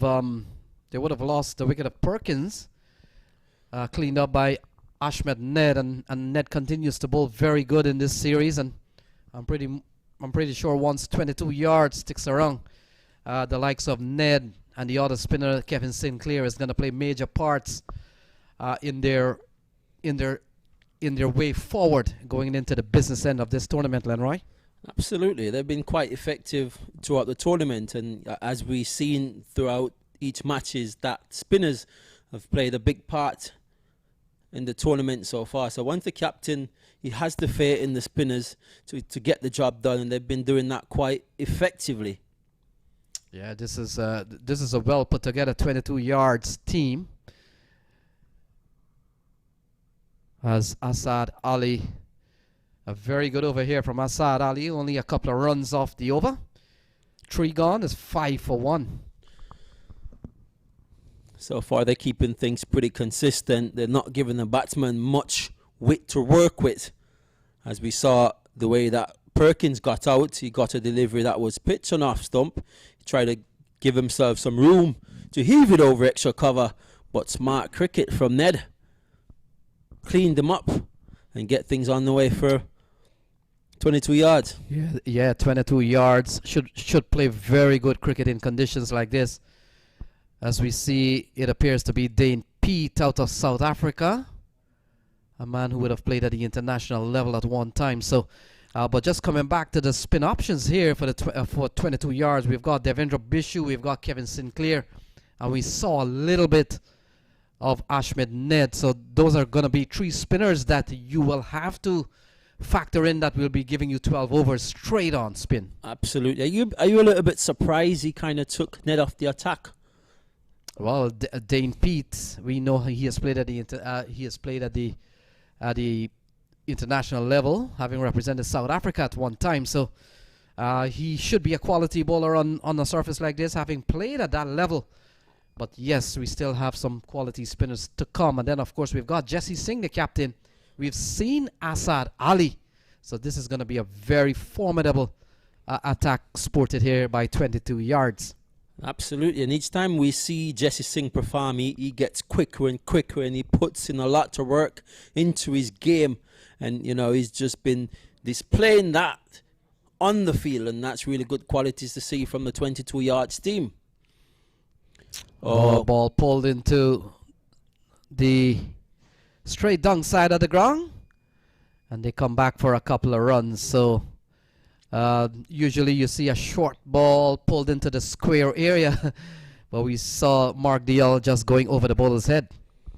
A very good shot. One of the safest place to hit a cricket ball on the pitch is over the bowler's head. And I just guess that Mark Dial didn't get enough onto that one. But very good start. So the table in this group gets very interesting. Brampton, oh, this is pulled into the onside. A short delivery gone for a maximum. And that's a good pick up and go shot from Mark Dial. He's a top class batsman. He picks up 6, 13 on the board. Yeah, absolutely. Very good shot. He was onto it on the flash. A ball that pitched short. And he just heaved it over mid-wicket for a huge US Open Classic 6 to get things going for his team.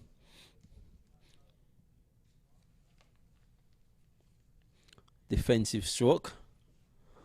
And Lenroy just coming back to the points in this group. So we've got Brampton Pacer, the team batting here. They're leading the table with 4 points. If 22 yards win, they'll go up to 4 points, and that will leave Atlanta Paramveers, that's Chris Gale and them, with 2 points. They still have one more game to go, and just in case Atlanta Paramveers win that last game, there will be 3 teams tied at 4 points each. So, and it all comes down to the net run rate will come into play. It could be net run rate or head-to-head clash. And so head-to-head clash, we know what happened when Paramveers played 22 yards. So 22 yards will need to be quite alert to know what to have a good required rate should they first of all win this game, and then secondly, in which manner.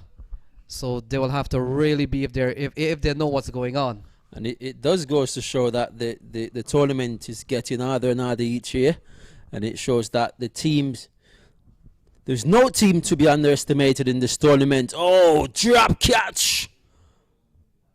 Mark Dial trying to flick this one on the leg side, the leading edge, and the bowler got fingers to it. Just wasn't able to pull off a stunning catch. Yeah, fortune favoring Mark Dial, or certainly Brampton Pacers. They're batting a 16 for 1, 4 gone. They've lost the wicket of William Perkins, who scored heavily the other night. And so at the end of 4, 16 on the board. Jesse Singh comes into the attack from the West Palm Beach end, the captain himself.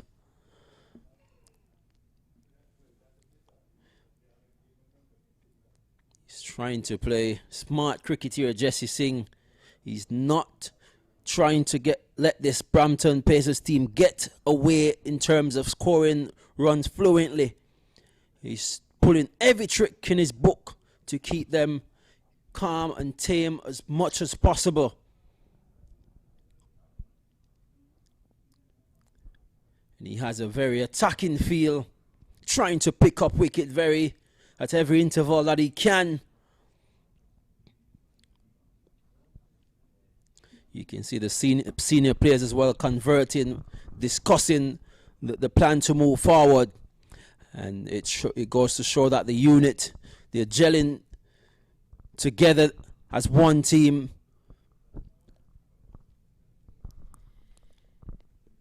So Jesse Singh, him along with Asad Ali, brings in the 2 fast bowler with a side that is laden with spin. So he's taking the ball. Mark Dial will be the man on strike. Mark Dial did had a run with the CPL this year. I think one reason why Jesse Singh probably got himself in the attack, we know in the nighttime circumstances we get a little dew, overnight dew, so it could be a factor to get some movements off the seam, off the wicket. Yeah, and I'm kind of surprised that Jesse Singh has brought himself on. I would have brought in one of the leg spinner. Probably Devendra Bishu could have played a very, very good hand here, but Jesse Singh, Mark Dial can't score. Ball going straight to the former South African Test cricketer, Dane Pete. Score remains a 16 for the loss of Perkins. So far, steady going. You haven't seen the batters trying to accelerate. They're playing each ball in the merit. Yeah, Kevin Sinclair would have been a good spinner here to Mark Dial, spinning away from the left-hander. And we all know Mark Dial likes to play a couple of shots, and we know our cricket well, Lenroy. Your best chance is against the fast bowler to play your shots. There we Shot go, like through those. the offside, as I was saying. He eludes Trevon Griffith, and it goes away for 4. Mark Dial loves this. Absolutely. He likes the ball coming onto the bat, and exactly what he did. He waited for that, and he just executed over the point region for 4 runs. And as you mentioned earlier, Lenny, the leg spinner would have probably had a better effect on this sort of wicket, as we've seen throughout the day that the wicket. Yeah, it's playing a little bit sticky if you bowl well, and I'm pretty sure that the 22 yards, their bowlers, the likes of Ned, Sinclair and Bishu, is a handful. Yeah, I'm sort of confused in terms of the changes that been made in terms of ball change. Ned bowled one over superbly, got a wicket, and he was taken off. I don't get the ideology of what the captain is trying to do, but you never know. Sometimes it works, sometimes it doesn't. So 21 on the board. Sukhjinder Sangha, he's on 4. He's used up quite a few balls here for Brampton Pacers. And Mark Dial has been a bit more effective. A crashing shot through the offside in the previous over. Really capped the point that Mark Dial is a quality player. Straight into the hands of, in fact, has it touched the ground? It might have been. Yes, yeah. One of those spectators catch. When you work late into the night at Broward County Stadium, you've got to have more than 20/20 vision at time. But so a dot ball into the offside. Absolutely. And you see his intention. He's trying to score here, Sangha. He's gotten only 4 from 12. You need to do a lot more better than that in terms of T20 cricket. So all to the Brampton people who are watching this feed, want to say good evening. And I know you guys are backing your team. They've done well so far. They're leading the table. And they're leading a table that includes the likes of 22 yards. And the Atlanta Paramveers, can you imagine that? And so Brampton Pacer, up until this point, they're enjoying a very good US Open in the year 2020. What I like about the Brampton Pacers, they played pretty well together as a team, and the team spirit is high in the camp, and the guys support each other significantly. I've seen it, the way they encourage each other whenever, a ball is been misfield or something like that. They're just there to support each other, and sometimes you need that in this sort of game. And if they could pull 3 from 3, that would be magnificent. I had a chat with the captain earlier.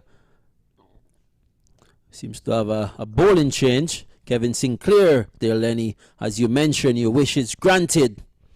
And he can get the ball to do a bit as well.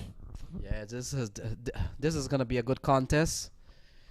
We all know Mark Dial. He likes to play a few shots. Kevin Sinclair, he's a very good bowler, having played this year's CPL, not only as an off spinner, but the Guyana Amazon Warriors have used him as a top order batsman. So here we go, Mark Dial. Oh, a loose one over, extra cover. Let's heave away, 1 bounce, 4 runs. Very good shot, welcome. That's a welcome to Kevin Sinclair, a loosener. And he was punished over the cover by Mark Dial. Very good looking cricket shot there. Very poor delivery here from Sinclair. And that's how you bat in T20 cricket, Lenroy. You've got to punish the bad deliveries. Sometimes they don't come too often. And whenever they come, you've got to capitalize. That's what it's all about. That's what makes you a good/great batsman. Absolutely. And he was effective in his approach. He goes again for the reverse sweep this time, but wasn't able to connect. A little bit quicker there from Kevin Sinclair. Yeah, Kevin Sinclair a little too short again, but I think Mark Dial premeditated into the shot. Probably had he waited, would have gotten another short ball through the offside. So this one he's cutting away. And the fielder not holding up his side of the bargain. They are leaking a single there, and Mark Dial will get off strike as Sukhjinder Sangha comes back into strike as the top of the table team, Brampton Pacers, was sent in their batting at 26 for 1. And Sangha not really getting the ball in the middle of the bat at the minute. He's somewhat, this time he heave to mid-wicket. Should get a comfortable single. Kevin Sinclair has yet to find his rhythm where he needs to pitch the ball. He's sort of all over the place in the first 4 delivery.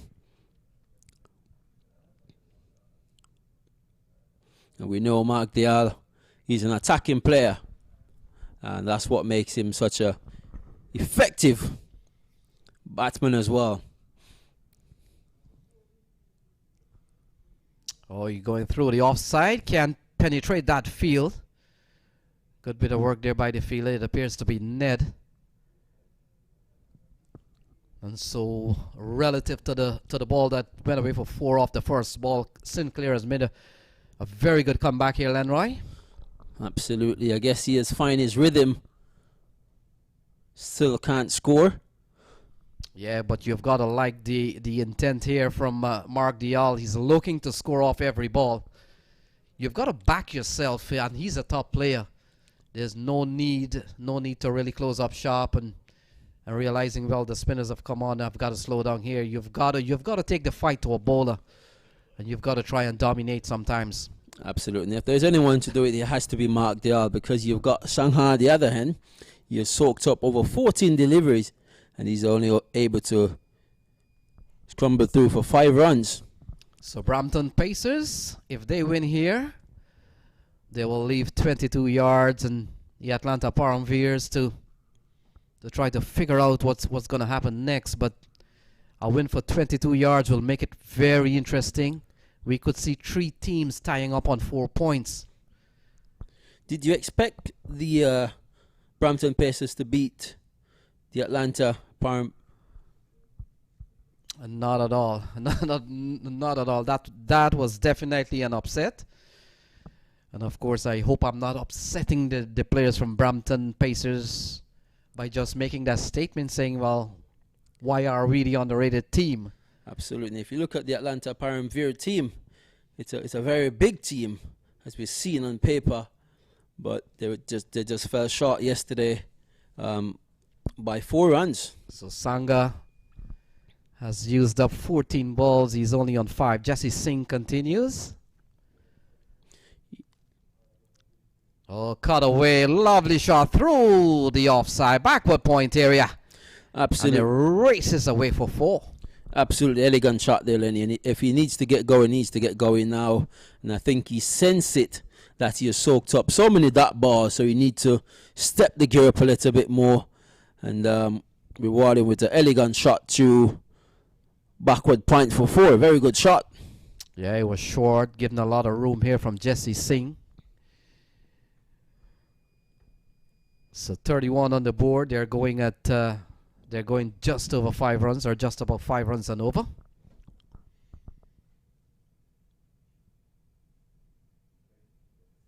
So a little bit of climb. There's a big appeal. The keeper and Jesse Singh has gone up.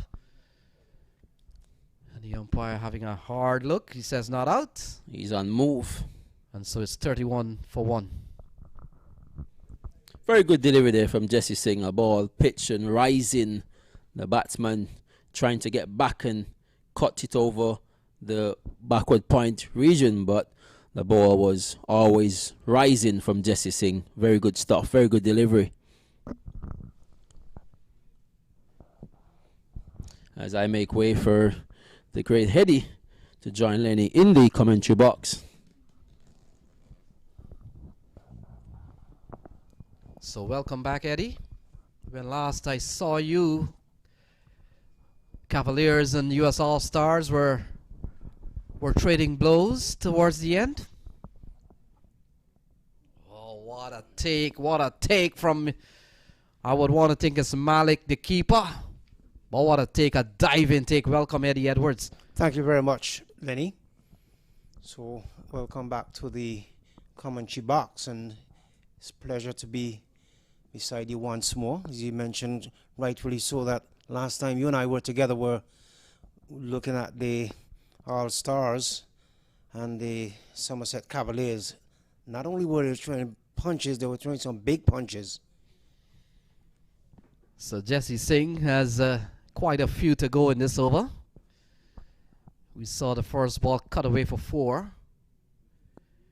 We saw a big appeal that Mangesh Rana was certainly not in the affirmative. And then not too long ago, in fact, previous to this ball, we've seen a very good diving take from a ball signaled wide by the umpire and would have gone on to go away for 4 by wide. So that would have made it 5, as we see Trevon Griffith on your screen. And so 32 for 1 here, Eddie Edwards. So Mark DL and Sangha out in the middle now. Sangha is on 9 from some 17 deliveries. One played into cover, beating the diving man wearing the number 13 jersey. They're going for 1. They're coming back for 2. It looks like they're going to take 3 runs too. So this would have taken it to the very extreme. So let's see what their scorer comes up with. So Mark there goes on, he's on 21. Sangha goes on to 12 from 18 delivery. 35 it is for a loss of 1 wicket. So we're in the last game of day number 3. And tomorrow promises to be exciting from there on out. Yes, Ed, we're coming down to certainly the business end, as they say, or knockout stage. Getting close to the semis. And the games this year has been spaced out. I remember up until last year we were doing 4 games a day. Several grounds being used. Oh, nicely guided away by Mark Deyal. And he beats Ned running around from the 3rd man area. And that's a good looking shot for 4. That shot always had 4 in it from the moment it left the bat. It guided away. Mark Deyal had 4 written all over it and into the boundary board for 4. So it takes the total to 39 for 1. And yes, Ed, and tomorrow some of the big teams are on. They're hunting for points tomorrow, and I'll tell you, Cavaliers plays Punjab Blues. Cavaliers on 4 points. They'll be looking for more. US All-Stars will be hoping to get as much as they can out of tomorrow's game. And the Atlanta Paramveers, they were beaten by this team here, Brampton Pacers. So they got points to earn tomorrow. And you never know. So all 3 of those games, usually in the league stages towards the last round, some rounds are really formality, but not tomorrow. Yes, and because of the COVID pandemic, you're forced to go to 3 games, and some 8 teams are in the competition this year. Relatively low from what we're accustomed to over the years.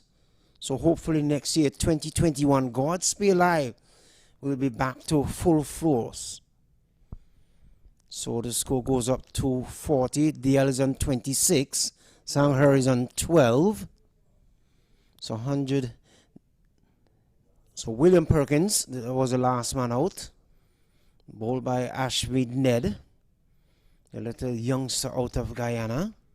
Very talented youth player for the West Indies. Yes, Ed, he has played at the West Indies youth level.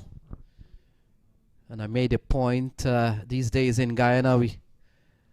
Guyana have 3 quality leg spinner to choose from. And over the years, Guyana has produced some real good cricketers, whether at the youth level or international level. So Sinclair will come into bowl to Mark Deyal, and those 3 leg spinners I'm talking about. Versami Permal, he's played at the international level. And then we've got Gudakesh Moti. We saw him here. He was brilliant in the field, took one particular catch that really may have started the slide against US All-Stars. A big appeal. But not outside the umpire. Has no interest in that from the very get-go. And I'm surprised Mark Dial has opted to go reverse sweep. He's such a talented player traditionally. Doesn't have to do that too. Yeah, he's a quality batsman, Mark Dial, and you hate to see batsmen getting out or even attempting a shot like that and then getting out to a shot that it's not conventional. So, but that's the way the style is these days, Eddie Edwards, in T20 cricket, and that's another style they may have picked up from the professionals who play in the franchise league around the world. We have seen Dilshan master that scoop. They call it now the Dil scoop. And the reverse sweep and all of that stuff. As I said last night, it looks good once you get it on, but if you fail to get it on, you get out, it looks real horrible. This one is played into deep cover. Batsman gone for one. I mean, Ed, if it's a shot that you practice in the nets and you master it, yeah, your success is okay with it. Well, that's a story. But I've seen a lot of players who are really weekend cricketers play it on the weekend, and I know they haven't had nets during the course of the week. So I'm wondering, you're using a real match to have a net practice? Well, you know, it goes with the territory. This one will race away to the boundary for 4. No, he just pulled it back just about some 5 yards away from the deep point boundary, or the deep back of the square boundary, that is. So takes the total now to some 44 for 1. Mark Deal goes to 29.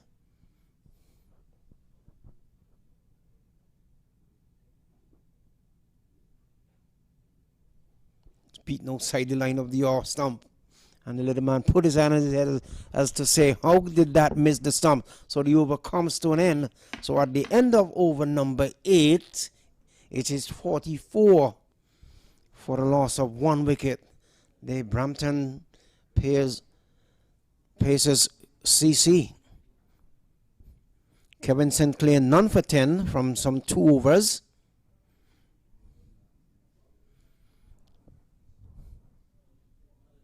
So it seems like we're going to have a change of bowling from the northern end. So we're just winding down today's activity. So this is the last game on the schedule for tonight.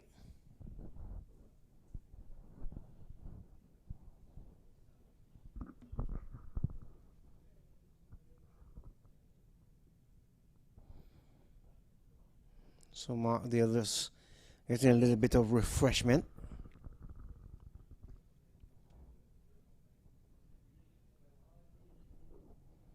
They said 44 for 1. 8 overs completed. About to see the commencement of over number 9.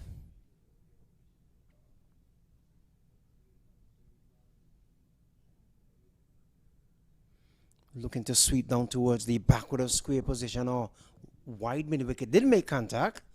That first ball from Jesse. So Dane Pete, none for 11. This one is hit out towards long off over the outstretched hand, and it goes over the top for 6 runs, and that brings up the 50. Mark Deal is on 29. Sanctor is on 19 from some 22 deliveries. 50 runs on the board for the Brampton Pacers.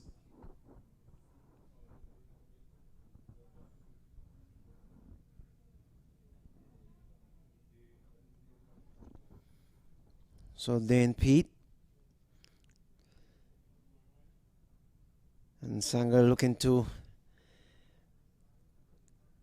get the reverse sweep on. Let's see now, the umpire signal by.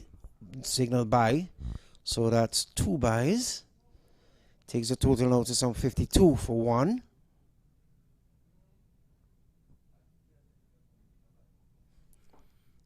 Just in the outstretched hand. The man there at cover, or mid-wicket, sorry. Just dropping short.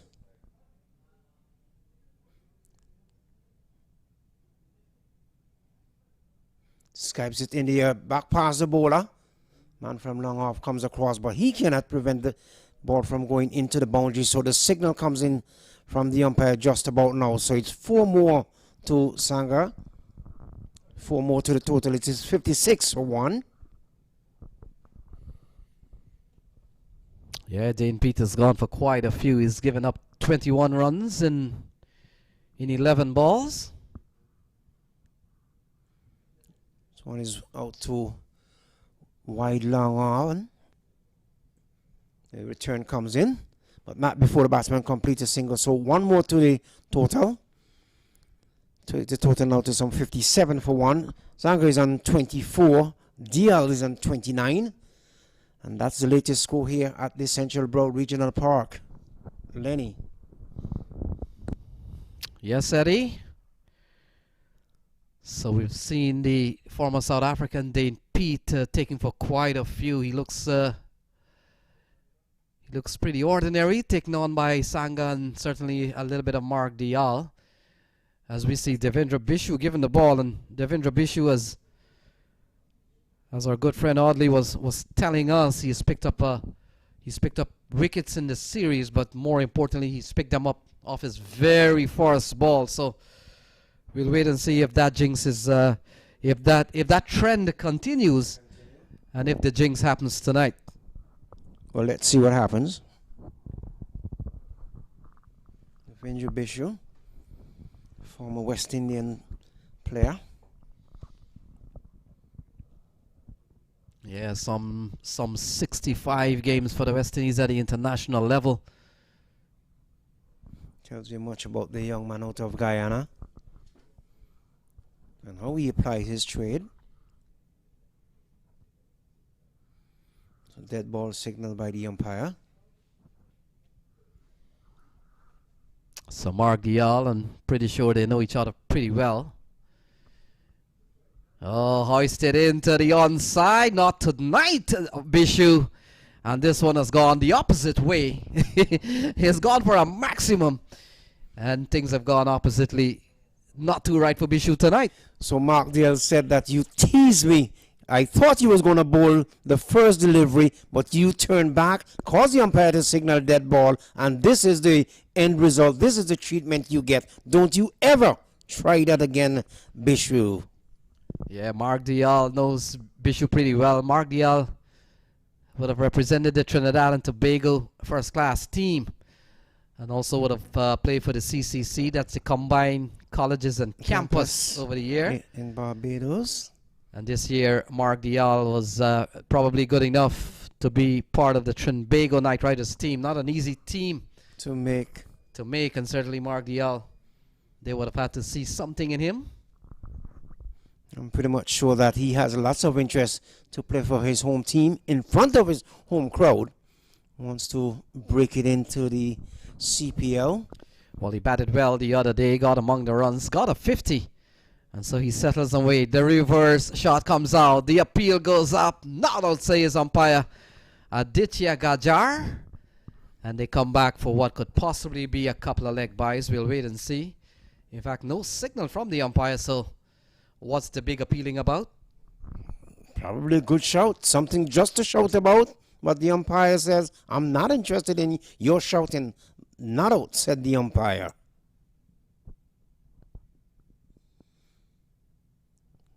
And the reverse sweep, one too many, and he perished at the mid-wicket region. So he goes, and that's the end of, is that Mark Dial?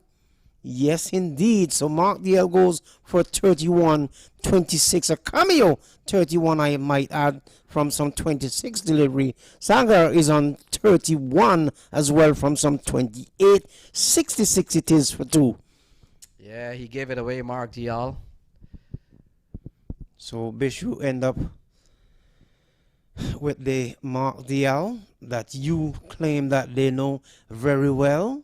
Yeah, these boys have played on the West Indies regional circuit for some time, and Bishu has been around Guyana cricket for some time. Seems like it's an eternity. Yeah, for Mark Bishu. Young, as I mentioned, would have played briefly for Trinidad and Tobago and a bit with the CCC. So, and even in franchise cricket, Bishu has been part of The Guyana Amazon Warriors at one point? not necessarily. In fact, he's been outside of Guyana Amazon Warrior, not with the Guyanese franchise. And so they always get to catch up on some 22 yards. So number 12 comes to the middle, Asad Zaidi. And he comes in here in the 10th over, being bowled here by West Indies international Devendra Bishu.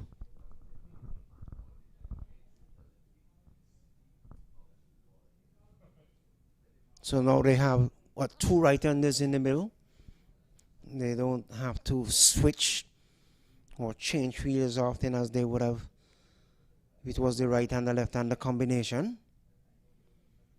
So that delivery is outside the line of the off stump. So one more legal delivery left. 9.5 overs.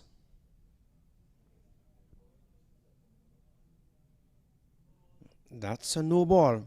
Signal uncalled by the umpire. Well, what could that have been? Yeah, this is the second time we've seen Devendra Bishu bowling no ball. We saw it yesterday, Eddie. Yes, we did. And I was asking the question, how could Bishu bowl a no ball? So free hit ball. Here is Bishu. A big swing here from Zaidi. Just yield him a single run. It appears Sinclair is out there. And so no harm done. Just an extra ball. Just an extra ball, extra run. That could have gone either way. So the over comes to an end. 10 overs, 68 it is for 2. And we're into the final match of this third day affair.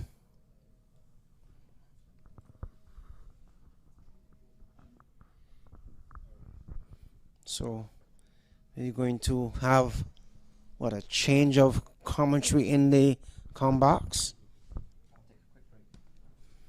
My good friend Lenny is taking a quick break.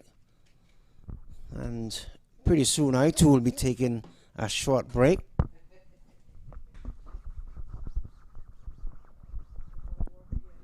With my good friend Ivor Henry ready and awaiting.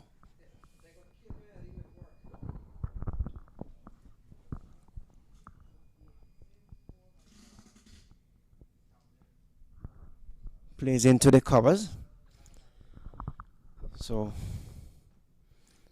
Ashmead Ned is what taking a wicket in his last over. One is slapped up to extra cover. They're going for 1, and that's all it will be. Takes the total now to some 69 for a loss of 2 wickets. Zaidi is on 2. Zanga is on 31 from some 28 deliveries. That's the man with the hat hand. Audley Shaw, welcome back. Audley Watson. Yeah, I was going to say that sounds like the wrong Audley. He was a former finance minister, Audley Shaw, former finance minister in Jamaica. Yes, it's a beautiful evening here, and I would say it's getting a bit nippy. This one is played into the square cover position. Knocked down there by Trevor Griffith. Just took a look at my weather forecast, Eddie, and it is saying we're going down to 52 tonight. Oh, it's going to be cold here in Florida. The return comes in. But in the northern state, they would give an arm and a leg for 52 degrees. That's another state. I prefer South Florida. Yes, indeed. Same here. Well, it's nice to have you. 69 it is to 2 as we watch the continuation of Ashmead Ned from the far end. Bowls to Sanga out towards wide mid-wicket. They gone for one. They thought about coming back for a second. The return comes in at the non-striker's end. And that's all. It should be just one for Sangha. And Sangha goes on to 32-70. It is for a loss of 2 wickets. 11 overs gone, oddly. The strike rate is presently 6.4. And the Brampton Pacers are indeed setting the pace. 70 for 2. And what's your projected score, the total? I would say 130. Okay, we shall see. They're quite comfortable now, I would say. 70 for 2. A lot of wickets in hand. And I think they'll just go on without being too risky right now until at the end of 15, 16. If they are still like 7 wickets in hand, then we're going to see some fireworks inside the stadium here tonight. So good bit of bowling from Bishu. Beaten outside the line of the off stump. It's called on signal wide. Very late call by the umpire. Takes the total now to some 71 for 2. The Vinja Bishu has taken 1 for 12. And he's in over number 2. So last wicket to fell. DL caught by Jesse off the bowling of Bishu. This one is choked up towards wide mid-wicket. Man from the long on boundary comes in. So one more to the total. Takes the total to some 73. Sangha is on 34. Zaid is on 2. And 22 yards would be aiming to do much better than the last time around. From the 22 yards. Here we go again with the switch sweep. This one bounce toward the man in the deep cover boundary. Gets a single. Ball was traveling at a great rate of speed. It was in the air, it was moving too, oddly. Yes, that one just a little more unchance. It would have been just over the boundary, but not on this occasion. He did not get all it had, all what he intended to. The result, only 1 run. So that delivery is played into the offside. So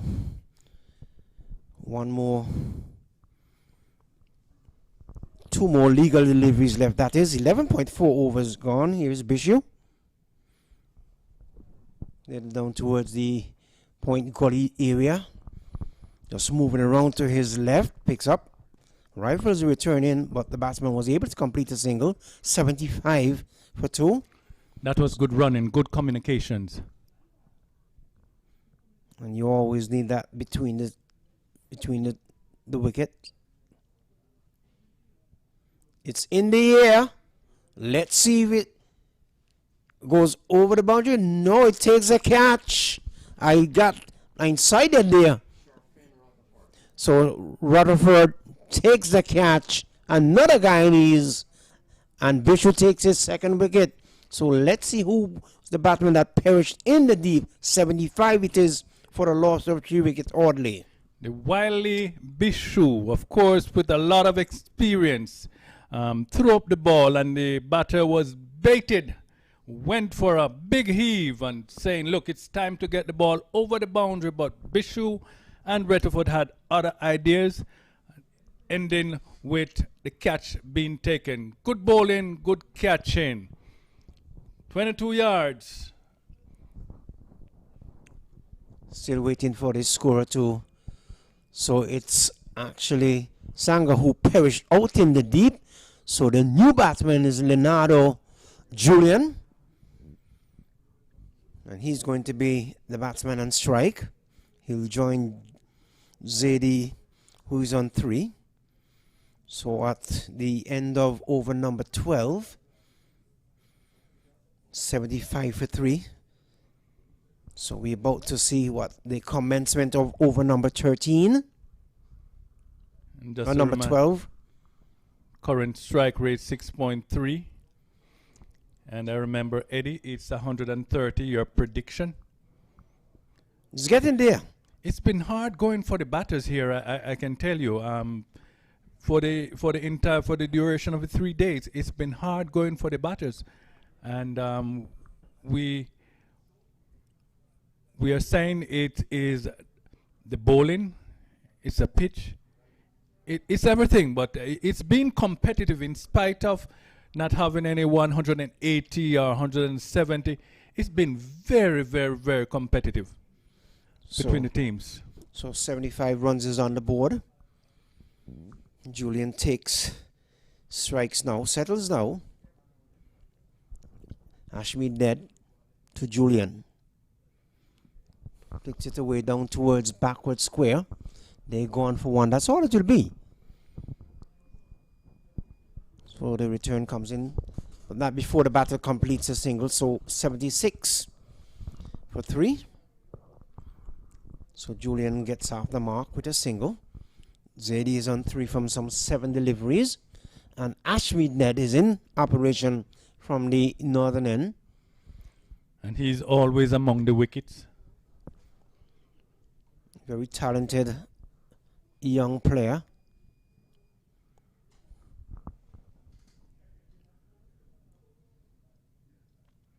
Delivery slashed away down towards cover. So it goes into the boundary board. Beat the diving hand. Looks like Trevin Griffith. No. But in any event, it ended up in the boundary for 4. So it takes a total to some 80 for 3. This one, Ned, tossed the ball up on the batter, indeed gave it the full force and the full punishment that it should have been given. Indeed, yes, 4 runs. So Ashmead made 1 for 8, some 2.3 overs. This one played away into the covers again. The batsman gets a single. So 81 it is for 3. Julian is on 1. Zaidi is on 8. And we can see his teammates down the bottom here. The batters' teammates. They're urging him on. All padded up. Not all the players, but next one to go in. All padded up, and the others are urging them to go ahead. Go, get on with it. Turns it down to short backward of square. The returns comes in at the non-striker's end. But the batter was home. It's always exciting, oddly, when the return comes in from the outfield and going towards the non-strikers end, to see the non-striker scampering through to get home, and he wants to get home safely. Because a lot of time, Eddie, they will be just cruising, so to speak, not thinking that from the deep they're going to be trying to run them out from the other end. But when they realize what's happened, they have to put themselves into overdrive to get home, make sure they're in the crease. No more cruise control. No more cruise control. On driving down towards the mid-wicket region.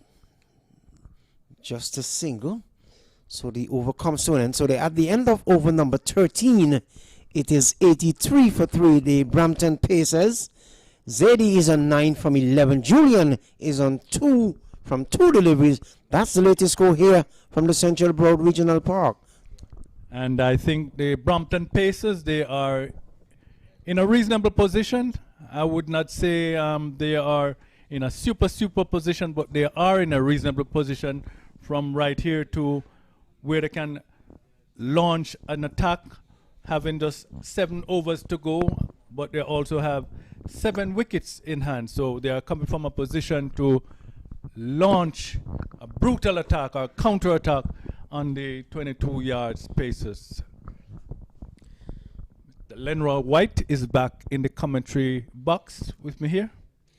Absolutely. Pleasure to be back to see live cricket action once again. Bishu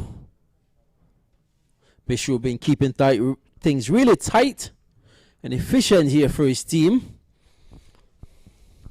Yes, the wily veteran, the experienced Bishu.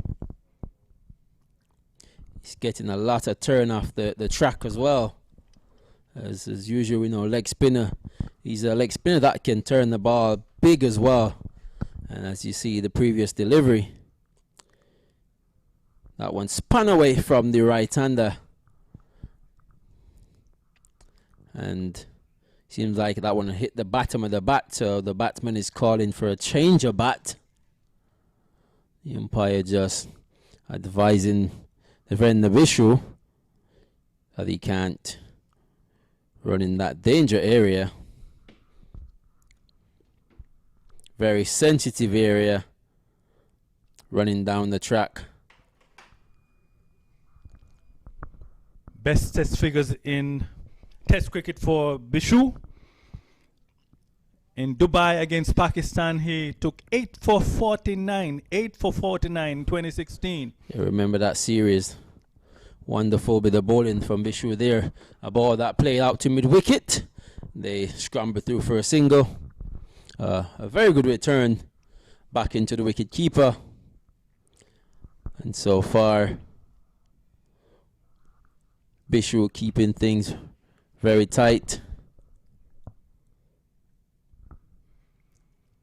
And just ahead of Bishu, only 4 other West Indians having better figures in Test cricket. And we'll have to go back to 1971 to find Jack the Ripper Noriega out of Trinidad and Tobago. In Trinidad against India, 5 for 95. I can remember that game. Colin Croft against Pakistan. He was 8 for 29. And Mr. Lance Gibbs against India and Barbados, 1962. Then he was a toothpick. They used to call him the toothpick. He's no longer a toothpick. Was that in my days there, Hadley? You were nowhere around then, Roy. So I would say those were your nights. Oh, gracious me. Way back in the 60s. Oh, shock in front. Umpire not interested, but very close. Maybe a pitching outside the line of the leg stump. I think that probably could have been the only factor that saved him. Yeah, that was a close one, but the umpire's decision is final. As you said before, it seemed to be going down the leg side in a way. And that's the factor about going across, playing across the wicket. And very luckily he survived. But at the end of 14 over, it's 85 for 3. Zadi's on 10 from 14. Leonardo Julian is on 3 from 5. And I'll give the batters just one more over. One more over to take a good look before they'll have to start to go buccaneering. They need to be watching the ball flying out of the park. We'll be having 7 wickets in hand, and by then it will be another 5 overs. Well, they have nothing to lose at this point. It's best to gain something from this in terms of you only got 6 over remain, and you got 85 for 3. You've got a wicket in hand, and that's a very important factor. We saw yesterday where they had wickets in hand, and they accelerated at the end, got them onto the highest score of the tournament so far for 157, and they would try to repeat that performance, or even better that performance, as they did yesterday. Exactly. They would be trying to go beyond the 156. Was it 156? No, that's what they set. They set 157 yesterday, and the Atlanta Paramount, they got to 153, I think. Yeah, that was a close one. But with all what we are saying, the bowlers, they have other ideas. As we are watching Kevin Sinclair from the West Palm Beach end, who was bowled some 2 overs for 10 runs, yet to pick up a wicket. Keeping it very tight and steady at the minute.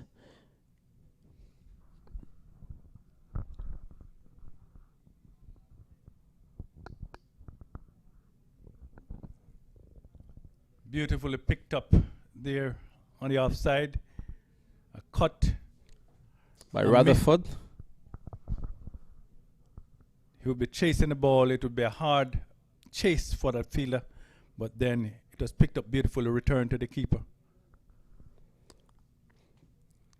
You need this one on the onside for a single.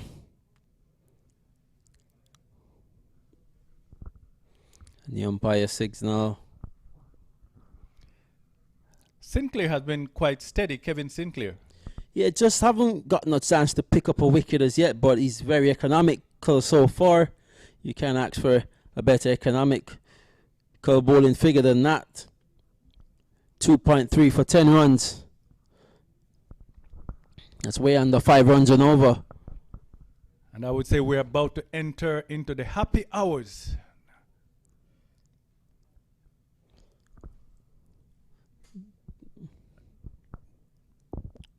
That one has turned down to mid-wicket.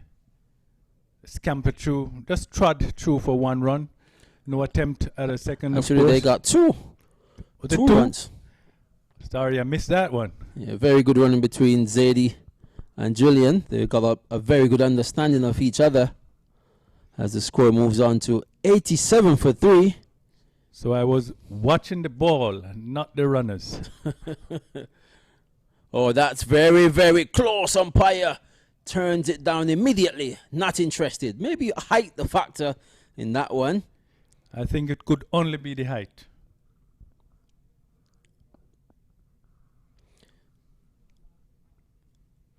Oh, this got to be close. Yes, it's given. Fantastic delivery. Batsman going for the reverse sweep. And Kevin Sinclair stick to the plan, bowling wicket to wicket. And he has gotten his first wicket. Now, Asad Zidi did all the hard work. 17 runs, 17 balls for 11 runs. And then he gave his wicket away, trying to do a switch hit or a reverse sweep, and then he was found plumb in front. There's no that was not necessary, but on the other hand, that one had come off, we would be saying, oh, that was a great reverse sweep.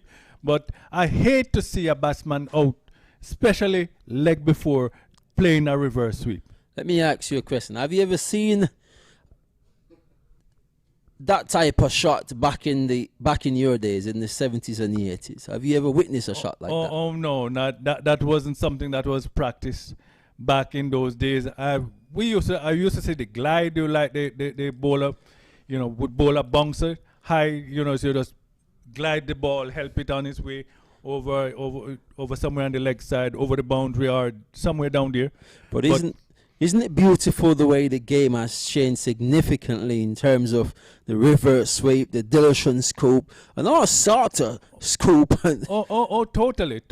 And it's nice, as I said, when it come off. But when you try it and you miss and you're plumb in front, that's not good. Everyone will say, what was he thinking playing a shot like that? Right. If the ball is already outside the off stump and it's not an off spinner coming into you, then you can try that. If you miss, you're outside the line. The ball would have already pitched outside the off stump. But to ball coming onto your wicket and try to do that, is looking ugly. Yeah, but if you get it quite right, it looks very elegant. Beautiful. He goes big over mid-wicket. Is this going to be taken by Jesse Singh? No, he can't, and it's gone with maximum for 6 runs. Yeah, so that's the US Open Fantasy maximum. US Open Fantasy maximum. Very good shot from Ranjit Singh. Heave over mid-wicket for 6. He is putting Devendra Bishu to the sword here. Let's see what Bishu will do to come back. He goes again. This time didn't get the connection that he wanted, but down to a square leg region for a single. It's always interesting to see what's going to happen after you've been hit for 6 or a bowler been hit for 6. there's this big anticipation. What will happen next? Will this be another 6? Will this be a wicket? But he had it in his intention to get another one.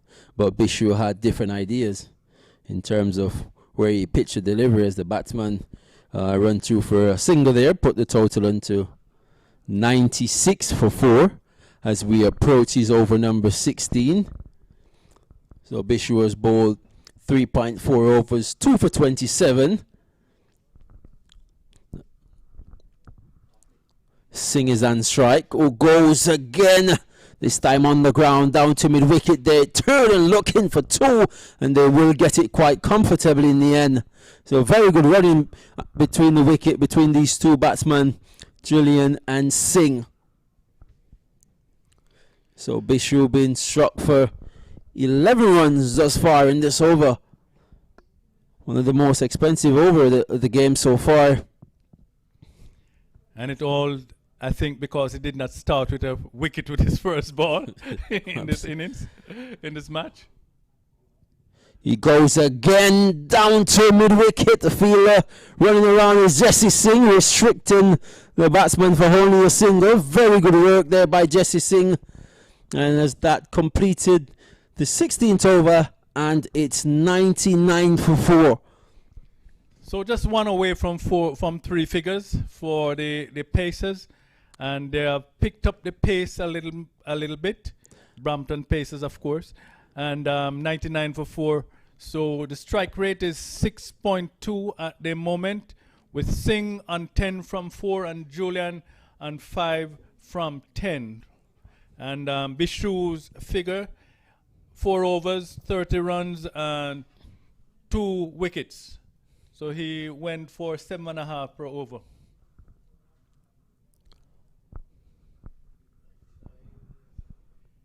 $99, 1 from the 100. So that's the next landmark.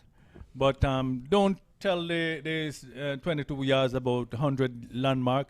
They are thinking about the next wicket and the next wicket. Absolutely. Hopefully they can get to a respectable total of 130, 140. Still not impossible. He goes straight down the ground.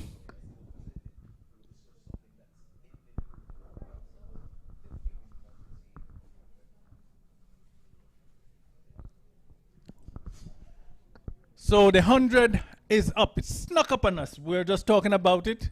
Realize the 100 is here. 100 for 4.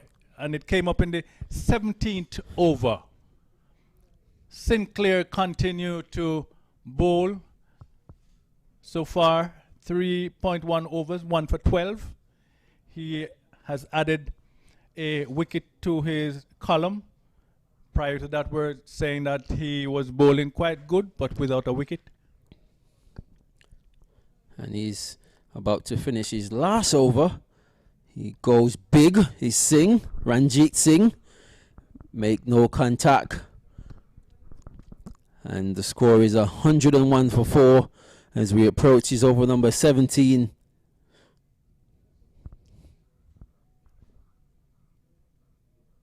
Goes through mid-wicket. They've gone through for 1. Should get 2 quite easily, as they've done so quite effectively. Yes, that makes it 103 for 4. 2 easy runs there. 2 balls to go in this over, and it will mark the end of the spell of Sinclair, Kevin Sinclair. It's been quite economical, and is given this time. So Sinclair strikes, and he celebrates. Puff of the chest. I am the man at the minute. Fantastic stuff. And this time of the innings, you would think that the Brampton Pacers would be thinking about accelerating, getting runs on the board, but instead they've been losing wicket at regular interval. But did you see Sinclair doing the somersault? He was running like he was on the United States. I mean, he was jumping and flipping like he was on the United States gymnastic team. Maybe he can try out for that, because that's some really good move.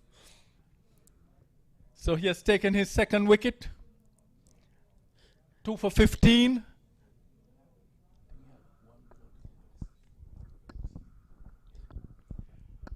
Just one ball to go to complete his spell of 4 overs, his full quarter. And it's always looking better if you finish with 2 for 15 or whatever it is done, even if you're economical, not having a wicket to your column. Absolutely. And he has turned the table around, picking up wickets very regular here is Sinclair. So the halfway stage of the wickets, they've lost 5. It's the Brampton Pacers, CC. New man to the wicket.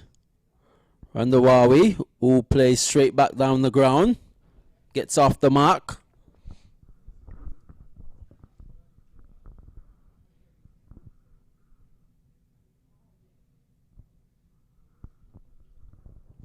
Julian batting steadily on 6 for 11. It's time for him to. He is a set batsman, so some signal is being maybe to his teammates from the wicket keeper up there. But I was saying Julian is a set batsman, and he's on 6 from 11. It's time for him to go forward now, and Well, according to our scoreboard, it says that Kevin Sinclair has completed his 4, allotted for 16 runs, and he picked up 2 wickets. Good figures in T20. Fantastic figure in 4 per over. It's very good. And it seems that the captain is going to be brought back himself back into the attack. You see if he can clean up the end, clean up the tail of this Brampton Pacers team. Jesse Singh bowled 2 for 18.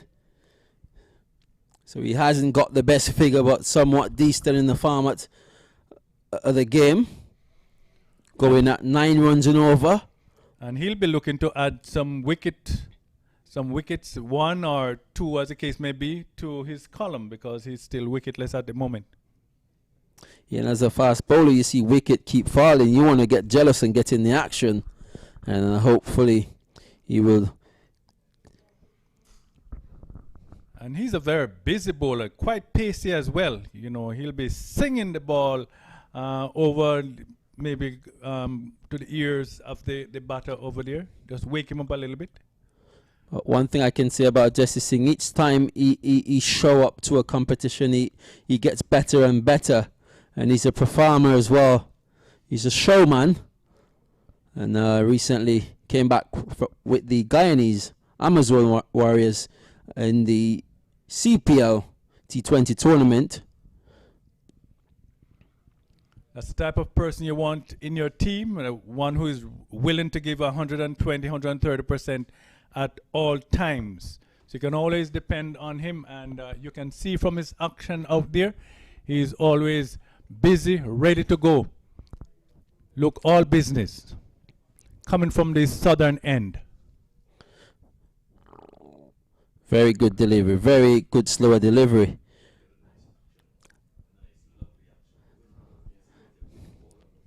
And he has a fantastic rhythm. And his action is super smooth running up towards the crease. Very steady, hardly. So, would you call him as smooth as Michael Holding, Whispering Death? Not quite, but he's effective. Not as effective as the Whispering Death Michael Holding. Well, of course, there can only be one Whispering Death. Oh, this could be close, and he's given. He's gotten the wicket he's been searching for all night. Jesse Singh strike, batsman playing across the line. The ball that was pitched from middle and off stump, and the umpire says it's time for you to go. And yesterday, just reminded here that yesterday he got player of the match. He took 3 wickets yesterday in the match that he played. So we're just saying here that he was aiming to add some wickets to his column, because he was already bowling well. And yes, indeed, he added that wicket to his column, and he's indeed looking for another 2 or 3. Absolutely, and it's still possible for him to get a 5 for if he continue in the way that he's going. Really, really improved cricketer Jesse Singh. Talented. He traded his cricket in the New Jersey, New York area, tri-state area. And we're just saying that he's the kind of a bowler that you want on your team. He the sort of player on a whole. He gives like 120, 130%. So if you put into it, you will extract from it as well. Very energetic and charismatic. You could describe Jesse Singh. Always got a smile on his face. Very approachable young man as well. Oh, and he's caught it. Another one. It's a no ball. So it's all happening out here. They're appealing for a run out. Umpire is not interested. Oh, that would have been somewhat of a delivery if he hadn't overstepped the crease. But it's all in the nature of the game here, Adley. Oh, that infringement over the crease cost Jesse Singh and his team another wicket. But that's all a part of it, and to add insult to injury, it's going to be a free hit. Absolutely. Just when he thought he had gotten it all, it's about to go the other direction. And we're just about to say, oh, he's on a hat trick, but... That was the first intention I had, but the umpire was a busy man on that occasion. Oh, and this time he heaves over. Extra cover, wideish long off for one bounce for 4 runs. Absolutely fantastic shot. A no ball that was hammered away for 4. And that's another US Open Fantasy 4. US Fantasy boundary. 4 runs. And yes, Jesse Singh yesterday had 3 for 16 when he won the Man of the Match award. The Player of the Match. Player of the Match. Yeah, I'm having some problem with that too, because when say Man of the Match, we know all men are playing right now, but we're still seeing in the papers Man of the Match when they're playing Ladies Big Bash. This time he heaved this one into the onside. They're looking for 2. Touch and go. Umpire says not out, but very good pick up there and an excellent return from Rutherford. It's always good when you return that ball and you're watching those the flash of the wicket, you know, the flashing going on there. You know, it's a good feeling, and it's saying, look, if the batsman was a bit short, I would have had him. And it's another thing that we looked at in Jamaica. They say it's the mango season. Mango season. Stone. In other words, we always stone the mangoes. And the ridiculous thing about that, we'd stone and knock down 10 green mangoes for the one ripe one. Absolutely, just the nature. Oh, another one down to long on. They're pushing for 2. I don't think they're going to go against the harm of Rutherford, who was getting an extremely brilliant return into the wicket keeper. Very good stuff and very good bowling from Jesse Singh. Just that one miss up for no ball that he was hammered for 4 after that. But pretty much decent, and he's gotten a wicket. Rutherford is getting a repetition around here. He started to be respected as a fielder, because they're saying, look, what happened a while ago, you know, he shattered the stump, so I'm not going to take any chance with him. Stay at home, boy. Stay at home. Absolutely, and that's what confidence does. And, you know, as you rightly mentioned, I don't think you want to go against a player like Rutherford. Have you just seen he shock of the stump? Wisely so. And we have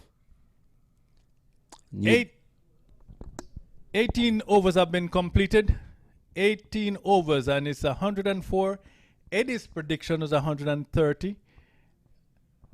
Just a matter of 16 runs away, 12 deliveries. And that could happen in 1 over as well.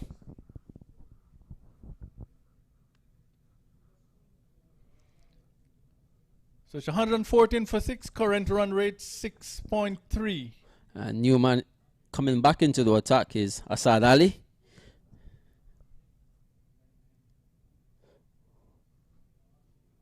Ooh. Touch and go. Umpire says not out. But very smart cricket there. Very good running between the wicket. Mutual understanding among each other. Randawawi and Julian. It's a good job by the wicketkeeper himself. He ran the ball down. shy at the stump, hit, but was just a little late. Good cricket, good all-round cricket. And 15 runs away from your total. From Eddie's total. What was your prediction? I did not make one this time. I've been losing too often. You want to keep that money in the pocket. Well, no, I'm not a betting man. No money is being exchanged. We're just having fun. Absolutely. So 11 legal deliveries to go, 115 for 6. Will they make 135, 140? Well, that's a respectable total on this sort of track. And he's looking for a no ball, but the umpire says that one was below the waist. He's more than looking, he's begging. He's begging the umpire. What happened here, umpy? You have to respect the umpire decision, and umpire decision is final. And I'm quite sure those two umpires, they're super experienced when it comes on to T20 cricket or any cricket, as a matter of fact. Oh, clean them up. Twinkle, twinkle, little stars, here I shine, near and far. He's gone, he's out. Yeah, very good stuff. And that's what genuine fast bowlers do at the back end of the innings. You come in, you run fast, and you bowl wicket to wicket. And execution has been absolutely superb. Assad comes running in, you can see nothing but business. You can, because he's running towards us, coming from the northern end, West Palm Beach end, and you could see he's nothing but all business. And speaking of an Ilonic character, when it comes to cricket, the man that's sitting right beside me here, Lenroy White, whenever he's on the field, there's always something. He's always walking, action, his hand will be going or something. He's this kind of man as well. He gives 150% when he's on his field. Absolutely. If he's batting, bowling, fielding, whatever. It's the love and the passion for the game, and that's why I'd like to see when these guys come out as well and put 100% in whatever they're doing. You know, batting, fielding, you name it. It's the love and the passion for the game of cricket.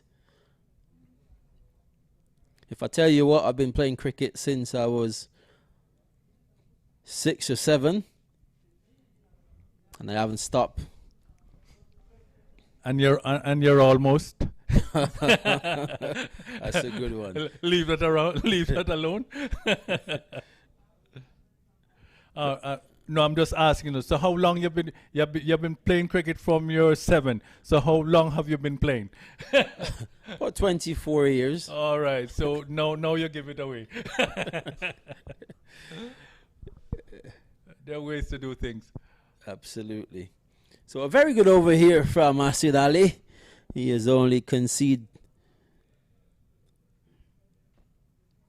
1 run in this over so far.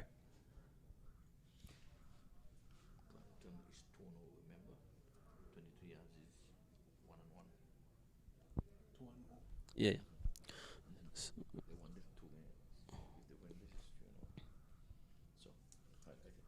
So just so you be aware, if you're just tuning in for the first time, Brampton Pacers, they have won 2 from 2. And this is their 3rd game. If they win this one, it will be 3 from 3. And the 22 yards, they have won 1 from 1. If they should win this one, it will be their 2nd, 1 of 1. 1 on 1. Yeah, they're 1 on 1. Win 1, they're 1-1, lost 1. So 1 on 1. In Atlanta, Perrin Verm, they are probably in a little spot of bother.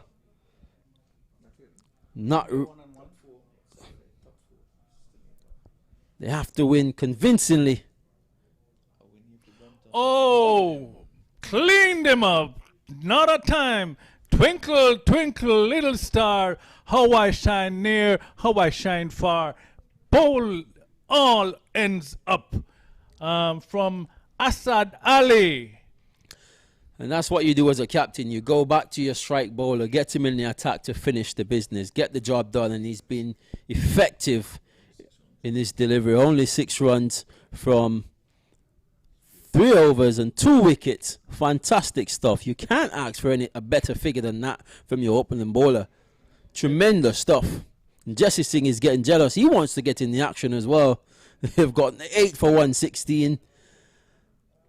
And they've only got 1 over to go, and they need 14 runs as that predicted score. Newman to the wicket is Butt.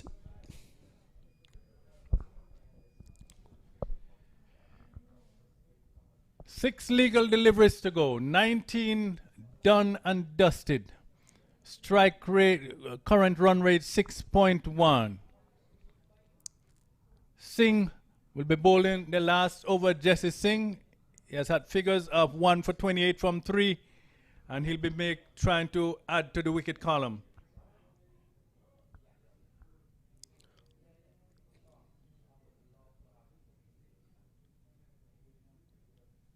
This one they run quick, run the first one quick, and they were able to do a second one. So they got 2 from, and that was a dill scoop. They did a dill scoop on this one. Score moved by 2, 118 for 8.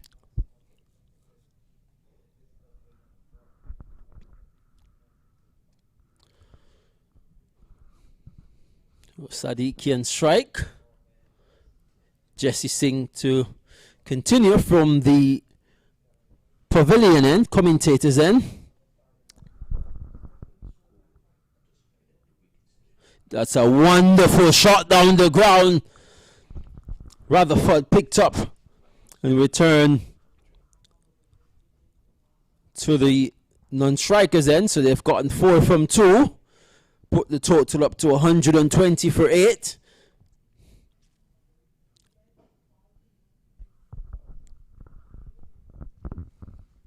So time will tell if this total so far will be a challenging one for the 22 yards Sultan CC. As we've just mentioned, they are 1-1. The Brampton Pacers will be trying to make it 3-0.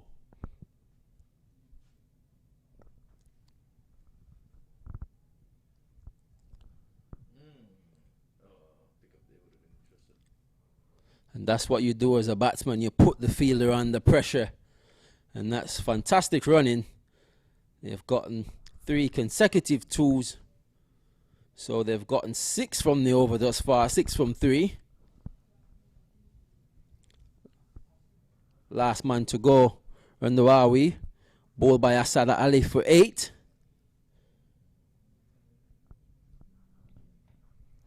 In the meantime, Jesse Singh is fine-tuning his, not his voice this time, trying to fine-tune this delivery as he's running, bustling in once again, all business. Oh, gracious, what a shot, what a fantastic shot. Has he done enough?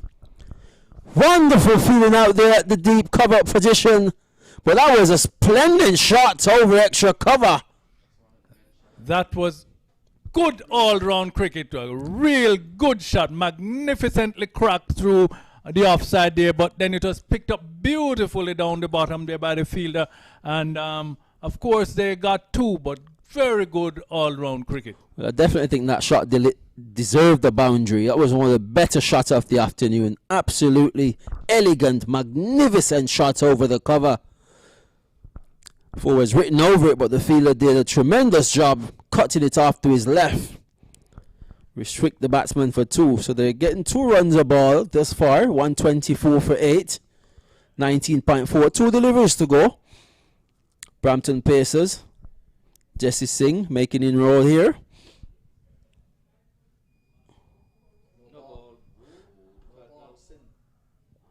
No ball, and the batsman decided not to run against it. And rightly so, he's the more effective batsman. And Jesse Singh has a problem with the no ball at the minute. He's struggling a little bit to get it together. And at this stage of the innings, you cannot afford to bowl no ball at this stage. It could be very vital. And I must say that was smart cricket by the batters. You know, the man that was most effective. Why run? We already have a 1 for no ball. So stay where you are. I want to take charge here. Let's see if he's going to bowl him again from another no ball. Repeat the first.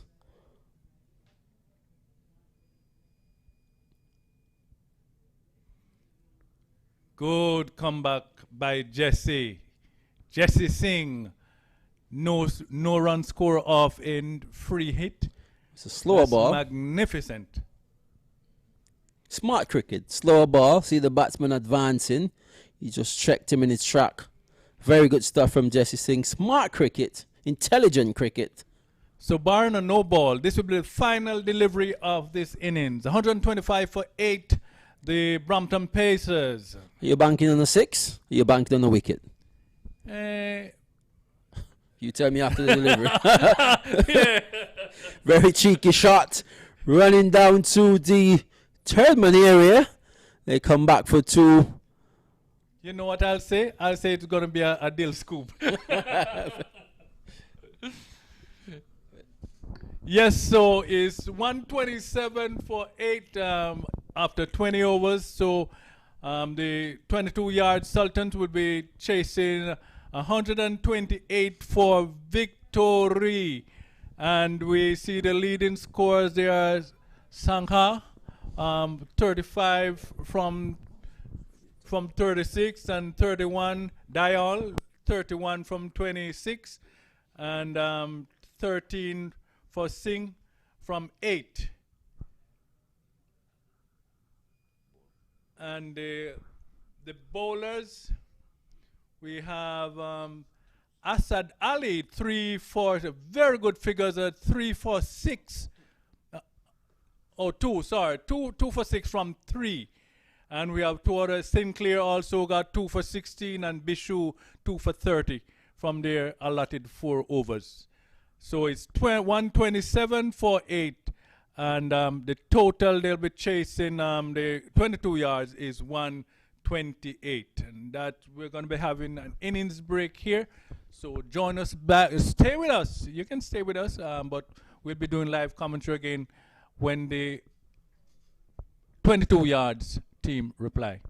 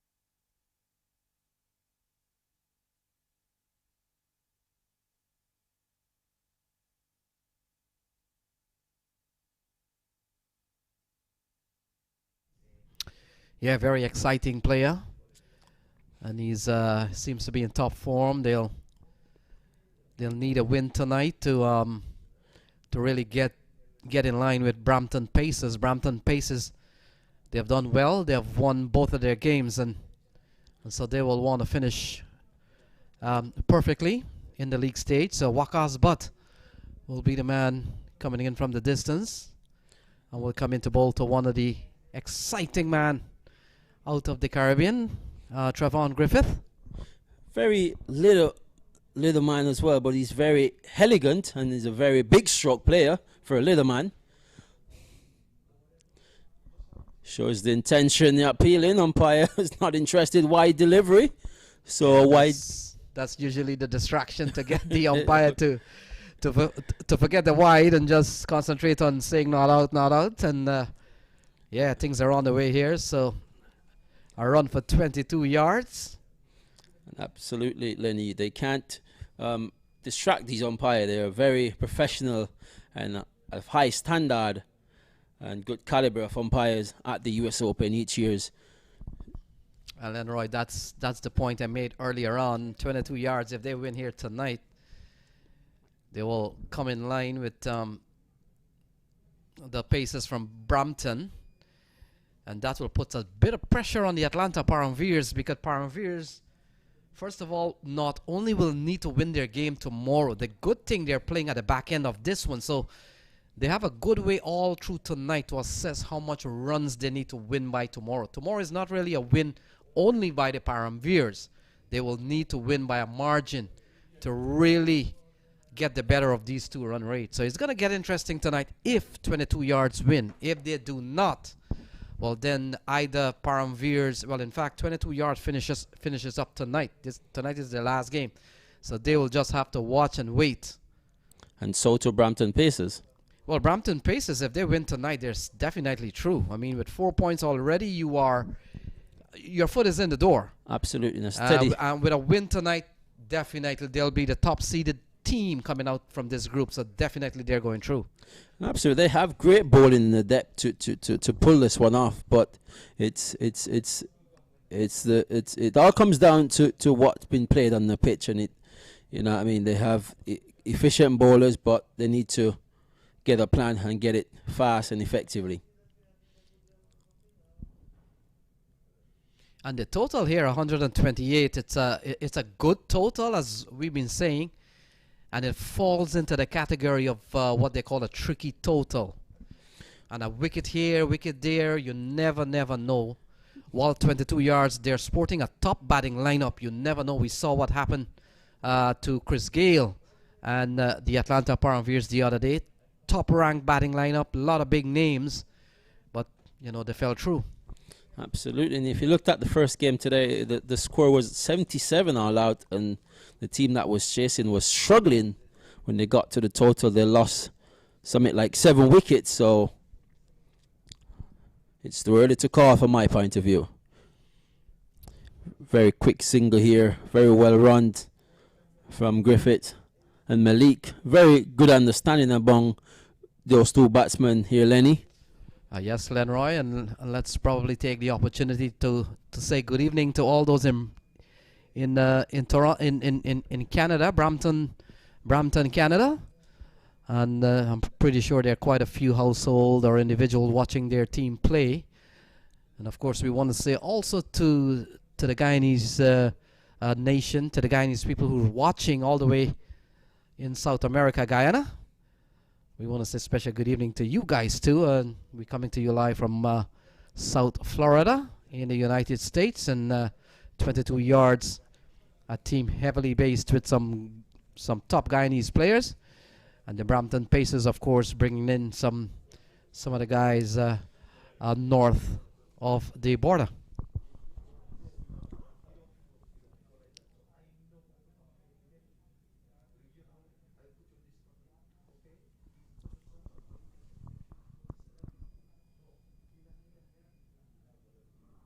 Oh, and a very good delivery in the appealing for a caught behind. The bowler was a little late in his appealing. The first slips on the wicket keeper was very convincing. Yeah, the umpire is unmoved. Wakas, but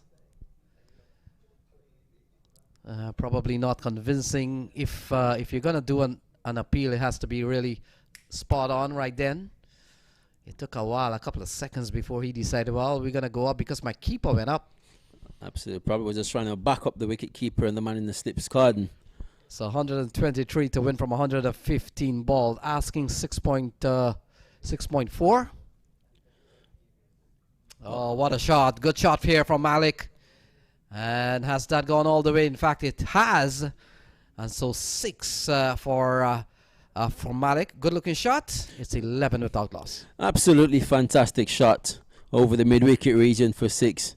The timing was perfect and the elevation was on as well. Very good shot to get things on the way with a maximum. Yeah, 22 yards.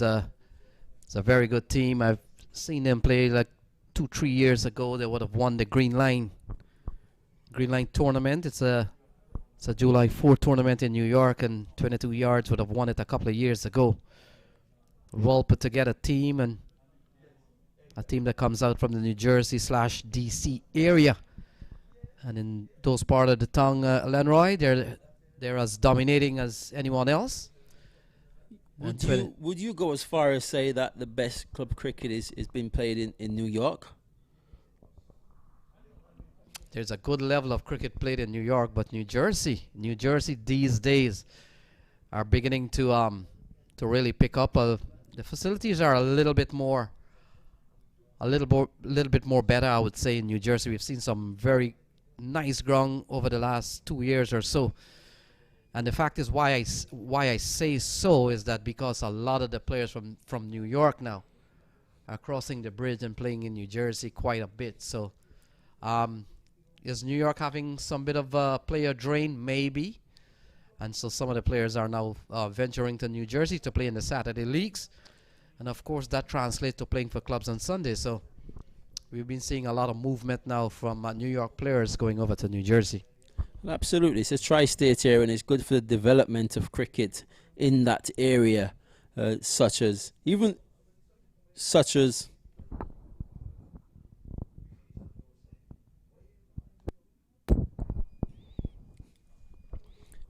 sorry, as I was saying there, Lenny, it's good for the development for Cricket USA as well. If you can see the New Jersey area bringing out some good talent, such as Jesse Singh. That's where he traded his cricket as well.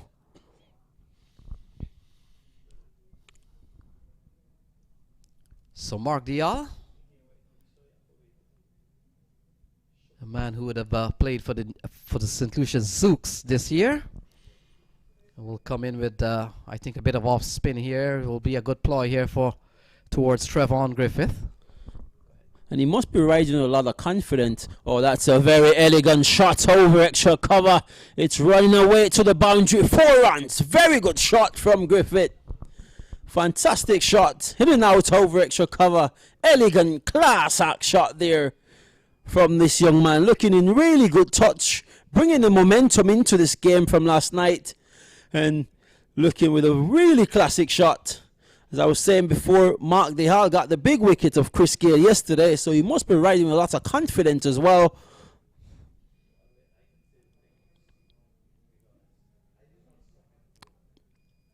Very smart cricket all around here. Yeah, lovely shot from Trevon Griffith. He goes with the spin. That's a good way to go to the off spinner. You got to target long off, wide mid off. That's the area. So far, I think he has been one of the most elegant opening batsmen of this tournament so far. He looks really good. His strokes are effective. Yes, Lenroy, the longer Trevon Griffith stays, the better he gets. And he needs to know that. A lot of time we've seen in the New York area, he's gotten out a very careless looking shot, but once he stays there, he seems to get better. He's a quality player. So Mark Dial, we've beginning to see a couple of players on the fielding team opted to go for some bit of a light jacket. I think It's he has gotten a little bit windy outside and it's getting a bit chilly in the night here, so wides. Do you consider his action a little similar to Sultan Ryan, the way he approaches the wicket? But maybe not as effective as Sultan Ryan, one would say.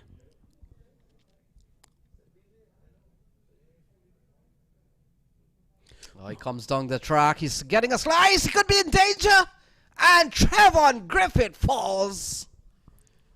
One of those careless looking shots coming down the track, getting a bit of slice. It flies in the air. Well judged catch. And Trevon Griffith has to go into the shade. Well, that ball was a fraction too straight for that sort of shot. He advances down the track, trying to go over extra cover, splice edge, man taking it backward point. And there we go. The Brampton Pacers strike at 18 for 1. And Griffiths go for 6 from 6. And this new man to the wicket, Andre McCarthy, who hasn't stepped up to the party this season. He's been struggling for runs in this tournament. So tonight is a perfect opportunity for him to get going and get a big runs for his team tonight.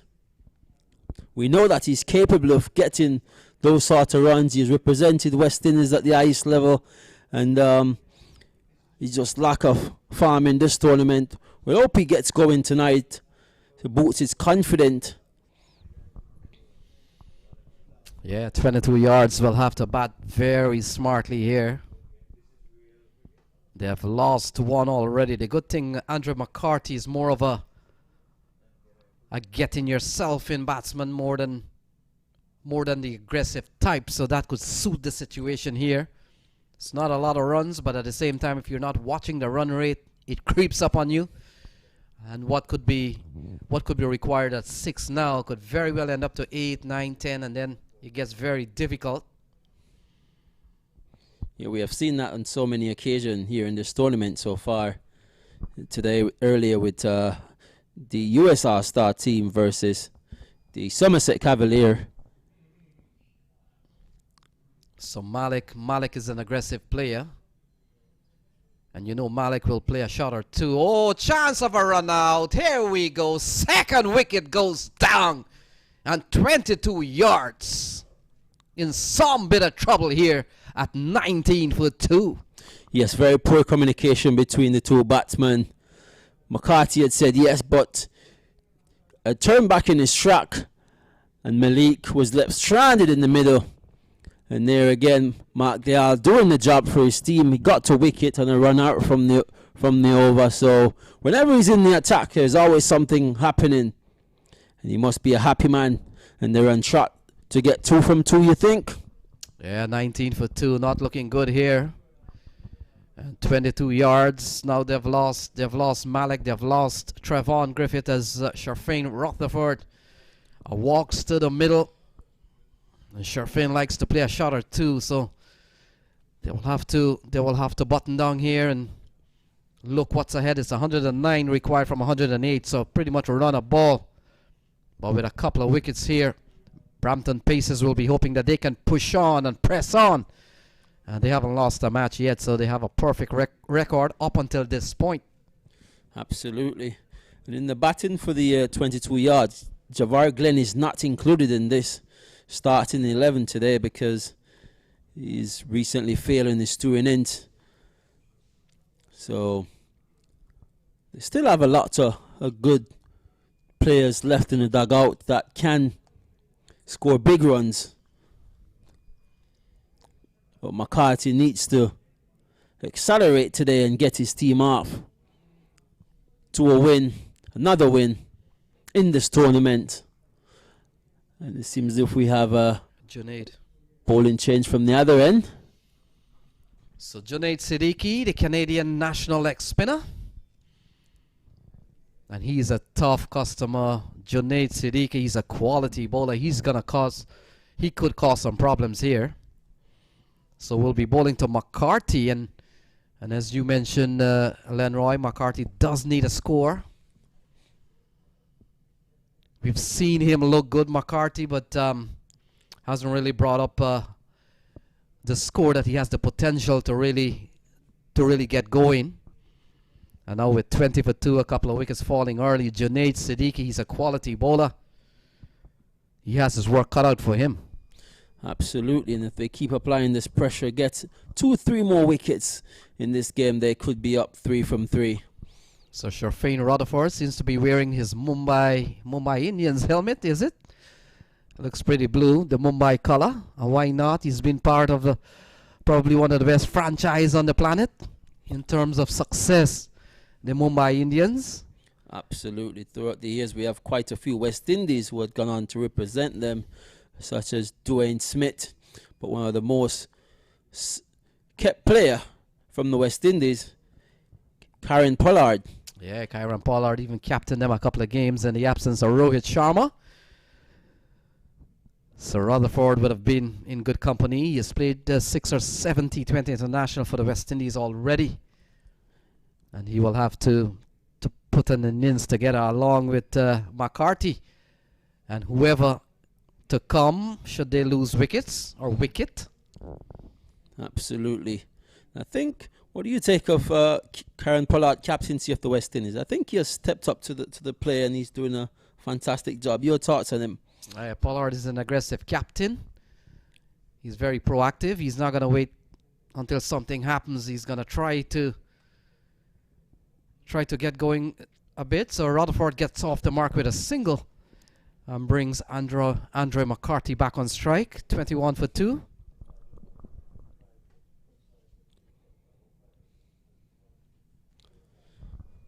And you look at Junaid Siddiqui, a close semblance to Shahid Afridi. Absolutely, absolutely spot on there, Lenny. If you looked at the forecast, the weather has changed significantly. You see most of the players out there in the sweaters. There we go, an Afridi impersonation, sort of. Yeah, I didn't walk with my jacket, English, and it's gotten a little bit chilly. I stepped outside a little bit, and it's a bit nippy. I think you probably have brought in the New York weather to South Florida, Lenny. Well, I'll be coming with bags of snow if I did that. 21 for 2. 21 for 2 at the end of 3. With Sharfane Rutherford and McCarthy out in the middle. Yeah, McCarthy continues to struggle. You see the last bar of the over. Slashes outside the off stump, didn't make contact. He needs to get a few in the middle and get his confidence up. We know he's capable of getting the job done. As recently, a drought for runs. Saw him in the final in the New York League, one of the New York leagues. Didn't really get going as well. So I think he just needs a few in the middle. Yeah, I saw him in New York around September in a T20 tournament there.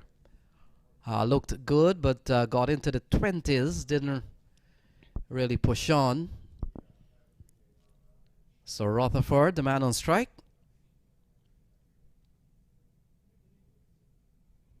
The ball cut away into the offside, can't score. Well, in fact, now they will score. And so all twos on the board, 22 for 2. Mark Dial continue. He has been very efficient with the ball this tournament. And he just demanded the man that long off to come in and push back the deep mid wicket and a wideish long on. So he has a plan.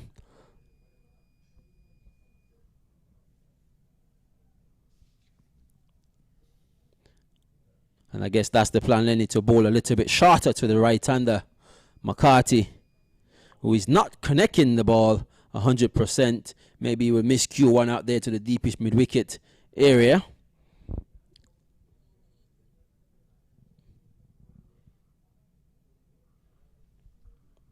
So they're keeping the scoreboard ticking, both Sharfane Rutherford and Andre McCarthy.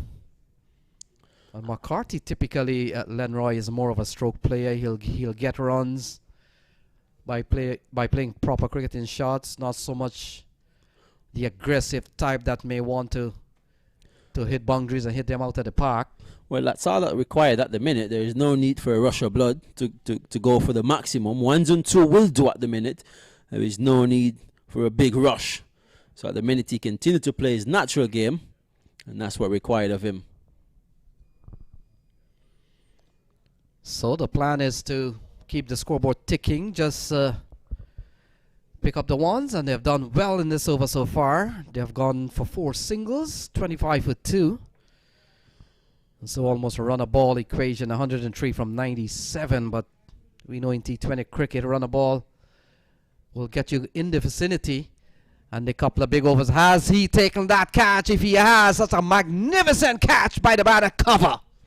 Absolutely fantastic catch to his left. Beautiful catch.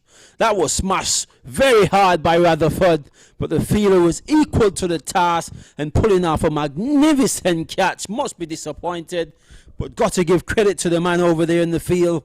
Tremendous catch. Another one bites the dust. It's 25 for 3.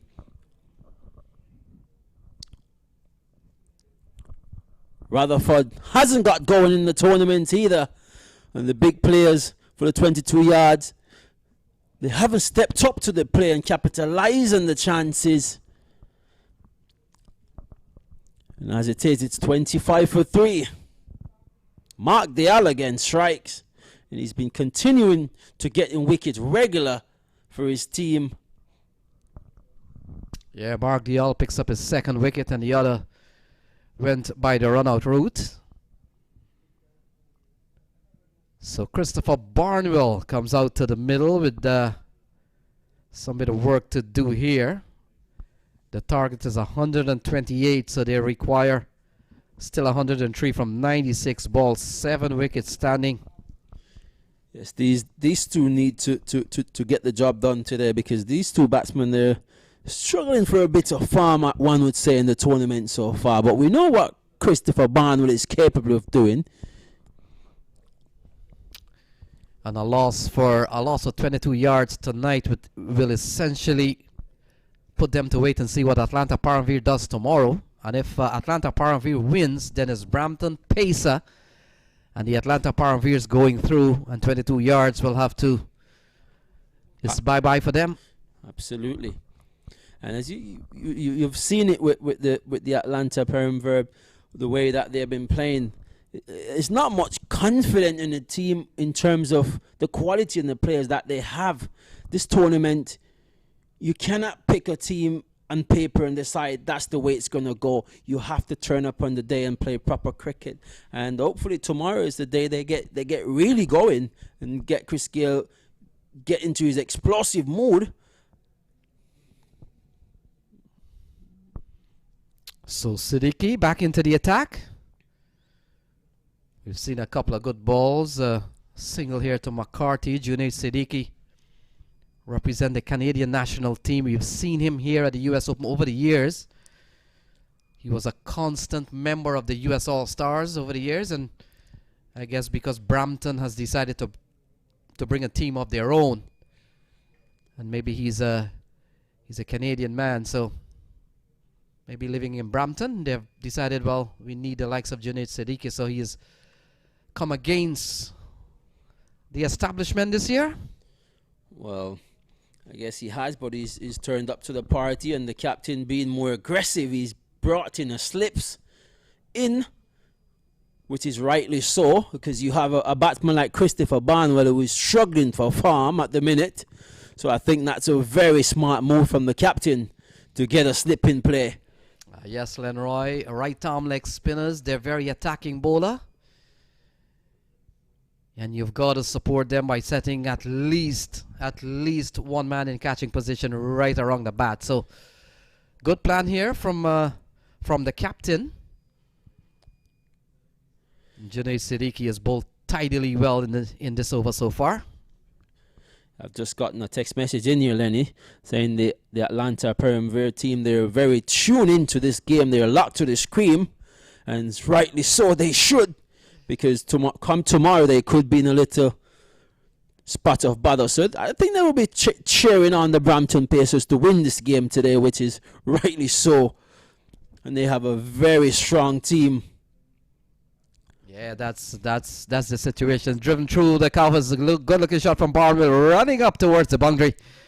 And that's a classy looking shot. Will certainly release some bit of pressure here on Barnwell, and 22 yards. Absolutely elegant shot through the cover. Effortless shot. Didn't really try to play it too hard. He just guided through the cover for a classic 4 runs. Very good shot.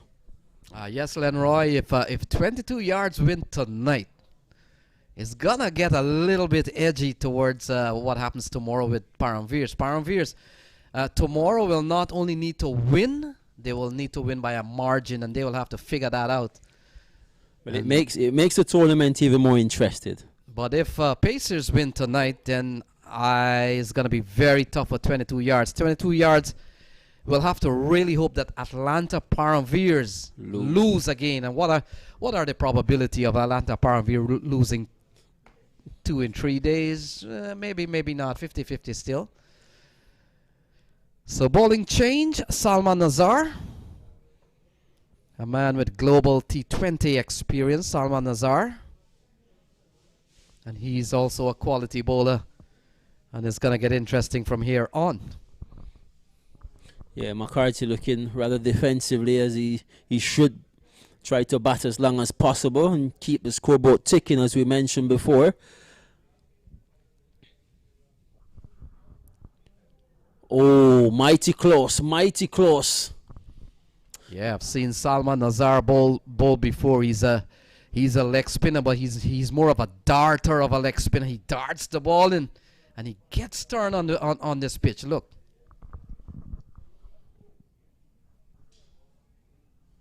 Very solid drive there from McCarthy out to extra cover for a single. Yeah, that is what McCarthy will be here for. McCarthy will play pretty much in the V's. He will play a ball on merit. And you have the perfect combination for that. You have Christopher Barnwell, who can hit the ball effortlessly for 4 or 6, and you have Andre McCarthy at the header hand, which will just dub it and get 1s and 2, and you know that's all you need sometimes in this sort of situation. Yeah, Salman Nazar, he's got to keep it flat. Wide is the signal. But we don't need the aggressive shot. 22 yards will be telling himself all we need is pretty much run a ball and a couple big overs in between. And they will come. But this is going to be quality stuff. Salman Nazar and Junaid Siddiqui will give you a good 8. That I know. And you have seen it already with Mark DeHaal. He's been effective in his approach. Flicked on the onside. They've gone through for 1. They're looking for 2, but McCarthy says no. Return comes in quietly sharp towards the wicket keeper. And Lenroy, this is where the experience of having played at the top level. Barnwell has played for the West Indies briefly. Andrew McCarthy has been around Caribbean cricket for some time. This is where the assessment and the application will have to come in here for them to really take them across the line. Absolutely. And the way they're going about the approach is quite correctly. They're just trying to get 1s and 2 and keep the scoreboard ticking. Toward the end, they have enough batting to explore the last 8 overs or so. Yes, Lenroy, and just coming back to the talent sometimes that are brought in for these important tournaments. The owners and organizers, they spend a lot of dollars to bring these players in, and they're really hoping that, well, first of all, when you come here, we're hoping that you give us one of those performers that have put you at the top of the level that you played. And many times we've seen disappointing performance from some of the top international players and even former international players from time to time, and you know what I'm talking about. Absolutely, and so far I haven't seen a stall of any performances from most of the international players. They've been average, one would say, but you never know. As it gets towards the semi-final, we could see some fire launch rocket. Yeah, probably it tells us that our cricket in America is healthy enough to field some of these big bats that come here from time to time. Absolutely, and we saw that evidence today with Damien Rowe, the way he was playing the ball, even though he wasn't 100% fit, but his character and his contribution was magnificent towards. Yeah, good looking shot from Barnwell. Will he find the gap? The field is coming around. He's sprinting away. In the end, 4 for Christopher Barnwell through the offside. And that's another good looking shot from the former international. Very good looking shot. Didn't hit it too hard, but the timing was absolutely spot on. And the placement as well. Excellent shot from Barnwell. The hard boundaries will come. That's a bad ball from Zadie. And Barnwell taking full advantage of it. Very good delivery there from Zadie. Beaten Barnwell outside the off stump. Oh, cut away into the offside. Can't score this time. And so Junaid Siddiqui has they've come up with a plan here to bring in Asad Zaidi. And Junaid, lofted into the offside. And what a drop catch there from Brampton pacer. What should have been 37 for 4, ends up being 38 for 3. Barnwell lives on. And this drop catch could cost them very costly at the end. It was a straightforward catch in the chest region and being put down by the man at extra cover. Already he's been replaced. And we know so many times in cricket, Lenroy, the ball may follow you next time.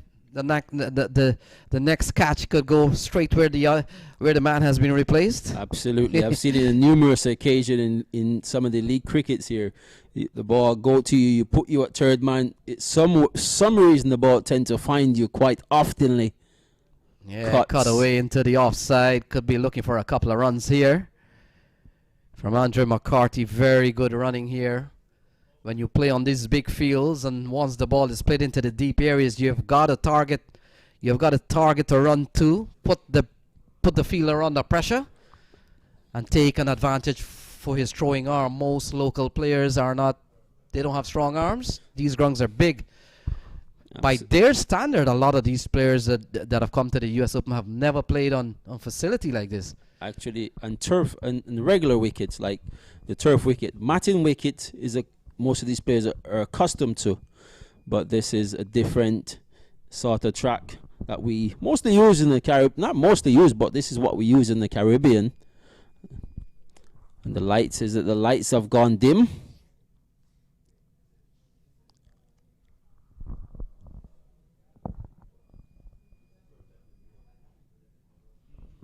Yeah, I know there's a 8:30 cutoff time with the lights, so not too sure how that will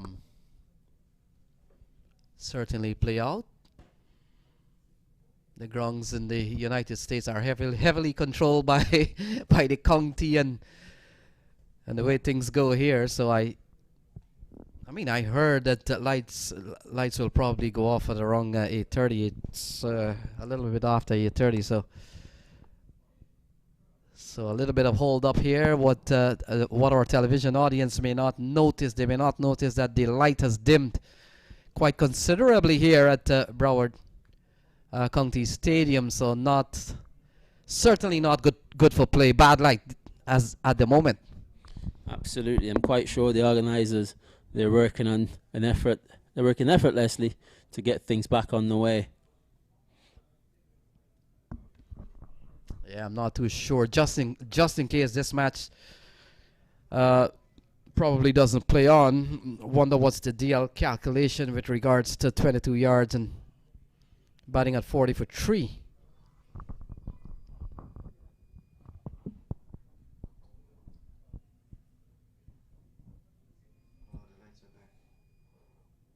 Oh, there we go. There, Lenny, we got the lights back on here at the Central Bar Regional Sports.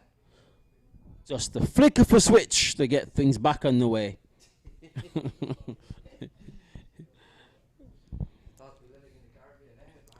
So as it is 7 over, it's 40 for 3. Christopher Barnwell 10 from 10. Andre McCarthy 7 from 14 deliveries.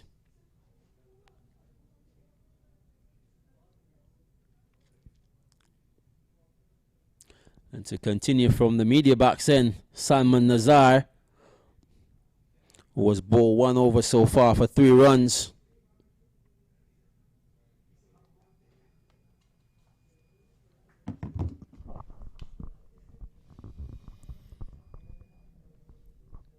So Salman Nazar will continue. And Christopher Barnwell on strike. Quite sure he might be thinking about getting this game done and dusted, being the fact he just saw what transpired.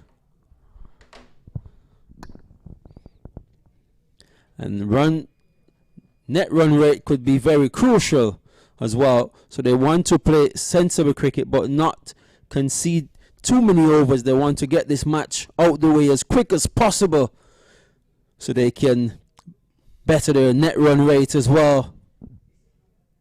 Oh, that's an elegant drive from McCarthy, running out to extra cover. They're coming back for 2 and should get there quite easily. Yeah, 85 to win from 76. Nice looking shot again from Andre McCarthy. And this is a world-class facility, Lenroy. We've seen 10 T20 internationals here already. The Nice. Indians were here. New Zealand has played here. Bangladesh has played here. And in fact, had it not been for the COVID situation, South Africa was due for a tour here in the summer. And so we've seen a lot of, already we've seen about 10 T20 international. We've seen a lot of list A matches involving the United States. Absolutely. Now, Lenroy, you have played on this ground several times. I remember the last US Open I came last year. You played a match in this stadium.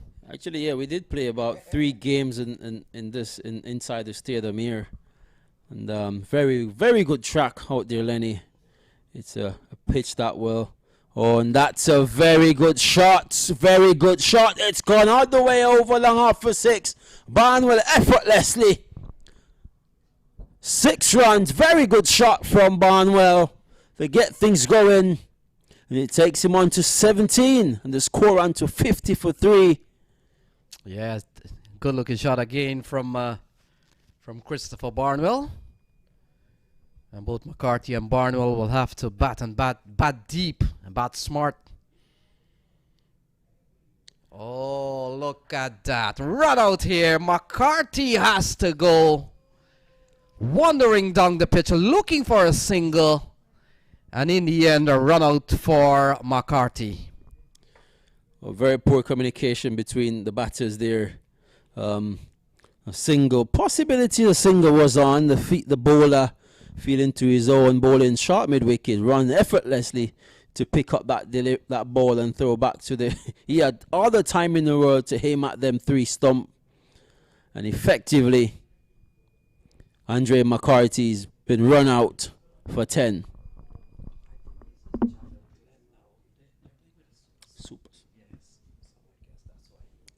So my apology when I mentioned Javar Glenn wasn't in the starting 11. He's the super sub, it seems as if, because each team are allowed to play with a super sub in this tournament. And Javar Glenn hasn't lived up to his expectation in this tournament thus far for the caliber and the class play he is. All right, I was listening to the spectators last night saying he spent more time dancing, entertaining, than he does batting. But tonight, we know Javar Glenn can hit the ball massive as well. So tonight is a night for him to get going. He hasn't gotten going in this tournament, and he needs to deliver tonight. They're only 78 runs away from winning this match, and they've got lots of overs in spare. 70 over in spare.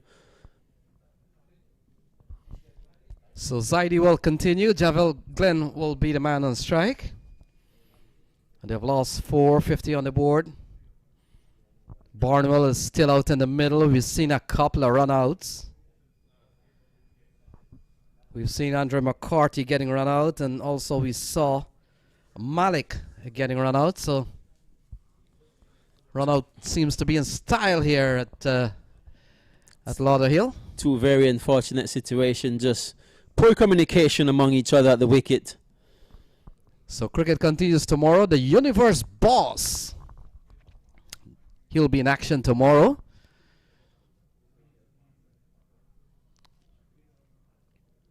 So single here to Barnwell. Barnwell is stitching together a very nice innings so far.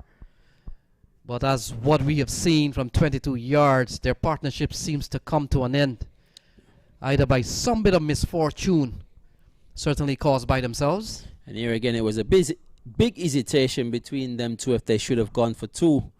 And at the end, they decided against it. Javar Glenn plays this one down to long on for a single. Gets him 2 from 2. Put Barnwell back on strike, who looks really elegant and effective thus far in his innings. 18 from 14, Lenny. So ball cut away, running up towards the point boundary. Good bit of work there. He seemed to have injured himself.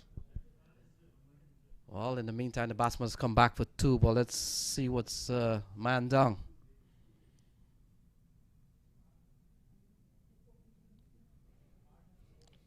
Seems to be in a lot of pain, Lenny.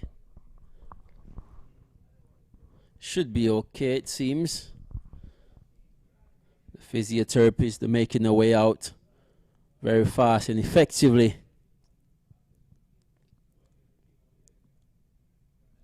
He took one for the team there, Lenny. We can smile about the situation because he's on his feet. He looks okay. Yeah, he saved a couple of runs, but that we will talk about later. Just want to make sure he's good, he's fine. Positive sign.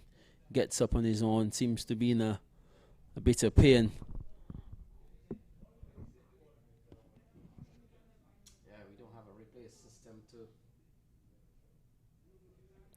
But excellent job by the man there, saving his team 2 runs.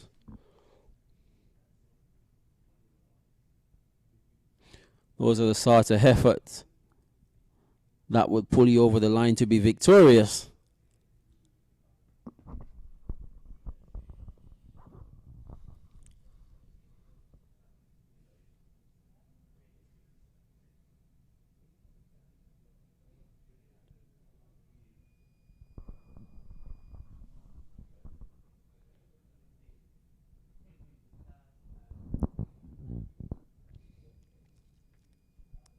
So play is about to be resumed as he gets some medical attention on the sideline. Glenn's on strike, 2 from 2, 22 yards, chasing 128 for victory, 56 for 4. Current run rate 6.5. Only 6.3 is required at the minute. And Zaidi approaches his second over. He's got none for 13 thus far.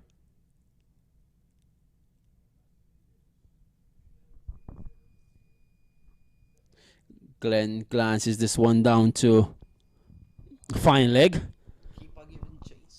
Keeper giving chase. They're coming back for a third. Very good running between these two. A better communication system here. Yeah, important runs there for 22 yards. They require 69 from 80, in fact from 67 balls.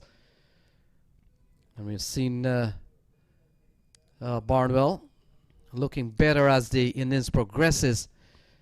And he will certainly need the help of everyone, starting with Javel Glenn. So Azad Zaidi. Barnwell should have done probably a little bit more with that. He gets a single that completes over number 9. 60 for 4. Barnwell still there on 22 off 16.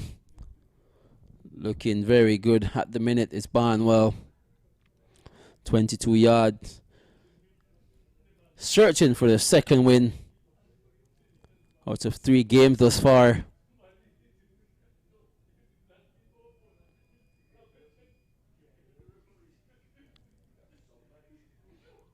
These two needs to get the job done if their team should pull it off effectively. Salman Nazar to continue from the media box end, with Barnwell on strike of 22 off 16. Can they get a breakthrough here?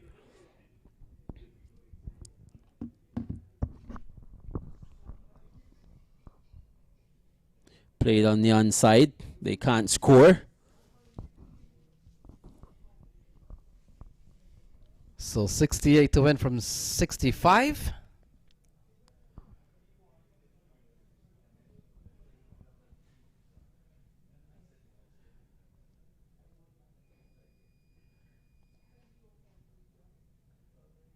Oh, that one kept very low there, Lenny. Having Barnwell in the back foot. Yeah, we haven't seen a lot of ball keeping low. We've seen, I think that's the second ball I've seen. And so relative to that, the wicket has really played well. Goes down the leg side. Could be 5 wides here. We'll wait and see. In fact, yes. And so 5 runs will be added to the card here for 22 yards. 65 for 4. And every run will count. So that brings the equation down to 63 from 64. Run a ball. And I think they have seen the urgency here, the 22 yard CC, to get this game finished as quickly as possible, to get their net run rate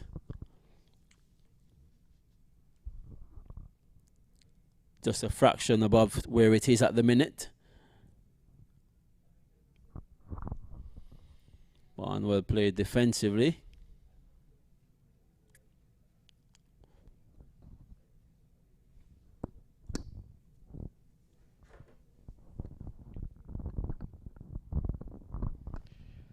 So the left arm leg spinner, Salman Nazar.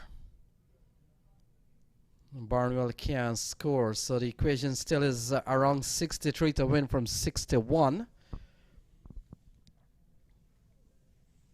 And of course, cricket continues tomorrow, 10 o'clock, 1:30, and in the afternoon. Ball worked into the onside, looking for a couple of runs here.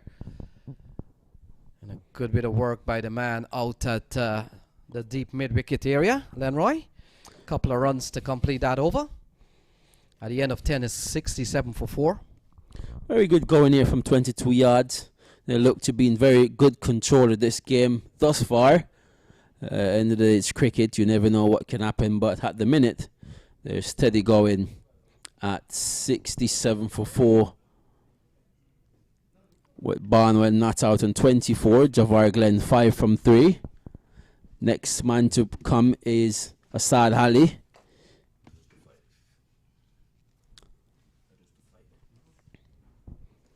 So just want to welcome Ivor to the commentary box to give us his analysis, and Audley to finish off the last.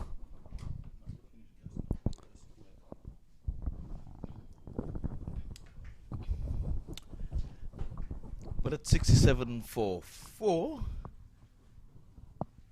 easy peasy, Audley? Easy going, relaxing, 6 wickets in hand. What do you know? They are cruising at the moment. They will have to be very careful not to relax too much, because if they should lose a couple of quick wickets, they could be in a lot of trouble. And 22 yards, I can tell you, they are trying tonight to grow to 24 yards. Okay, Christopher Barnwell,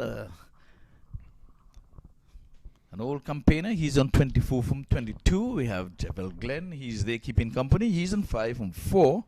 We have 61 to win from 59. Equation just about even par, but bat inside, let's say advantage. Maybe 55-45. Because Christopher Barnwell is still there. He's known to be a hard-hitting batsman, and there are still some good batters to come. So I would just give them the edge a little bit. Well, we've passed the half a mark. 128 is the target. Good bit of running there between these two. Quick single takes it down to 68 for 4. So only on the one column, just over the half a mark. And in terms of overs, remember this is a 2020 encounter. And most of the time, the last 10 overs are the last 5 overs. Well, say the last 10 overs mostly produces a lot more than the first 10 overs. Yes, this time he's whipping this one off the pads. Proper cricketing stroke. The ambles throw for a relaxing single. We're under night sky here in the city of Lauderhill, coming to you live from the Broward County Stadium, an approved venue here by the ICC. And again, we want to thank the ICC for giving the approval, 2 thumbs up, along with the USFA. And of course, MAQ TV. And how can we leave out the Broward County? Without them, we would not get permission to be in the park, because this is COVID-19 time. We're into a pandemic, oddly, and we're weathering the storm.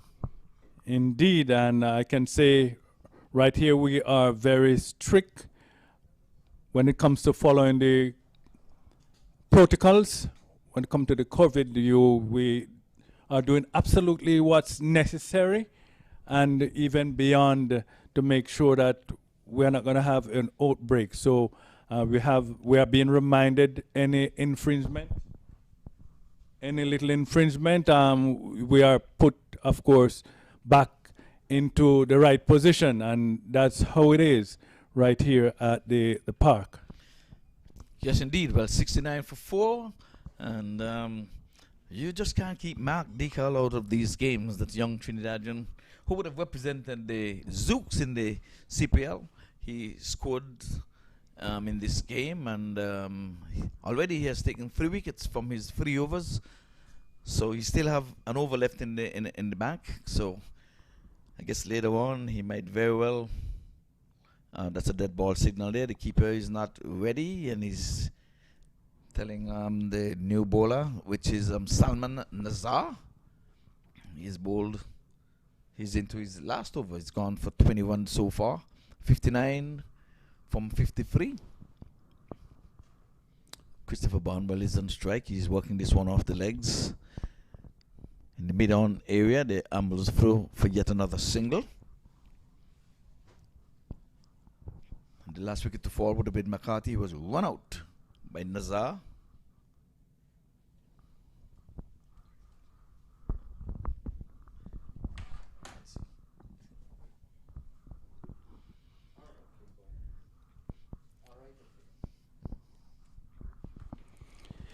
Scheduled for tomorrow, we'll have the Somerset Cavaliers. They'll be coming up against Punjab Blues, and that will be at 10 o'clock. At 1:30, the All-Stars, US All-Stars, will run into Swamp Army, and the third match will commence at 5 o'clock. Atlanta Paramveers will be coming up against the Afghans Zawans. And we have just seen some good running here with the ball just turned off the legs, and the amble throw for a quick 2. You can almost say they stole the second one, but that's good running. I want a ball can take it home, but in between you're going to need that double. This time he's playing an aggressive shot into the offside, and again this time the ambles the single. It's a relaxing one. The ball got to the long off in a hurry. So it's a left-right combination. So it's going to take a little time for field to change over. So tomorrow we'll be having a full day once again. So for all our listeners, not listeners, for all our viewers watching by MAQ TV, tomorrow it's another full day commencing at 10 o'clock. And barring rain, everything should just flow smoothly. And we are looking forward to serve you here on MAQ TV. And again, another one off the legs. They were thinking two, but they settled for one in the end, quite wisely. And score rolls up to 74 for the loss of some 4 wickets as we come to the end of the over number 12. So 8 more overs to go. Strike rate, the run rate at the moment, rather, is 6.2. And 22 yards. We'll have to try and start pushing. At the moment, they are not in any great danger, but they cannot allow the overs to slip away from them without even sometime, take a look on the board and say, wow, only 3 overs to go. But Christopher Barnwell is there, and he is usually a very busy batsman, and he has settled down, going 27 off 26. So he is determined to take his side over the victory line. Yes, well, Julian is coming in for the first time into the attack, and he's going to be looking for a wicket here now. I think wickets will do it for them.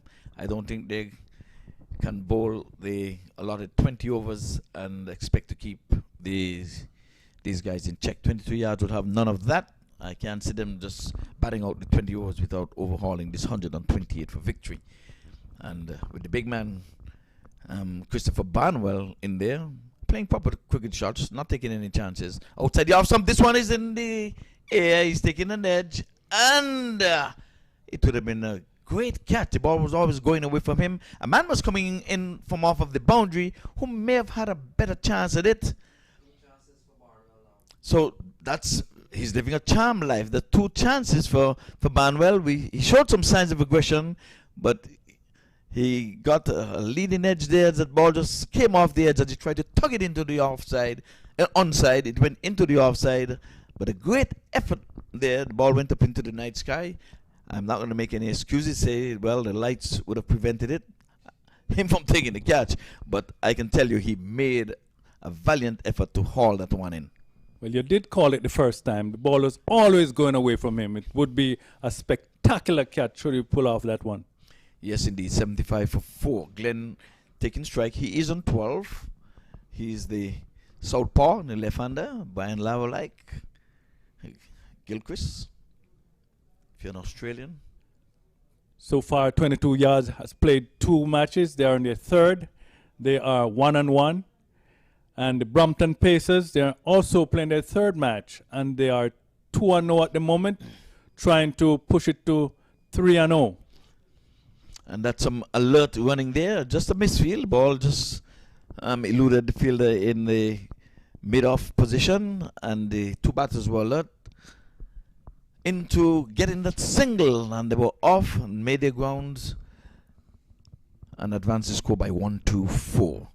So Glenn, he goes on to double figures. He's on 10. Barnwell, oh, that's a wide delivery. That round arm slinging action.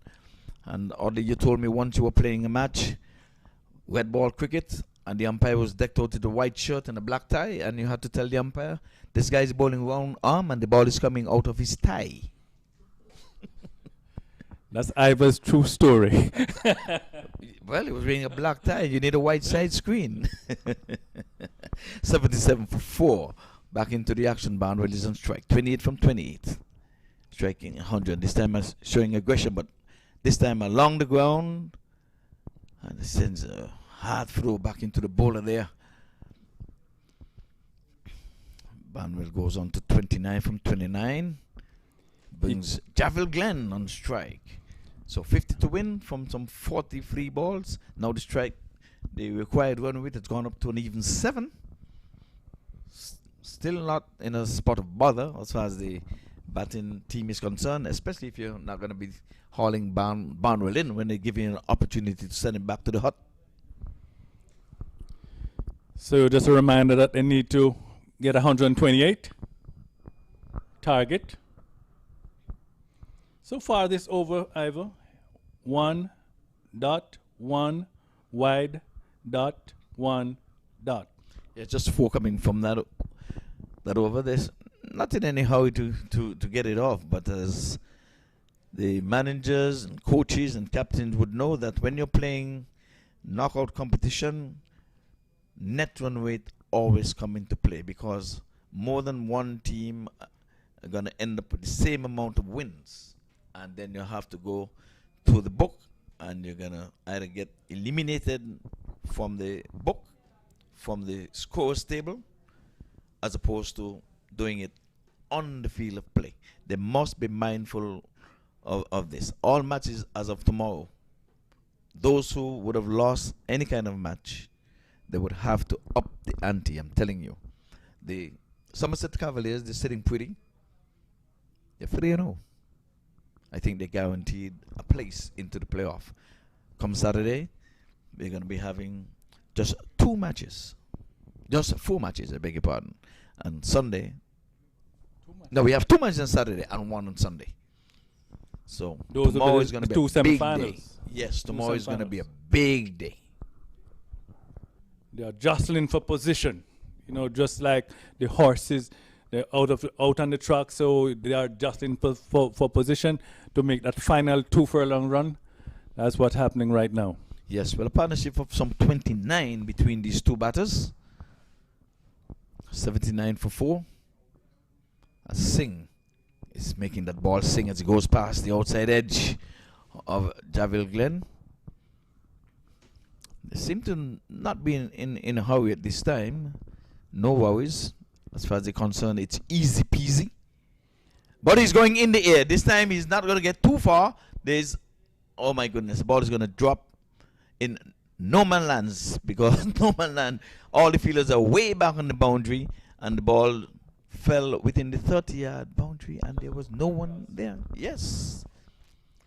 Yeah, that was a very, that one went high in the air, but as you all already said, Ivor, no fielders close to that one. They made some valiant attempt to run it down, but then they ran out of real estate. Well, the ball came down before. Perhaps Glenn is saying that was well placed, very intentional. So have no fear, guys. I know what I'm doing. This time, boundaries on the back foot, punching and taking on the arm of the man in deep, and he made good his ground. Good running again. At least that we can say, we can give them credit for. They're alert in the running in the middle. And of course, he slid his bat from almost halfway down the wicket to say, you got to get me sliding, brother. Yes, partnership of 32, and this time again, they're playing tipper ball 1 now. As you can see, Barnwell just taking no chances. Living a charm life, 2 lives already. And he's saying, I should be here to see my side get over the line of 128. That's the target. Now it's 45 from 37, the equation. Okay, he's going big. Let's see. It's getting an outside edge. It's going down to the 3rd man region. And they're going to be settling for a relaxing 2 from that last delivery of over number 14. So they're moving steadily along. This time they're much busier than the previous over. And this is what is called for now with just about 6 overs to go. Not a whole lot of runs to get, but then if they get too relaxed, then you know it could be pressure added. And what happened if a wicket or 2 should have gone down in quick succession? You know what happened? Well, Singh would have given up 7 runs from that over, a partnership of some 35 so far, 43 from 36. And every time I see 36 pop up in front of me, I remember the great man, Robert Nestor Marley. Yes, he died at the tender age of 36. But coming back to you, I said, you know, what would have happened? I was listening for you to say, then the cat would have been released among the pigeons. 2 wickets. You did not pick it up that time. No. So Julian, having bowled 1 over, he was very miserly. He just gave up 4. He's going to need to give up no more than 4 in this over to put a little break on that 7 that would have given up in the last over. Because if they go at 7 and over, they'll be just what is required, 7.2 from here on in. He comes in his right, and this time he's pulling this one. He's pulling it beautifully all the way over the boundary rope for a 6, first ball 6. Yes, up goes both hands. So it's another MAQ T20 Fantasy 6 runs. Okay, US Open Fantasy 6. US Open Fantasy Maximum. You know, sometimes maximum sound like it's more than 6, so it sound a little. Well, just to say he got half of that. He's going and playing a pop-up cricket shot outside the off stump. He's cutting, but there's coverage in the deep as it goes up to 92. So we're into the 90s now, getting inching closer and closer to the 128. And with that boundary, the required run rate has gone now to 6.3. So he started at 7.1, and I think Glenn now, who is on lucky 13. Don't know if he's superstitious. And this time he's swinging and missing, but was nowhere near the sticks. Taken cleanly there by the wicketkeeper. Normally, like Fidel would have cleaned up young Croatia there. But if you miss it, I'm going to go straight at those sticks and get lights camera action. He's punching off the back foot, eluding the short extra cover, but there's coverage in the deep. Again, the ambles through for a single. They made it attempt as if they're going for a second run, but the fielder threatens, and I say, okay, I'll stay home.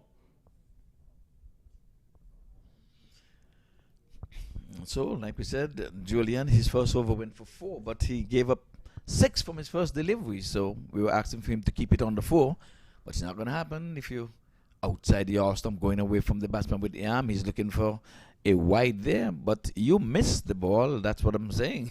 Because if it was that wide, I don't think you would have gone after it. So you just that you missed it. That's in the umpire's opinion. And that's down the leg side. He's flicking this one here nicely. They're working it off the legs just for a single. Seemed pretty quiet. Equation 34 from 30. Last wicket was Andrew McCarthy, run out by Nazar, Salman Nazar. Partnership of 44 runs. Yes, well, some 9 runs coming from that, so he would have given up. He gave up 4 in the first, so he doubled it, +1 in the second over.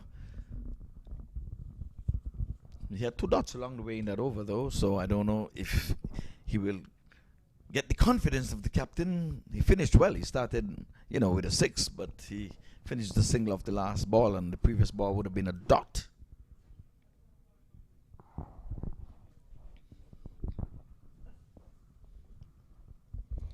So it's 94 for 4 at the end of 15 overs.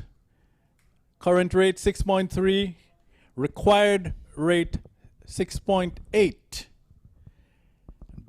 Christopher Barnwell on 41 from 37. And it's going to be Singh coming in once again.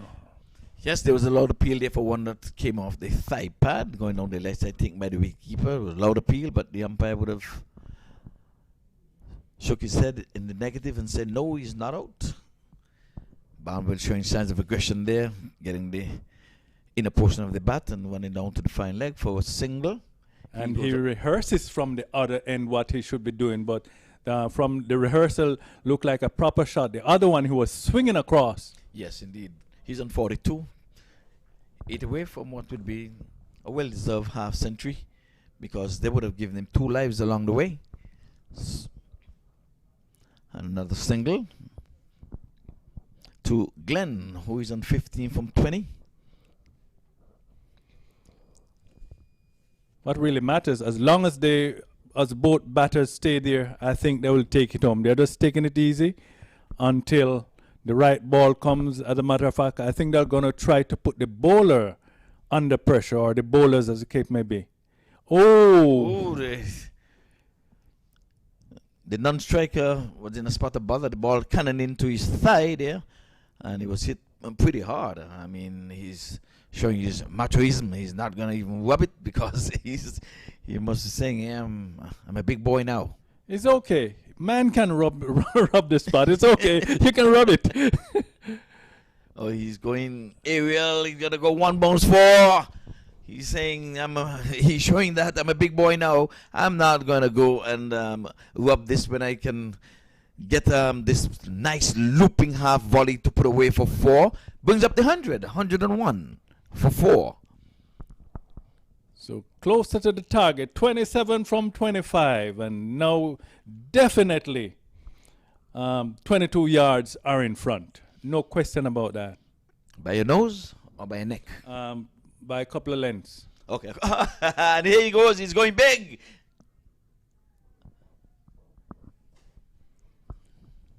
Waiting for the signal of the umpire. Umpire looking for confirmation. He went to 1 bounce 4. So that's a U.S. Open Fantasy 4 runs. U.S. Open Fantasy 4 runs so far from this over. A dot, 1, 1, 1, 4, and 4. And that's the end of the over, as a matter of fact. Yes. 6 balls. So it's 16 at the end of 16, 105 for 4. So just 23 from 24, 23 runs from 24 balls.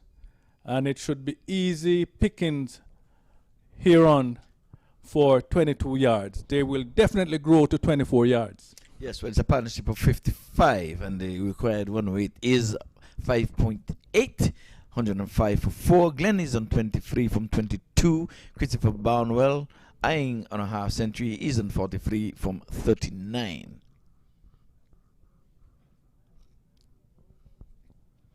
So 22 yards, looking for the second win in this tournament.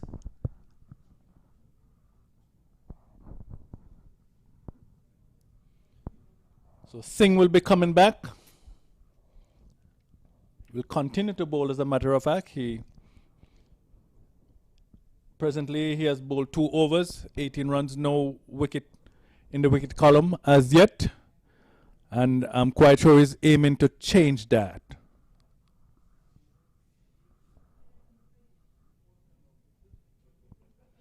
No, well, it's Julian is bowling because Singh just bowled the last over. Sorry, yeah, just change over here. So it's Julian, who has bowled 2 overs, 13 runs, no wicket, and he also will be gone in to change that wicket column.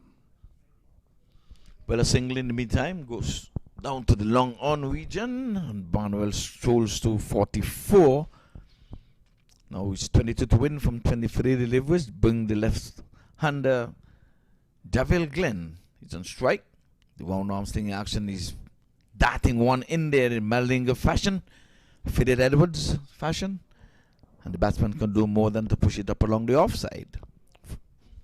And Fidel sporting a longer here these days, so he's going big, and really big. It's gone. It's left the playing area for yet another U.S. Open Fantasy maximum.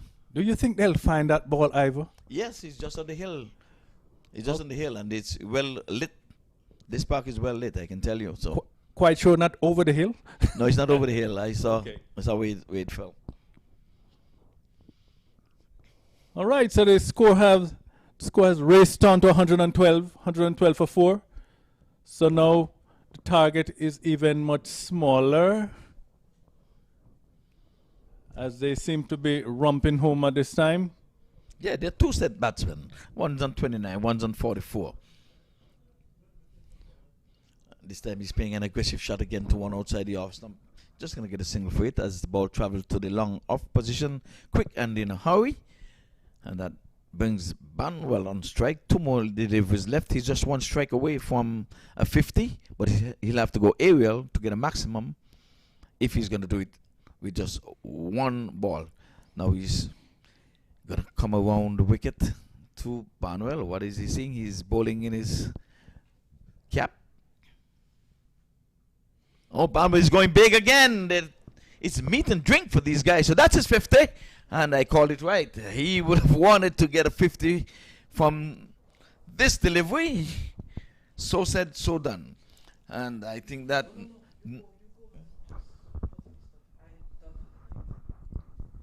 So it's another US Open Fantasy Maximum. US Open Fantasy Maximum. So it's 9 to win from 19 balls. I think now there's no question whether 22 yards will win the match. Outside the off stump, it's a wide, and Barnwell wanted to get some willow on that, but it was so wide. There's no way he was going to catch up with that one. So the score advanced by 1. It's 120 for 4. Target 128. Again, outside the off stump and going away from the batsman, not giving him a fair chance of playing that. he's slinging it like in baseball fashion, trying to slide it across Barnwell. Yes. So only 7 runs to win. Down the leg side and another wide. And they're going to get some runs for it. It's coming very close. He's going to go across the boundary rope now. So it's 5 more added to the total.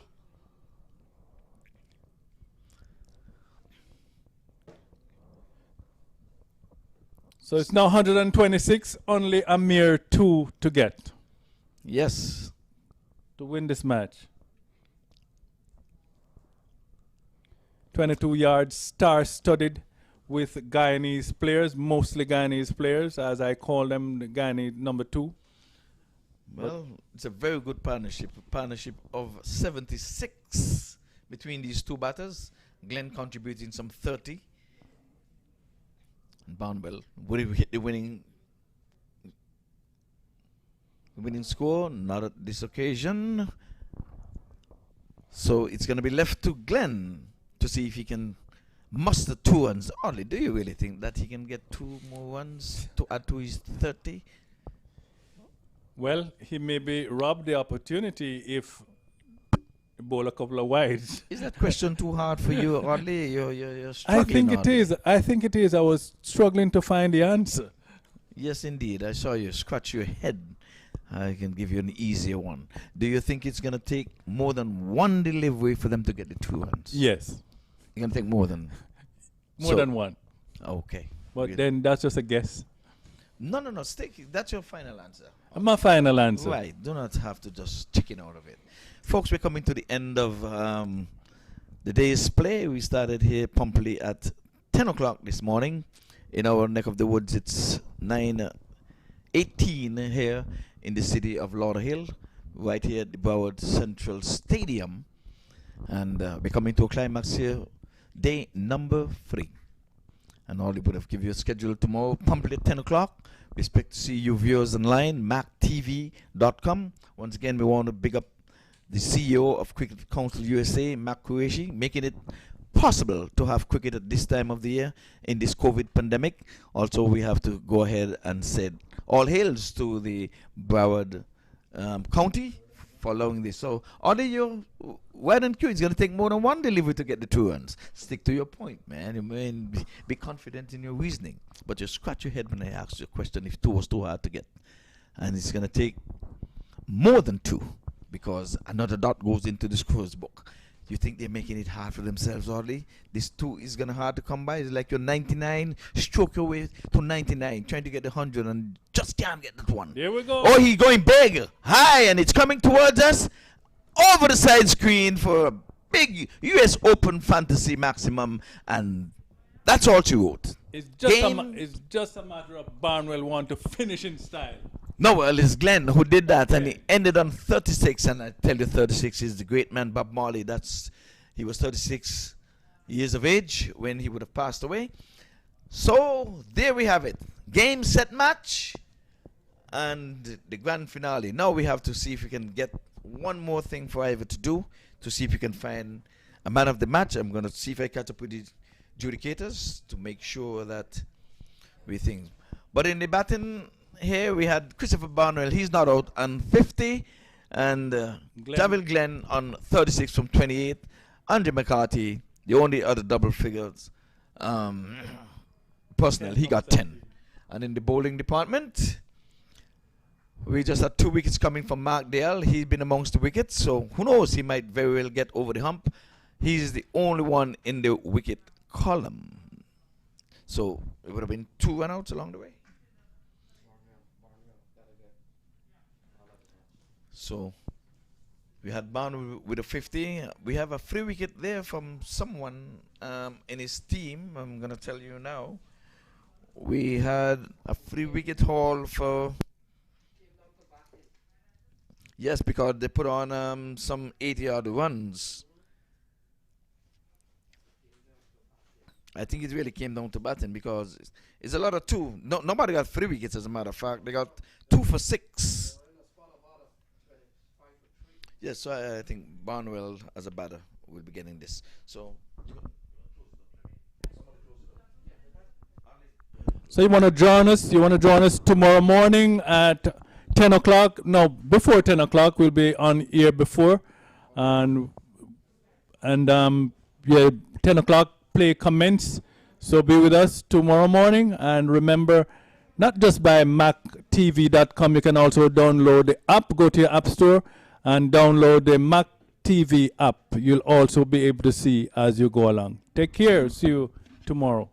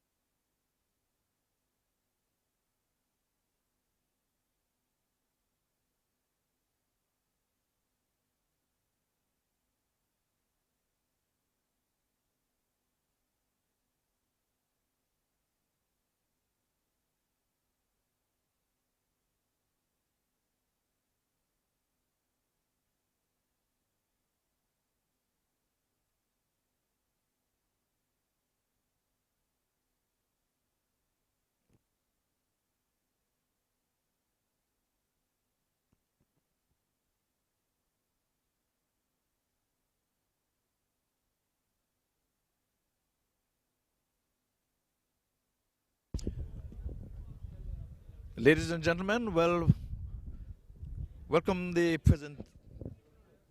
Come over somewhere in the middle. There you go.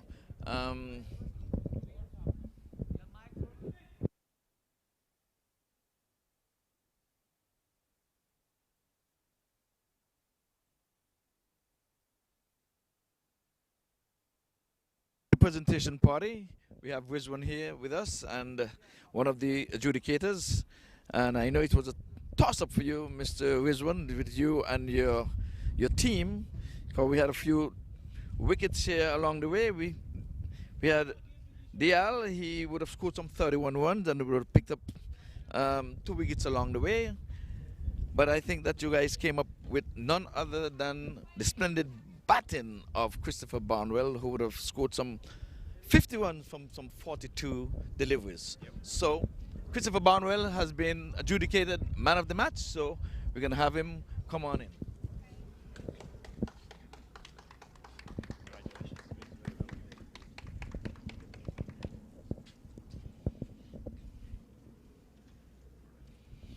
Mr. Barnwell, we're going to have a small little chit-chat with you.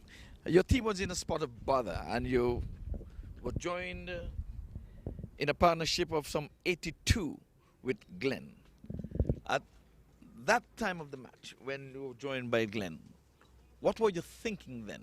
You were thinking when you were thinking, I have to stay to the duration, I have to just show my worth here in this tournament because your team would have already lost the game.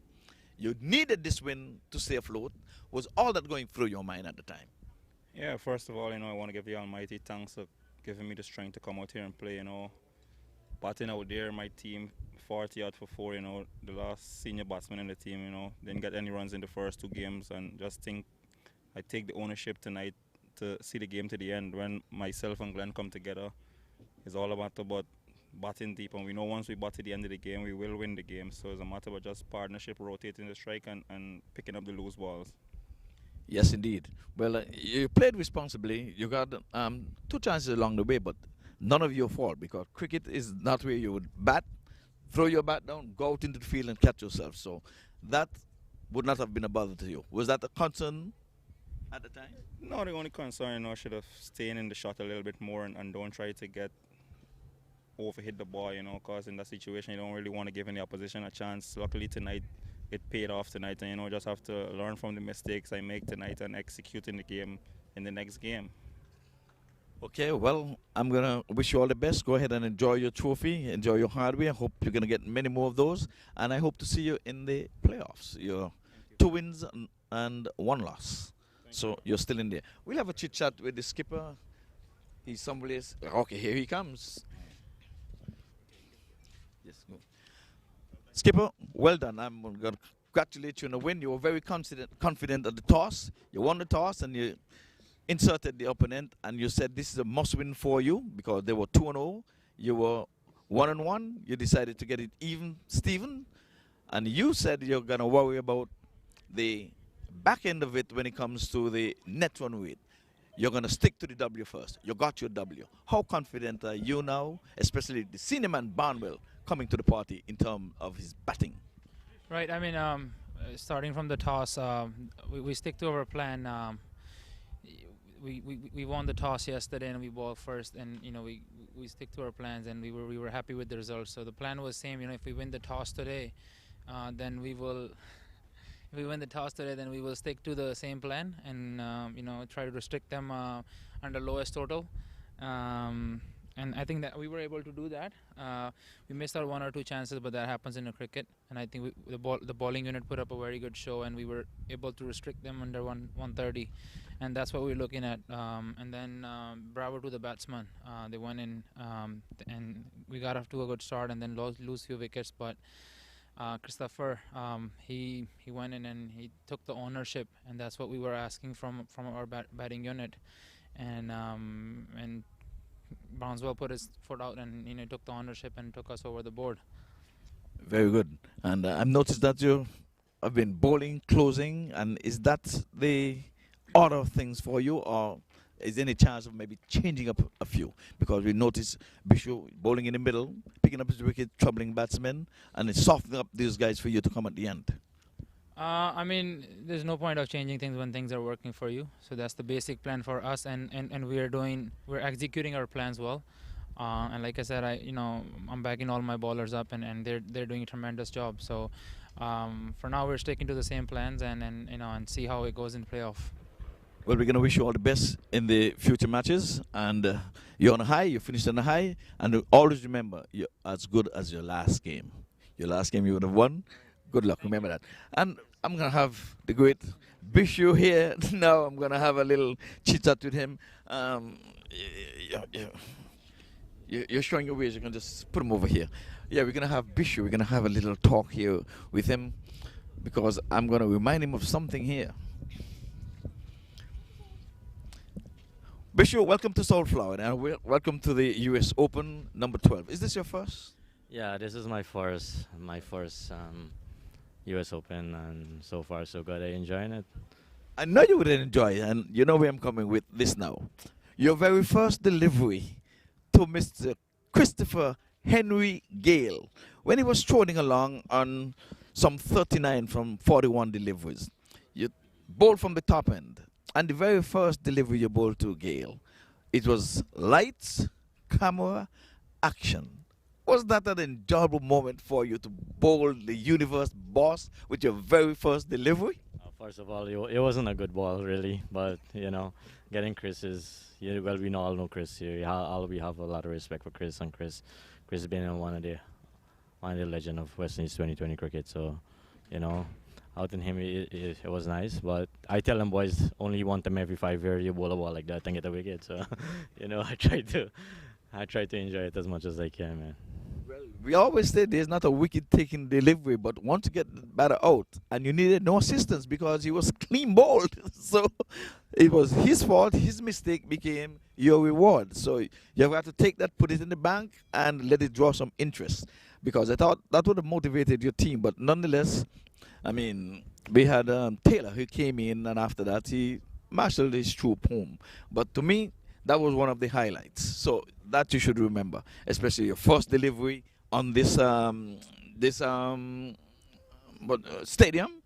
I would think that you should put that in your memory. Bad ball or not, as long as it was not a no ball, you got him with a legal delivery, and I think you should savor that moment. Now, today you went for a few. And you would have bowled from the southern end. I mean, I know it's the captain, or maybe it's you, or whatever. You got your purchase and your wickets from the northern end. This evening, you were brought on from the southern end. Did it make a difference, or was there any real reason why you would have come from this end, and not the successful end that you would have bowled from yesterday? No, it didn't matter what end I bowled to. Yesterday, I bowled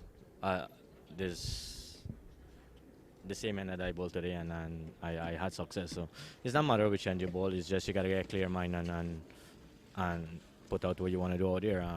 It was coming in the middle overs and bowl is important that I pick up wicket, because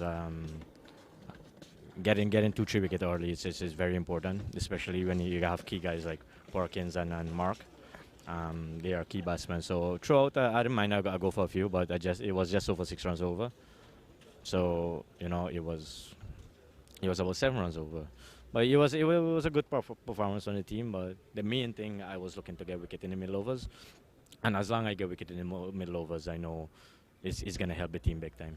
Yes. Well, you would have represented the West Indies in 7 2020. Is there any highlights from those 7 games that you can remember? Yeah, I have a few memories and certain things that stand out. When I made my debut against Pakistan, I had 4 for 16. That was a good performance. But having all those experience over the years, playing cricket for West Indies for a while and playing regional and first class cricket for a while, it brings a lot of experience. And playing this cricket is very nice. The standard is good, and we try to enjoy it as much as I can. Well, this is an ICC approved venue. So you having played here, it's ICC approved. This tournament is ICC approved. So the world is watching, millions are watching. So we're going to be finishing up now so you can go and enjoy your victory. And like I told you, Skipper, plan for the other games into the playoffs. And I hope to see you on stage again doing your you do for your team, for yourself, and for your captain especially.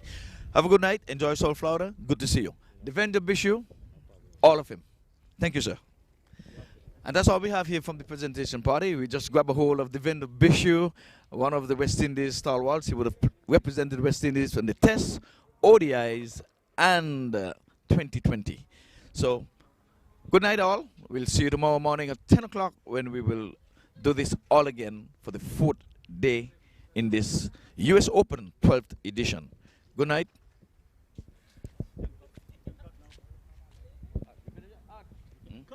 Cut. No, they'll do that all the time.